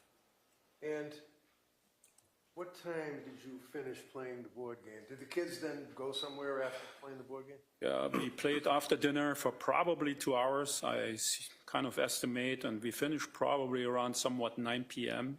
And then Sam and Grace went upstairs to their rooms. And Katie and I continued to have some drinks and went to the family room watching TV. Okay. Now, have in mind that she was living with you for 2 years, then you guys get married for about 5 weeks. All of that period of time, she had her 3 children living in the house. Did you make improvements to the house? Just A lot. like what? I built a pool in the backyard because she wanted a pool. I finished the whole backyard with walls, the cabana, fireplace, because she wanted to have parties in there. She was a very social person, and she wanted to have parties in the backyard, so we built that for about, I built that for about $250,000. Did you also have the gym in the basement and the movie theater in the Well, basement? we finished the basement because Katie asked me to have an office in the basement for her work. And I said, okay, I'm going to build you an office and let's finish the rest of the basement as well. So on that evening that we're talking about now, after the board games and after the kids went downstairs to do whatever they're going to do in the movie theater or whatnot, where did you and Katie then go? After we watched TV or after the game? And after the kids went downstairs. Excuse me, can you repeat again? After the game. After the game, we went to the family room and watched TV. Right. How long did you watch TV? Approximately 2 hours Where did you go? in the bedroom. When you got up to the bedroom, what were you wearing? If you remember. I don't remember, T-shirt and jeans probably. What, if anything, did you and Katie do in the bedroom? She wanted sex. You have sex. We did have sex. Now, you've seen a spot of blood on the bed, a round spot of blood on the bed. Do you know where that came from? Yes, Where? she had a period. And was that something that you had seen before the 15th? Yes, that actually happened on May 10th when I came home from the hotel. Okay. Tell us about that night after you had sex. Everything going along well? That so far is, went well. Then we were laying after sex in the bed. She was reading something and I was looking on my phone. What happened then? I told her that I saw a text from Kate Kelly. Who's Kate Kelly? Kate Kelly is an old friend of mine. I knew Kate Kelly since over 15 years. And What did she say when you told her? Katie was always jealous of her. What did she And say? I said to Katie, even Kate Kelly tells us good luck with our reconciliation. What happened then? She got extremely angry. What did she do? She demanded the phone from me. Did you give her the phone? She said, give me the phone, I need to see the texts. And I said to her, please don't do it. Because there were all the text messages from before. Months before. Yeah, during their separation months when Kate Kelly was communicating with me and trying to help me going through that time. And there were certainly some critical words written about her. And I told Katie, please don't look at that, that's old stuff. You proposed clean slate. Did she look at it? She did, and Listen to my questions. Yes. When she looked at it, what happened? she demanded the phone, and I gave it to her. She proceeds to look at the phone. She did, The Kate Kelly texts. correct. What did she then do? She got even more angrier. Did she do anything at that point? She screamed. At you? Yes, Where were you when this was going on? in the bed. Did you have, by the way, alcohol? Were you guys still drinking? Oh, I started drinking, or we continued drinking again after the game, and we continued drinking in the bedroom, yes. And did you have, were you drinking with a glass in your hand while you were talking to her after you guys were up? We both had glasses in our hands, correct. And at some point, while she's yelling at you, what happened then? Well, I tried to calm her down and said, please, Katie, stop. Please, please, Katie, please stop. And she was in the bed, and I kind of walked around and tried to calm her down, and I went on my knees and begged her to stop, please. You went on your knees? I went on my knees. And you begged her to stop? Yes. And what did she say? I said, fuck you. What happened then? She hit me With what? with the glass. Did you know that? Did she hit you with the glass? Yes, And where did she hit you with the glass? right on my head. When she hit you with the glass, did you get cut? Yes, I bled. I'm showing you what has been marked as Exhibit 294. You could hold that up for the jury and point out exactly where the injury is to your head on that photograph, sir. Right here is the cut. Now, show all of us down here too, please. All right? So that would be the right side of your head, Yes, right? Right here. right here. Now, when she struck you with the glass, did the glass do anything? It broke. And where were you when the glass broke? I was on the floor, What was your state kneeling. of mind at that point? I was scared to hell. What did you do as a result of getting struck with the glass, causing you to bleed while you were on the floor? What did you do then? I snapped, I kind of blacked out. What did you do? I grabbed her Where? on the neck. How? Did you say anything? Oh, What did she do? she just flailed around, and then she kind of flailed around and fell. We fell on the floor together, I think, because that's when I came out of my blackout, that's where where we were on the What floor. happened then? She was not responsive. She was, passed out, and I asked her, Katie, come on, please, Katie, wake up. Please, Katie, wake up. Did you realize she wasn't waking up? She didn't wake up. What did you then do, sir? Lifted her up and put her on the bed. What did you then do? To be comfortable, and then I tried some CPR on her. Did that help? It didn't work. What happened then? I was just sitting there and crying. What happened then? I panicked. What do you mean you panicked? What did you do? I tried to figure out what to do about that situation. What does that mean? What did you want to do? I wanted to kill myself. What happened then?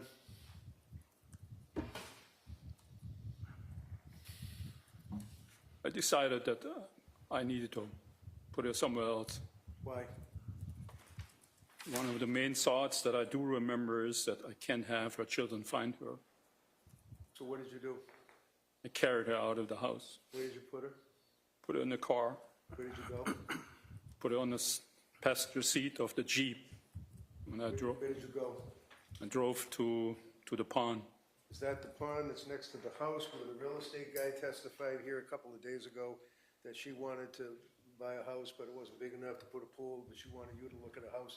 That's correct. Objection. Sustained in that form. Is that the house? Did you go look at a house with her? We looked at that house 2 years prior, yes. Right, and she went by herself first, Yes. and then that brought you. Then she said, Witness to form. Okay, so did you go look at the house? she asked me to look at the house with her. Did you? Yes, All right. Is that the pond that you went to? yes. What did you do when you got to the pond with the Wrangler and with Katie? I put her in the water. When you put her in the water, did you take her top off? No, I did not.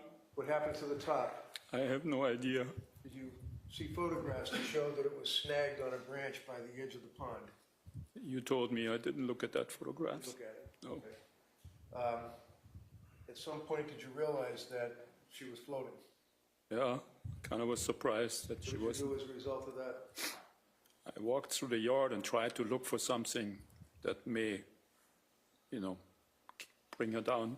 What were you wearing for footwear? I was wearing flip-flops, What were you wearing for clothes? boxers. Boxer shorts? Yes, Why were you wearing boxer shorts? because that's all I had on after we had sex. You found some rocks? I stumbled through that yard and looked for something heavier, and I came across dead rocks, yes. That's what you used to weight it down. Well, I ultimately used dead rocks, yes. And where did you go? I drove to the hotel. Okay, Or after you drove to I the... tried to drive to the hotel, yes. Sorry, Prior what? to going to the hotel, before going to the hotel, did you go anywhere else? I realized I forgot my phone, and I wanted to say goodbye to some friends, and I went back to the house and get my phone. So you went back to the house with your sandals and your underwear, and you walked back into the house, sir? Yes, and that time I also put clothes back on, yes. Now, when you were walking into the house, strike that, when you were leaving the house, if at all you noticed anything, did you notice any marks on the floor? Oh, I carried her in front of me. I didn't see anything. All right, when you went back to the house, did you have occasion to see if there's any marks left by your footwear on the floor as you went up the stairs to get your phone and go back down? It appeared that way, that there was something there, yeah. Did you get your phone? I did get my phone. What did you do with the phone once you got it? I first drove to the hotel, I think, and I texted goodbye to some friends. Texted goodbye to your friends. Yes. What friends did you text goodbye to? As far as I remember, I saw he's a friend, Kurt Pfannenstiel, and then some other friends. Is that when you said to Kurt that you apologize and you're sorry and she was a devil and she played us all and love you, Harry? Yes. Now, what did you then do? Did you go to the hotel? I went to the hotel, although I don't remember a lot of that stuff. I was very intoxicated at that point in time. So now, at the time that you had the glass smashed against your head and had the argument with Ms. McLean. Were you intoxicated at that point? Yes. And when you left the house and then went to the hotel, I think there's been some photographs that showed a Glenfiddich Scotch, is it Scotch? Whiskey? Whiskey. Yes? On the passenger seat of the car? Did you That's drink out what of the that? picture shows, yeah. Did you drink out of that? Yes, I drank so much because I just didn't want to deal. I was just shocked.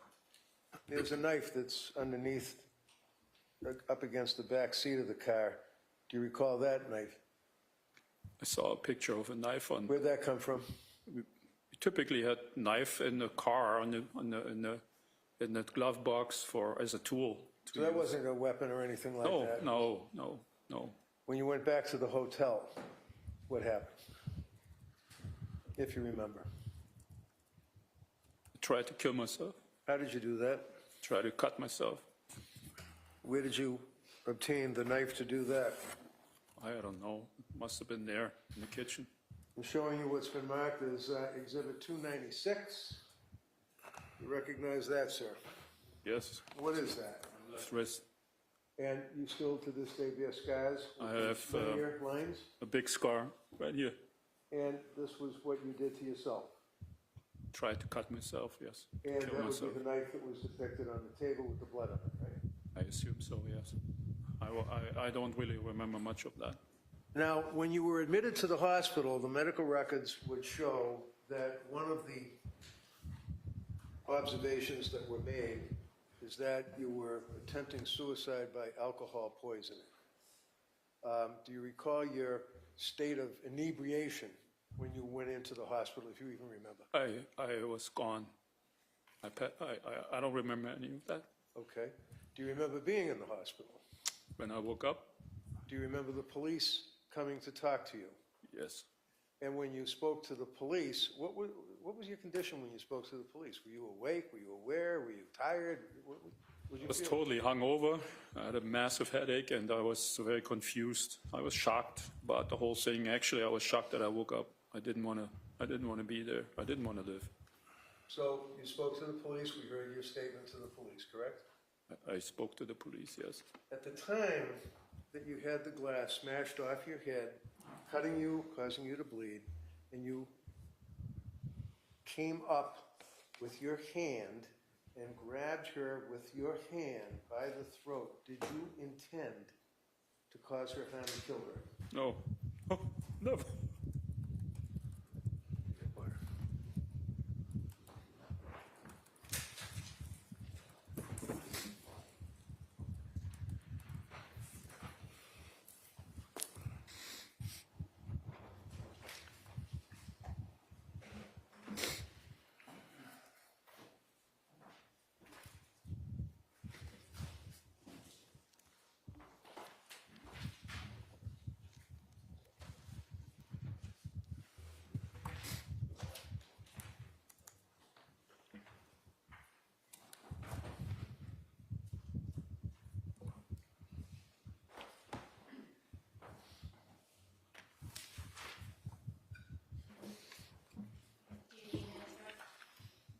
Excuse me? Do you need a minute? Oh, I'm good. I'm good. So you met Katie on Bumble, That's correct. and she was kind of a free spirit, right? Very much so, yes. She was a Reiki practitioner. She called it Reiki, but it's not what she really did. She called it Reiki, but that's not what she really did. No. She considered herself a healer, She was a medium, a psychic. and she considered herself a healer. I'm not sure about that. She helped people. She connected people with dead family members, yes. And her clients felt that she had a healing power, right? Excuse me? Her clients felt that she had a healing power. She helped her, by connecting with dead family members, yes. And she had many friends who were devoted to her. Yes, And in May of 2020, she had 3 children. yes, Sam was 13, yes, Grace was 17, correct, and Sophie was 18. yes. And Sam had just enrolled in the Landmark School, right? Yes. And the Dover Public Schools were paying for that. I helped with that, yes. Well, that wasn't my question whether you helped. What I said was that the Dover Public Schools were paying for the Landmark School. That's correct. And Katie loved being a mother. Most of the time, yes. She was devoted to her children. Most of the time. And her friends and her family were right to be surprised when she was missing, right? Objection. All right, sustained, rephrase it. You were asked about that in the interview, right? Do you recall that? Ask about what, please? About that she wouldn't just leave her children, right? Oh, she did. So in the beginning of the interview, do you recall the interview at the police, at the hospital with Sergeant Krakowski and with Detective Gonski? I don't recall all of the interview, sorry. You don't remember all of the interview? No, I remember Do pieces you of remember it. the section when Detective Gonski said she wouldn't just leave her kids? Page 32? Can I see it? Sure.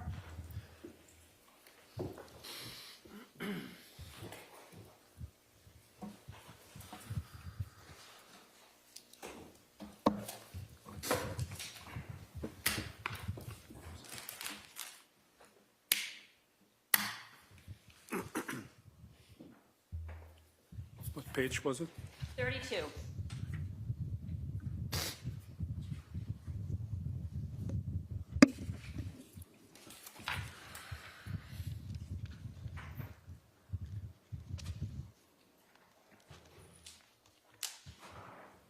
Yes. Does that refresh your memory? Yes. And Detective Gonski said she wouldn't just leave her kids. And you said right. I said no. You agreed with Detective Gonski she wouldn't just leave her kids. Yes. And it's not unusual when someone's getting divorced that one person has to leave the house, right? No, not by restraining order, I don't think so. So, in divorces, there are two people living in a home. It's not unusual that one person has to leave, right? At some point in time, certainly. And did that happen in your first marriage in Germany? Did that happen in my first marriage? Yes. Oh, that was totally different. Did you have to leave the home? Actually, my To the sidebar.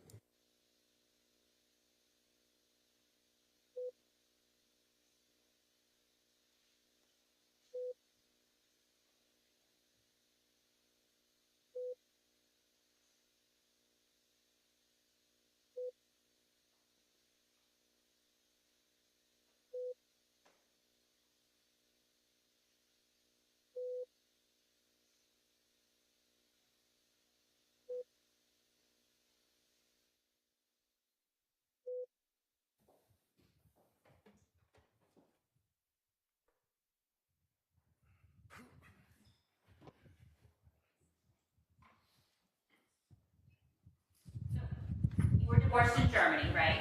yes. Did you have to leave the family home in that divorce? No. And what about in your second divorce? Ultimately, yes, but not first not. But you moved out, right? Correct. Ultimately, I did. And then you purchased a second home. That's the 29 Valley Road, right? That's correct. And you were upset. You mentioned just the restraining order just now. You were upset when the restraining order issued and barred you from living at 29 Valley Road, right? Officer Wilcox said I was sad. I was sad. I'm not asking about what Officer Wilcox said. I'm asking how you felt. I was sad.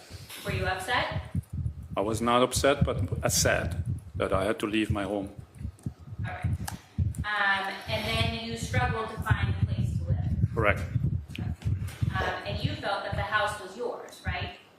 I bought it. It wasn't my name. But did you feel like it was your property? Yes. And you still feel that way, right? Well, I shared the deed with her. I don't know. House is long gone. All right. And you thought that Katie should leave, right? Sorry, what? You thought that Katie should leave, right? Excuse me. You thought that Katie should leave 29 Valley Road, right? I didn't think anybody should leave when we planned the divorce, or when I planned the divorce. I'm sorry, I missed that last part. When you planned the divorce? When I planned the divorce, I did not see that anybody had to leave until the end of the school year. Okay. So you planned to get divorced, stay living together until the end of the school year? That is what was somewhat discussed, yes, with her actually. And then who was going to leave at the end of the school year? I was leaving to Germany, was selling the house, and Katie and her 3 children would move into the condo of Belmont of her mother. Okay, but you weren't going to leave in that plan, right? You were going to stay at 29 Valley. I would move to Germany. But you weren't going to leave until you went to Germany. Nobody was leaving until I went to Germany, until the school year was over. Okay.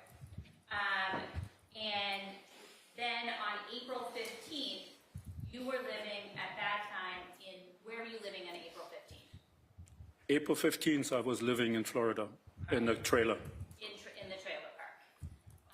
And that was the trailer that Bob Guyan owned? Yes, it was a small camper actually. A small camper? Yeah. All right. And Bob Guyan, how did you know him? Bob Guyan used to be the COO or CFO of Stewart Healthcare, and he became a patient of mine. He had aggressive prostate cancer. I did. So he had a fair amount of resources, right? Excuse me? He had a fair amount of resources, Bob Guyan? I do not know for sure. He's the COO of Stewart Healthcare? I don't know about his resources. We were friends, but I didn't worry about his resources. And he lived in Newport, right? In Florida? Florida was a camper. Okay. And he also lived in Newport, Rhode Island? Yes, he had purchased a house in Newport. All right. And this camper, it's not like a standalone camper. It was at a particular over 55 area, right? It was a standalone camper. But it wasn't a standalone camper in the sense that there were no other campers around it, right? No, it was a camping ground, an RV ground, or RV park, something like that. And there were trailers also? There were other campers, RVs, and there were some few, I don't know how you would call them, cabins. It's an over 55 community? I do not recall over 55 community. There was a pool? That was closed at the time because of COVID. But there was a pool? It was closed. I'm not asking if the pool was open or closed. I'm just There was a asking pool whether- without water, yes. I'm sorry, I just want to make sure you're understanding my question. There was a pool without water. It was empty. It was closed up. Nobody was allowed to go to the pool because of, nobody was allowed to congregate because of COVID. We were all by ourselves in the campers. Okay. But this isn't a camper in the middle of nowhere. This is a camper that's part of a planned community, right? Yeah, but the community didn't exist at the time of COVID.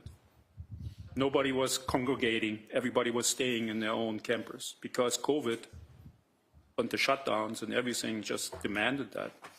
We didn't hang out together. I was by myself. You were by yourself in Florida? In the camper, yes. In the camper. Okay. You weren't happy in that situation, right? I was scared. Were you happy? No, All right. So you weren't happy. no, You were scared. yes. And then you said that you wanted to reconcile with Keith, right? Kurt Fennenstiel called me before that. Kurt called you before that. And so you're testifying right now that it was Katie's idea that you should get back together. Kurt told me that Katie let him know that she believes that, she wants me to come home, or she missed me, she missed the family, and he just wanted me to be aware of that. And this is prior to April 17th. That's what you're testifying to? Yes.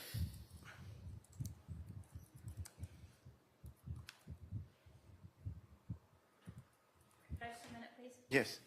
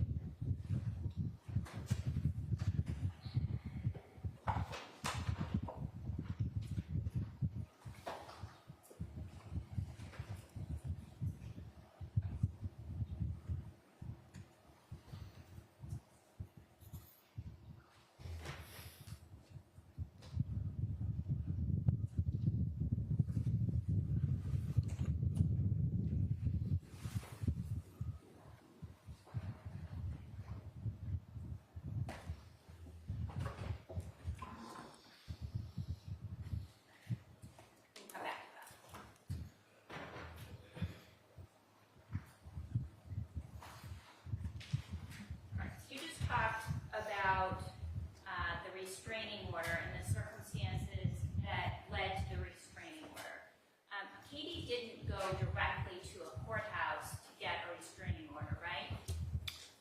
My understanding is that she went to the police in Dover, and the police drove her to the courthouse. All right. And she went to the police and said, I'm getting divorced and I think you should know, right? I believe that's correct. All right. And then the police said, wait a minute, I'm we going need to talk to about object this, to all right? this now. Sustain. Rephrase it, please. All right. She didn't call the police from the 29 Valley Road to report anything, right? No.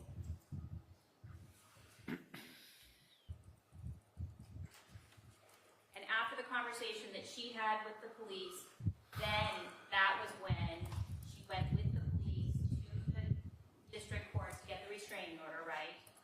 That's my understanding. And then after that, that's when the Dover police took out the charges, right? Yes. And part of that led to a no contact order as well, right? Correct. That no contact order was in place on May 15th of 2020, right? Correct. And that was something that you were concerned about when you went back to 29 Valley Road in May, right? No, by that time, the restraining order was vacated. The restraining order was vacated, but the no contact order was in place, right? I'm not sure. And you took efforts to make sure that you were only driving the Jeep back and forth to the hotel, right? I wouldn't call it it took efforts. It was the fact that Katie came with the Jeep to pick me up on Sunday night on the 10th, and then we drove the Jeep back to the house, and then though we had just the Jeep at the house. But first you went to the hotel because the Mercedes ended up at the hotel, right? When Katie picked me up from New York, we went to the hotel, yes. In the Mercedes. Correct. And then you drove back and forth between the house at 29 Valley and the residence in the Jeep, right? No. You didn't drive back and forth between the house and the hotel in the Jeep, No. okay? And you wanted to make sure that the neighbors knew that the restraining order had been vacated, right? Katie wanted to make sure. Well, you texted Katie and told her to make sure that the neighbors knew, right? I believe she did that before, but I asked her, hey, do the neighbors know that it's okay to be here? And she said yes. Because you knew that there was still the no contact order, and you didn't want to get into trouble with the court, right? That is true, yes. And part of signing the post-nup was so that you could get back in the house, right? That was the main part. And you wanted to resolve the divorce, right? It was part of the post-nup. Okay. You wanted to resolve being able to be back in the house, I wanted to have safe shelter, yes. all right? And then there were provisions about getting the girls through high school. Correct. There were provisions about selling the house. There was, yes. And about your retirement accounts. I don't remember that, but if you say so, yes. All right. And you divided up the motor vehicles too, right? Excuse me? You divided up the motor vehicles too? No. In the event of a future divorce, you kept the Mercedes and were responsible for the maintenance costs, and she kept the Jeep? I'm not sure. If you say that it's on there, then it's probably true. I don't remember about the cars. I just remember that she put that post-nup in front of me and said, please sign, otherwise you can't come home. And there was never any provision in there, or alimony was not going to happen, right? That wasn't part of it. I'm not sure if that was part of it.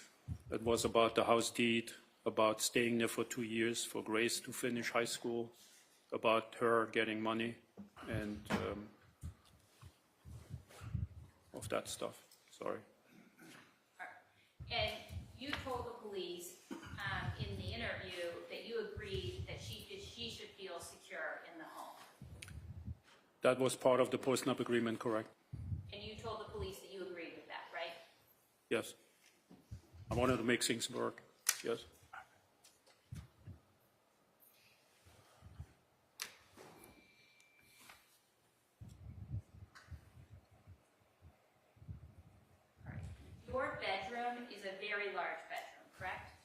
Yes.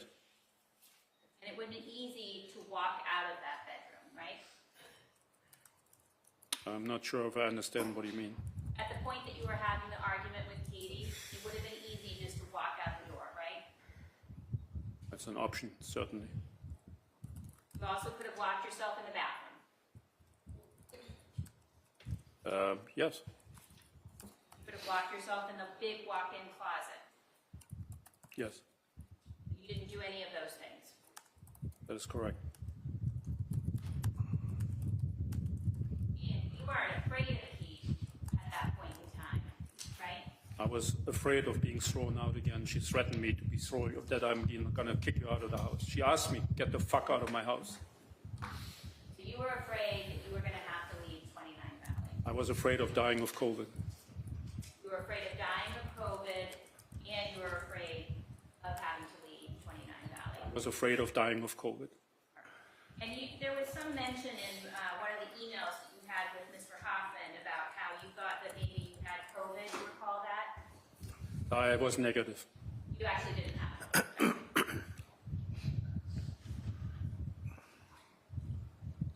How tall are you, sir? 6'3". How much did you weigh in May of 2020?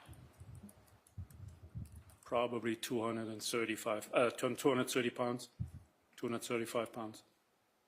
So you'd agree that Katie was much smaller. Yes, She wasn't nearly as strong as you were, right? that is correct. And you knew that. Yes, And you've had some pretty significant medical training, correct?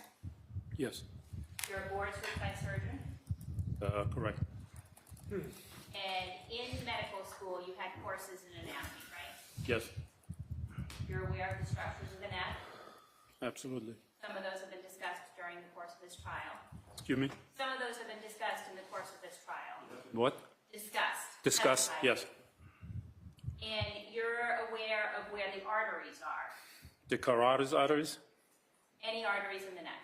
You're aware of those where they are? Yes, And you're aware that if the brain isn't getting enough oxygen for any reason, death occurs? if I'm not intoxicated, I know that, yes.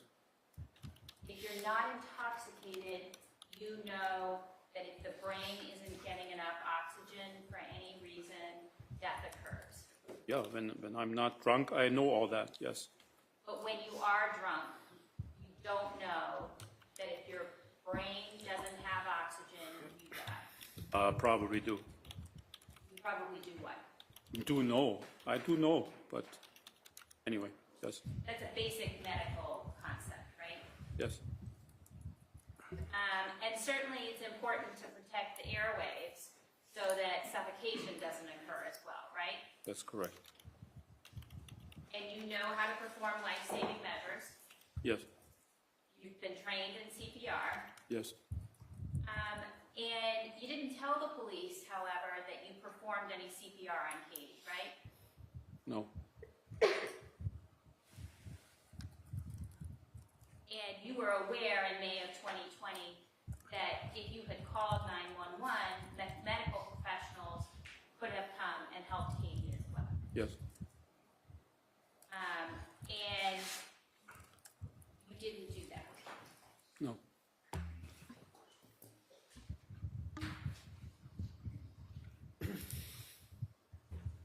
So when the police met with you at the hospital, they were respectful. That's correct? Yes, They didn't hide why they were there, right? And in fact, the hospital staff told you before you met with the police that the police wanted to speak with you. briefly before, yes, And you chose to go with the police, right? yes, This is after 5 o'clock on the 16th, right?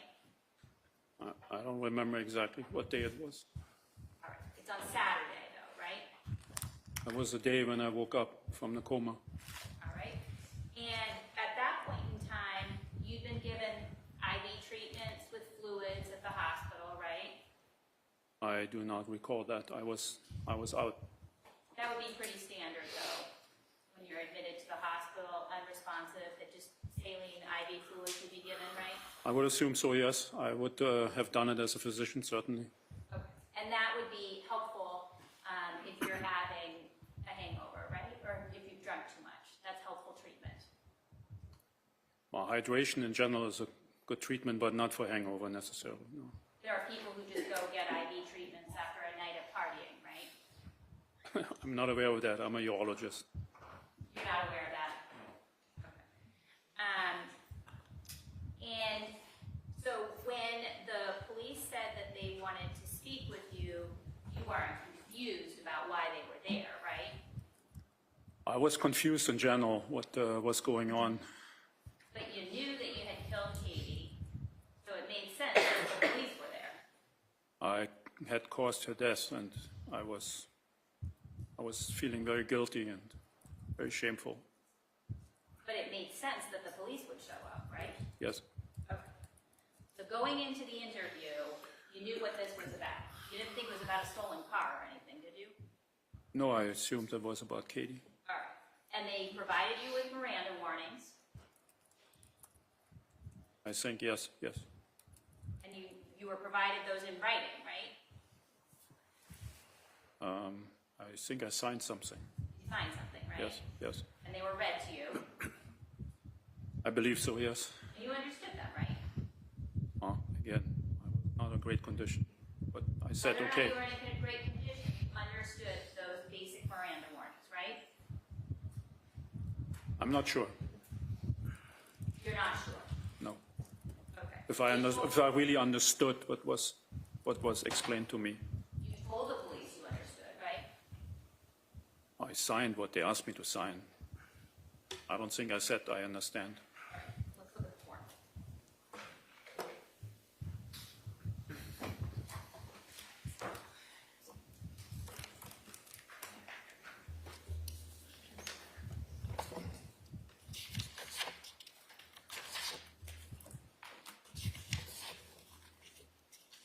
Exhibit 280. Sorry. 280. Thank you.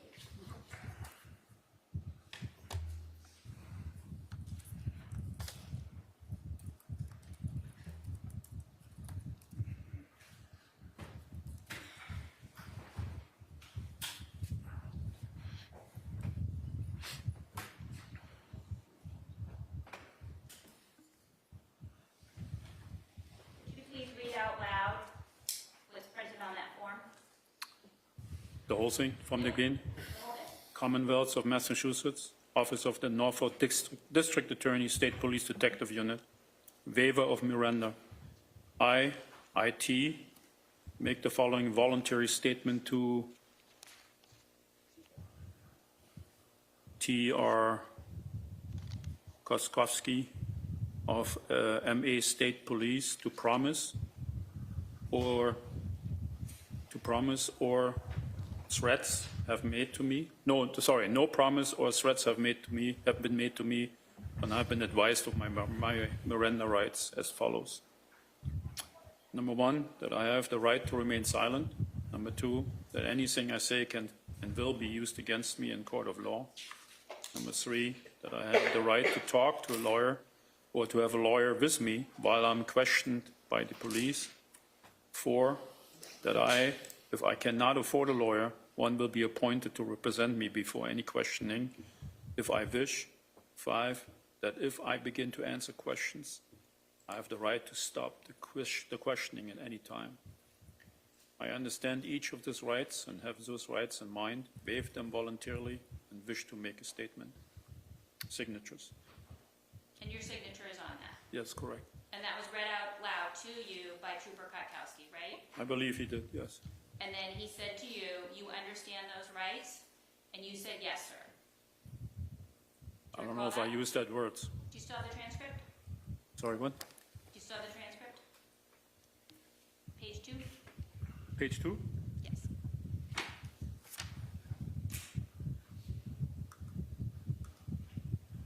You understood those rights? I said, yes, sir. All right. And then Trooper Kotkowski followed up and he said, all right, having heard your rights, do you wish to have a conversation with us? Yes. And what did you say? Saying yes. All right. And in fact, you availed yourself of one of those rights at a certain point in the interview, right? I did what, sorry? You took advantage of those rights, correct? I'm not sure what You you're asked asking for a for. break. I asked for a break, yes. And what happened? I went and discharged my bladder, You got a break? yes. And in the beginning of the interview, you didn't provide a lot of information about where Katie was, right? Correct. You didn't tell them that you had killed her.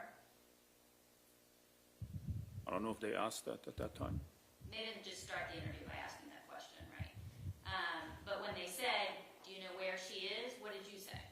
I don't know. And you said that a lot, right? Yes,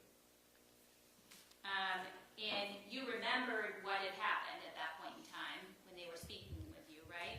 remembered of what, sorry? You knew what you had done, I did remember some of what happened, yes.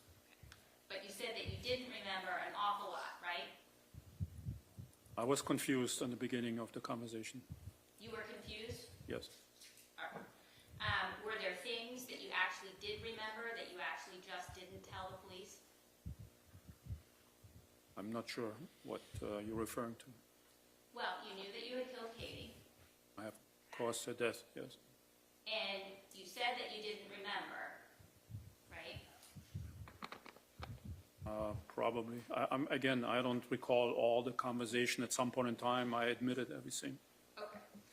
At some point, you admitted a lot of what happened. But in the beginning, you said that you didn't remember the night, correct? It was a lot of haziness there, yes. But what you said to the police is that you didn't remember the night, right? Again, in the beginning, I wasn't all there. It got better with time. So you're saying that your memory got better during the conversation? Yeah, I think it was 3 hours, so I got more and more out of the hangover. The hangover improved? Yes.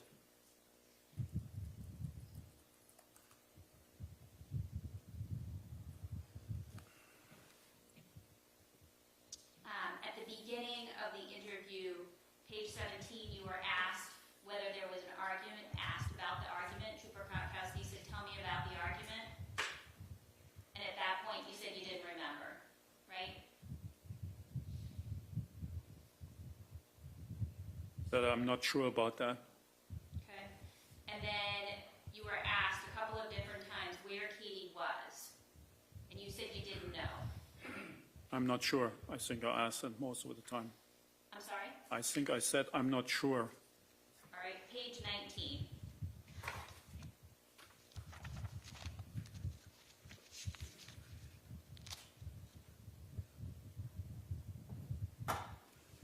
Trooper Krakowski says, where can we go find her? And you said, I don't know. Yes, I see that, yes.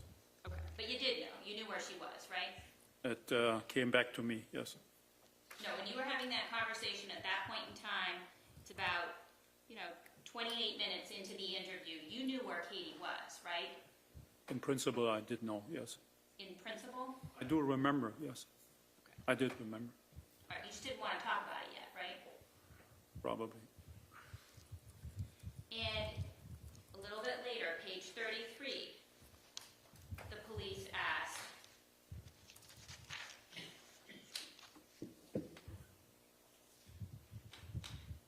Detective Gonski, where can we find her? Again, you said, I don't know.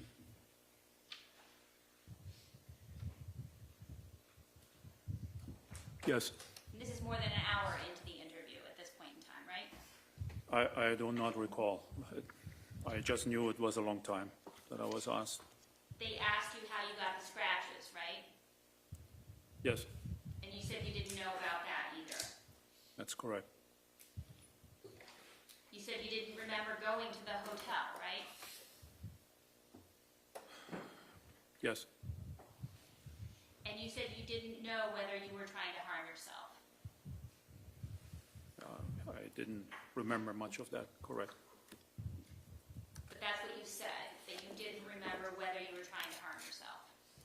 I didn't remember. And now you have a clear memory that you were trying to harm yourself. I got a lot of my memory back, yes, You got your memory back? yes.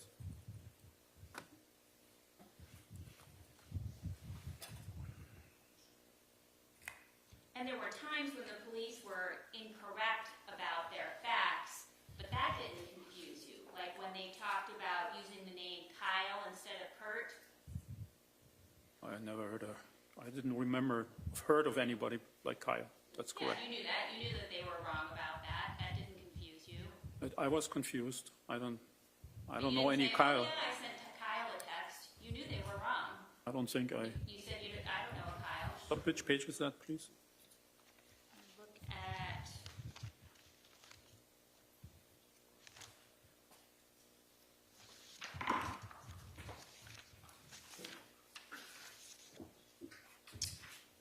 page 30. 30.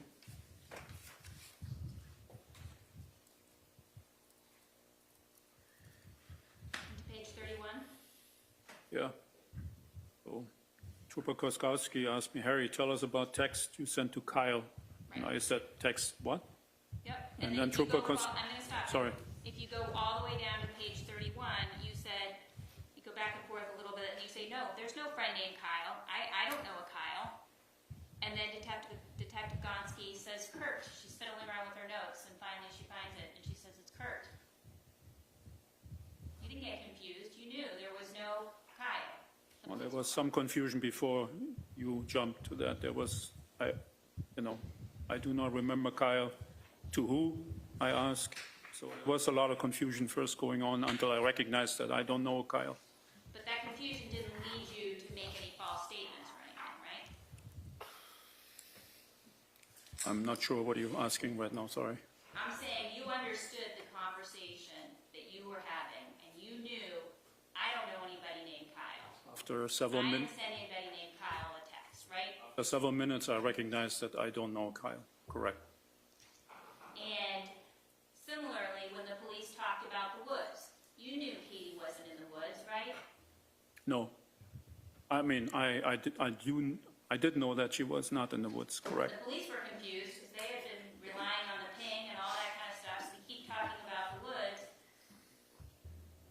But you knew she's at the pond. Yes,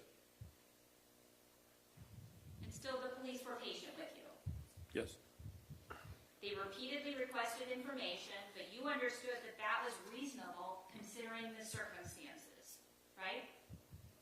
Can you repeat the question, please? You understood that them repeatedly requesting information was reasonable considering the circumstances. Yes, And you understood that they were just doing their job. yes. So the first thing that you said regarding assaulting Katie around the neck was that you said you grabbed her around the neck, but you weren't sure. You What recall page that? was that? You recall that? I would need, can I look at the page, please? Page 44.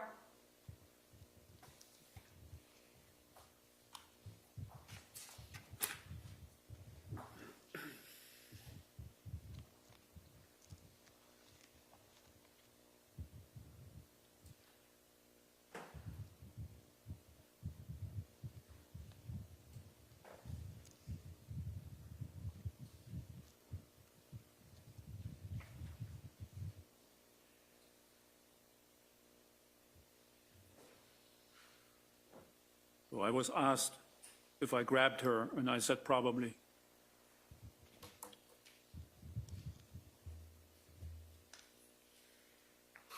And then later on page 44, you said, I think I grabbed her around the neck, I believe, but I'm not sure either, right? I'm not sure. I think I grabbed her around the neck, I believe, but I'm not sure either. All right, this is over 2 hours into this interview with the police, and this is the first time that you are talking about grabbing Katie around the neck, right?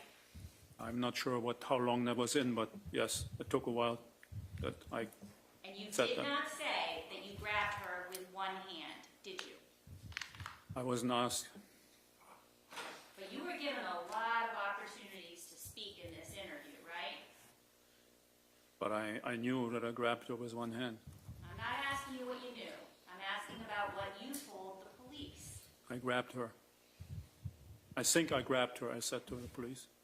You think you grabbed her what? I said, I'm not sure. I think I grabbed her around the neck, I believe, but I'm not sure either. And you don't say anything about one hand at this point, right? At this point, no. In fact, in the entire interview, you never said one hand, did you? That was never specifically asked. Again, you were given a lot of time to speak, right? Yes. There were very long pauses at certain points in time. Yes. And even at the end of the interview, you were asked, was there anything else that you should be talking about? And you didn't bring it up then, did you?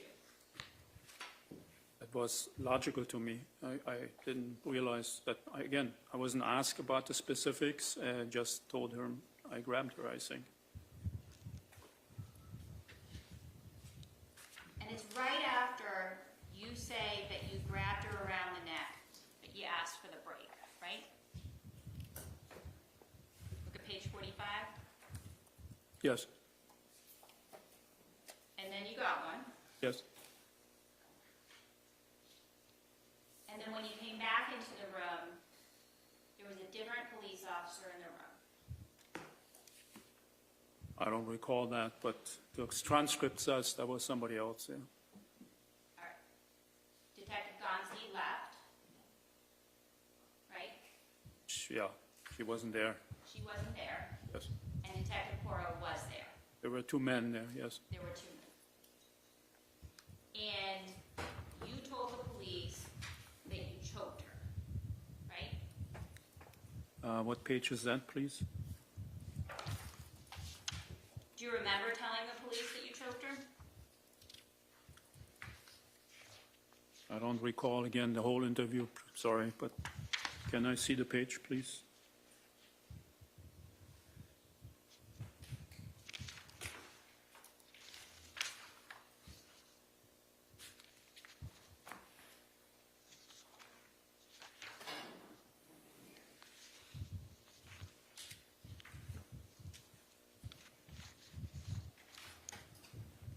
Sixty-one. 61. I'm sorry, 56. 56? Yep.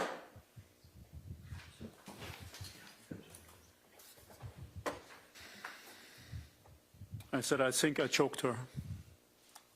Right? And then you told the police that she passed out. Right.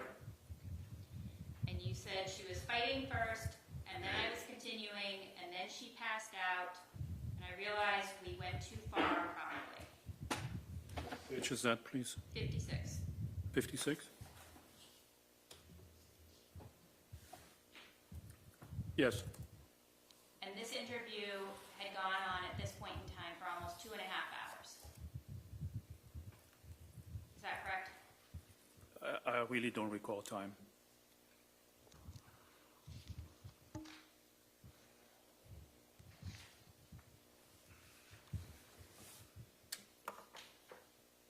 Your Honor, can we approach? Yes. Jurors, if you want to stand up, stretch.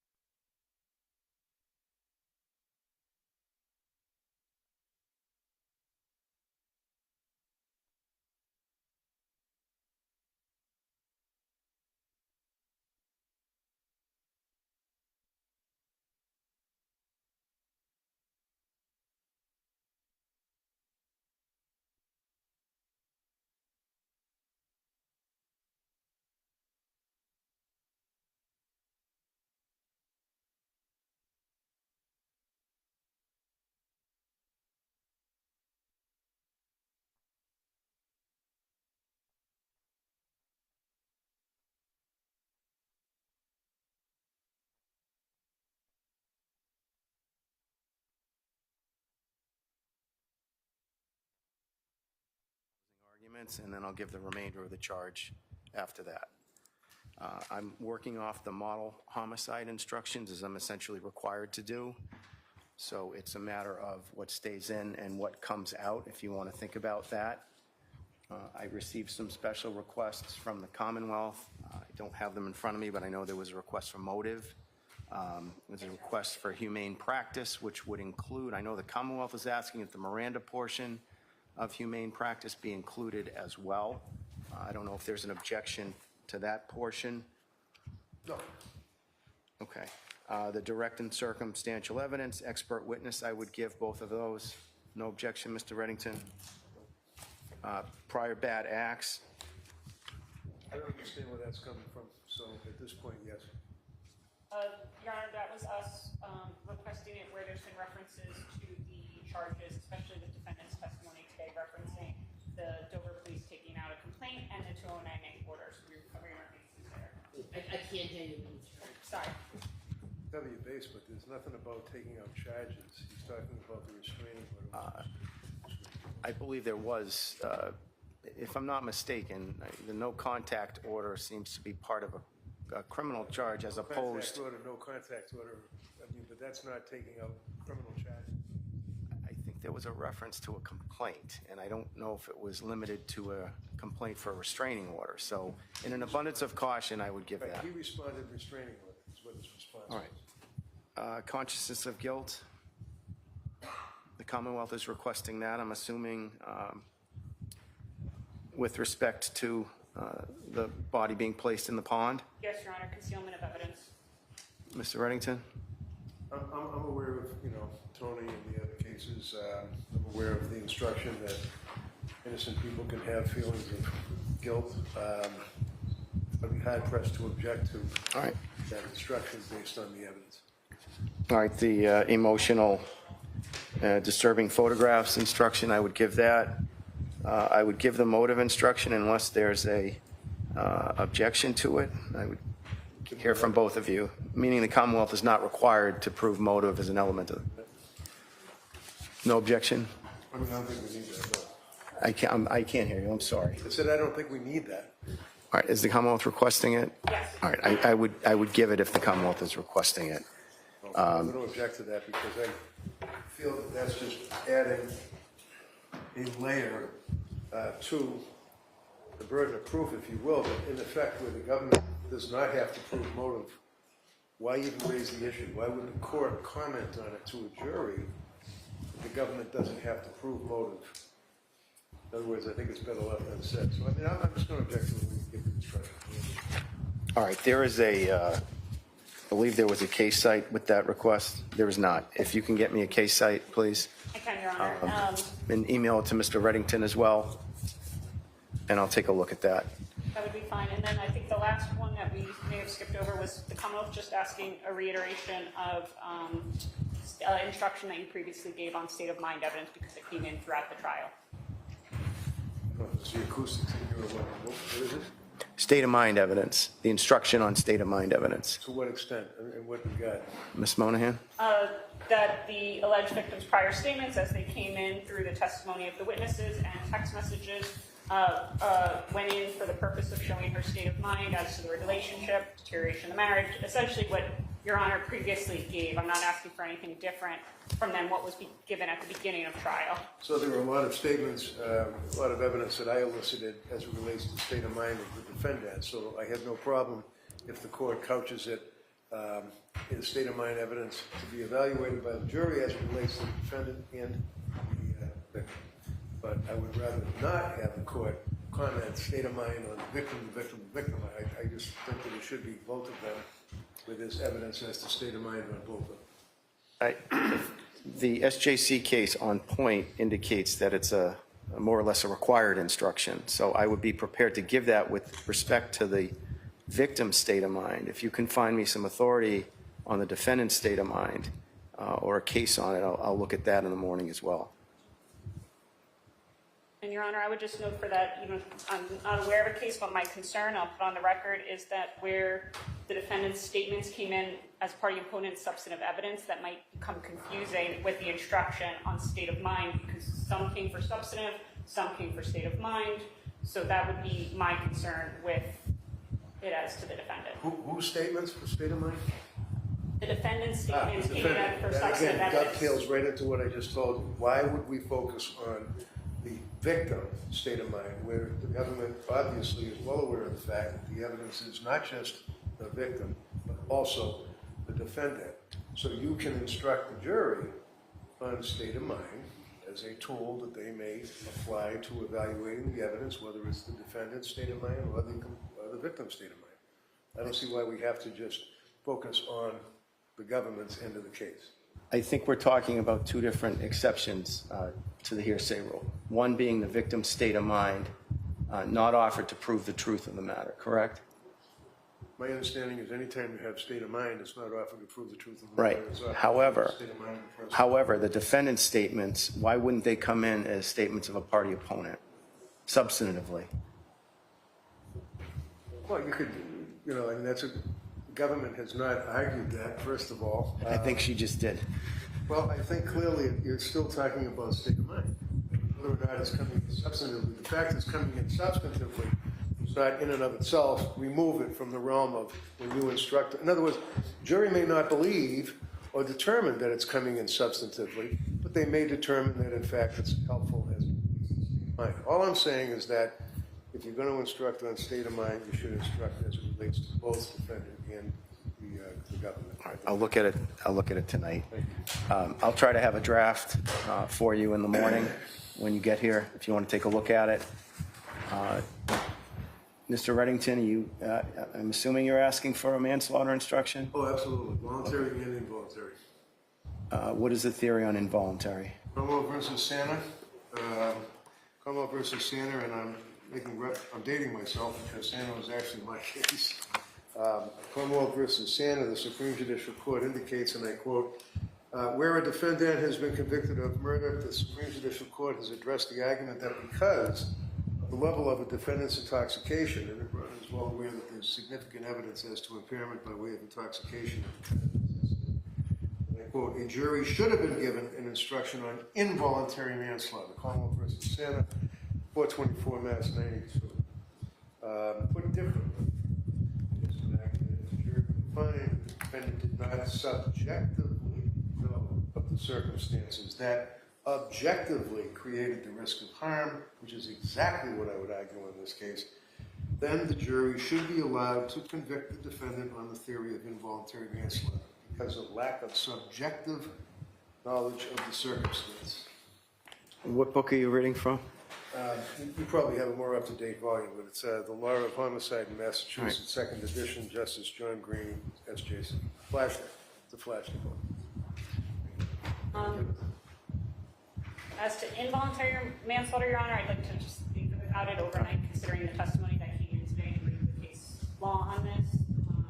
At this point, for the voluntary manslaughter, where the defendant has testified in this case in an abundance of caution, while I think there could be arguments made about the objective elements on voluntary manslaughter, the Commonwealth would not object to the voluntary manslaughter, again, in abundance of caution where the defendant has testified. And Mr. Reddington, you're asking for self-defense? Believe it or not, I agree. Yes. What's the Commonwealth's position on that? I'm sorry, did he say yes? I can't hear him. That's a change. Can I suggest that we just wait for the charge conference until the defendant has finished testifying? We can. I'd like to have a draft, however, in the morning. But, he's still going to be I testifying understand. tomorrow, and they're picking apart every single issue that they're only going to try to backfill on cross-examination. We'll call it a very rough draft in the morning, and then we can discuss it further. Okay? All right. Thank you. This is the old flash book. What? I have this site. I don't know.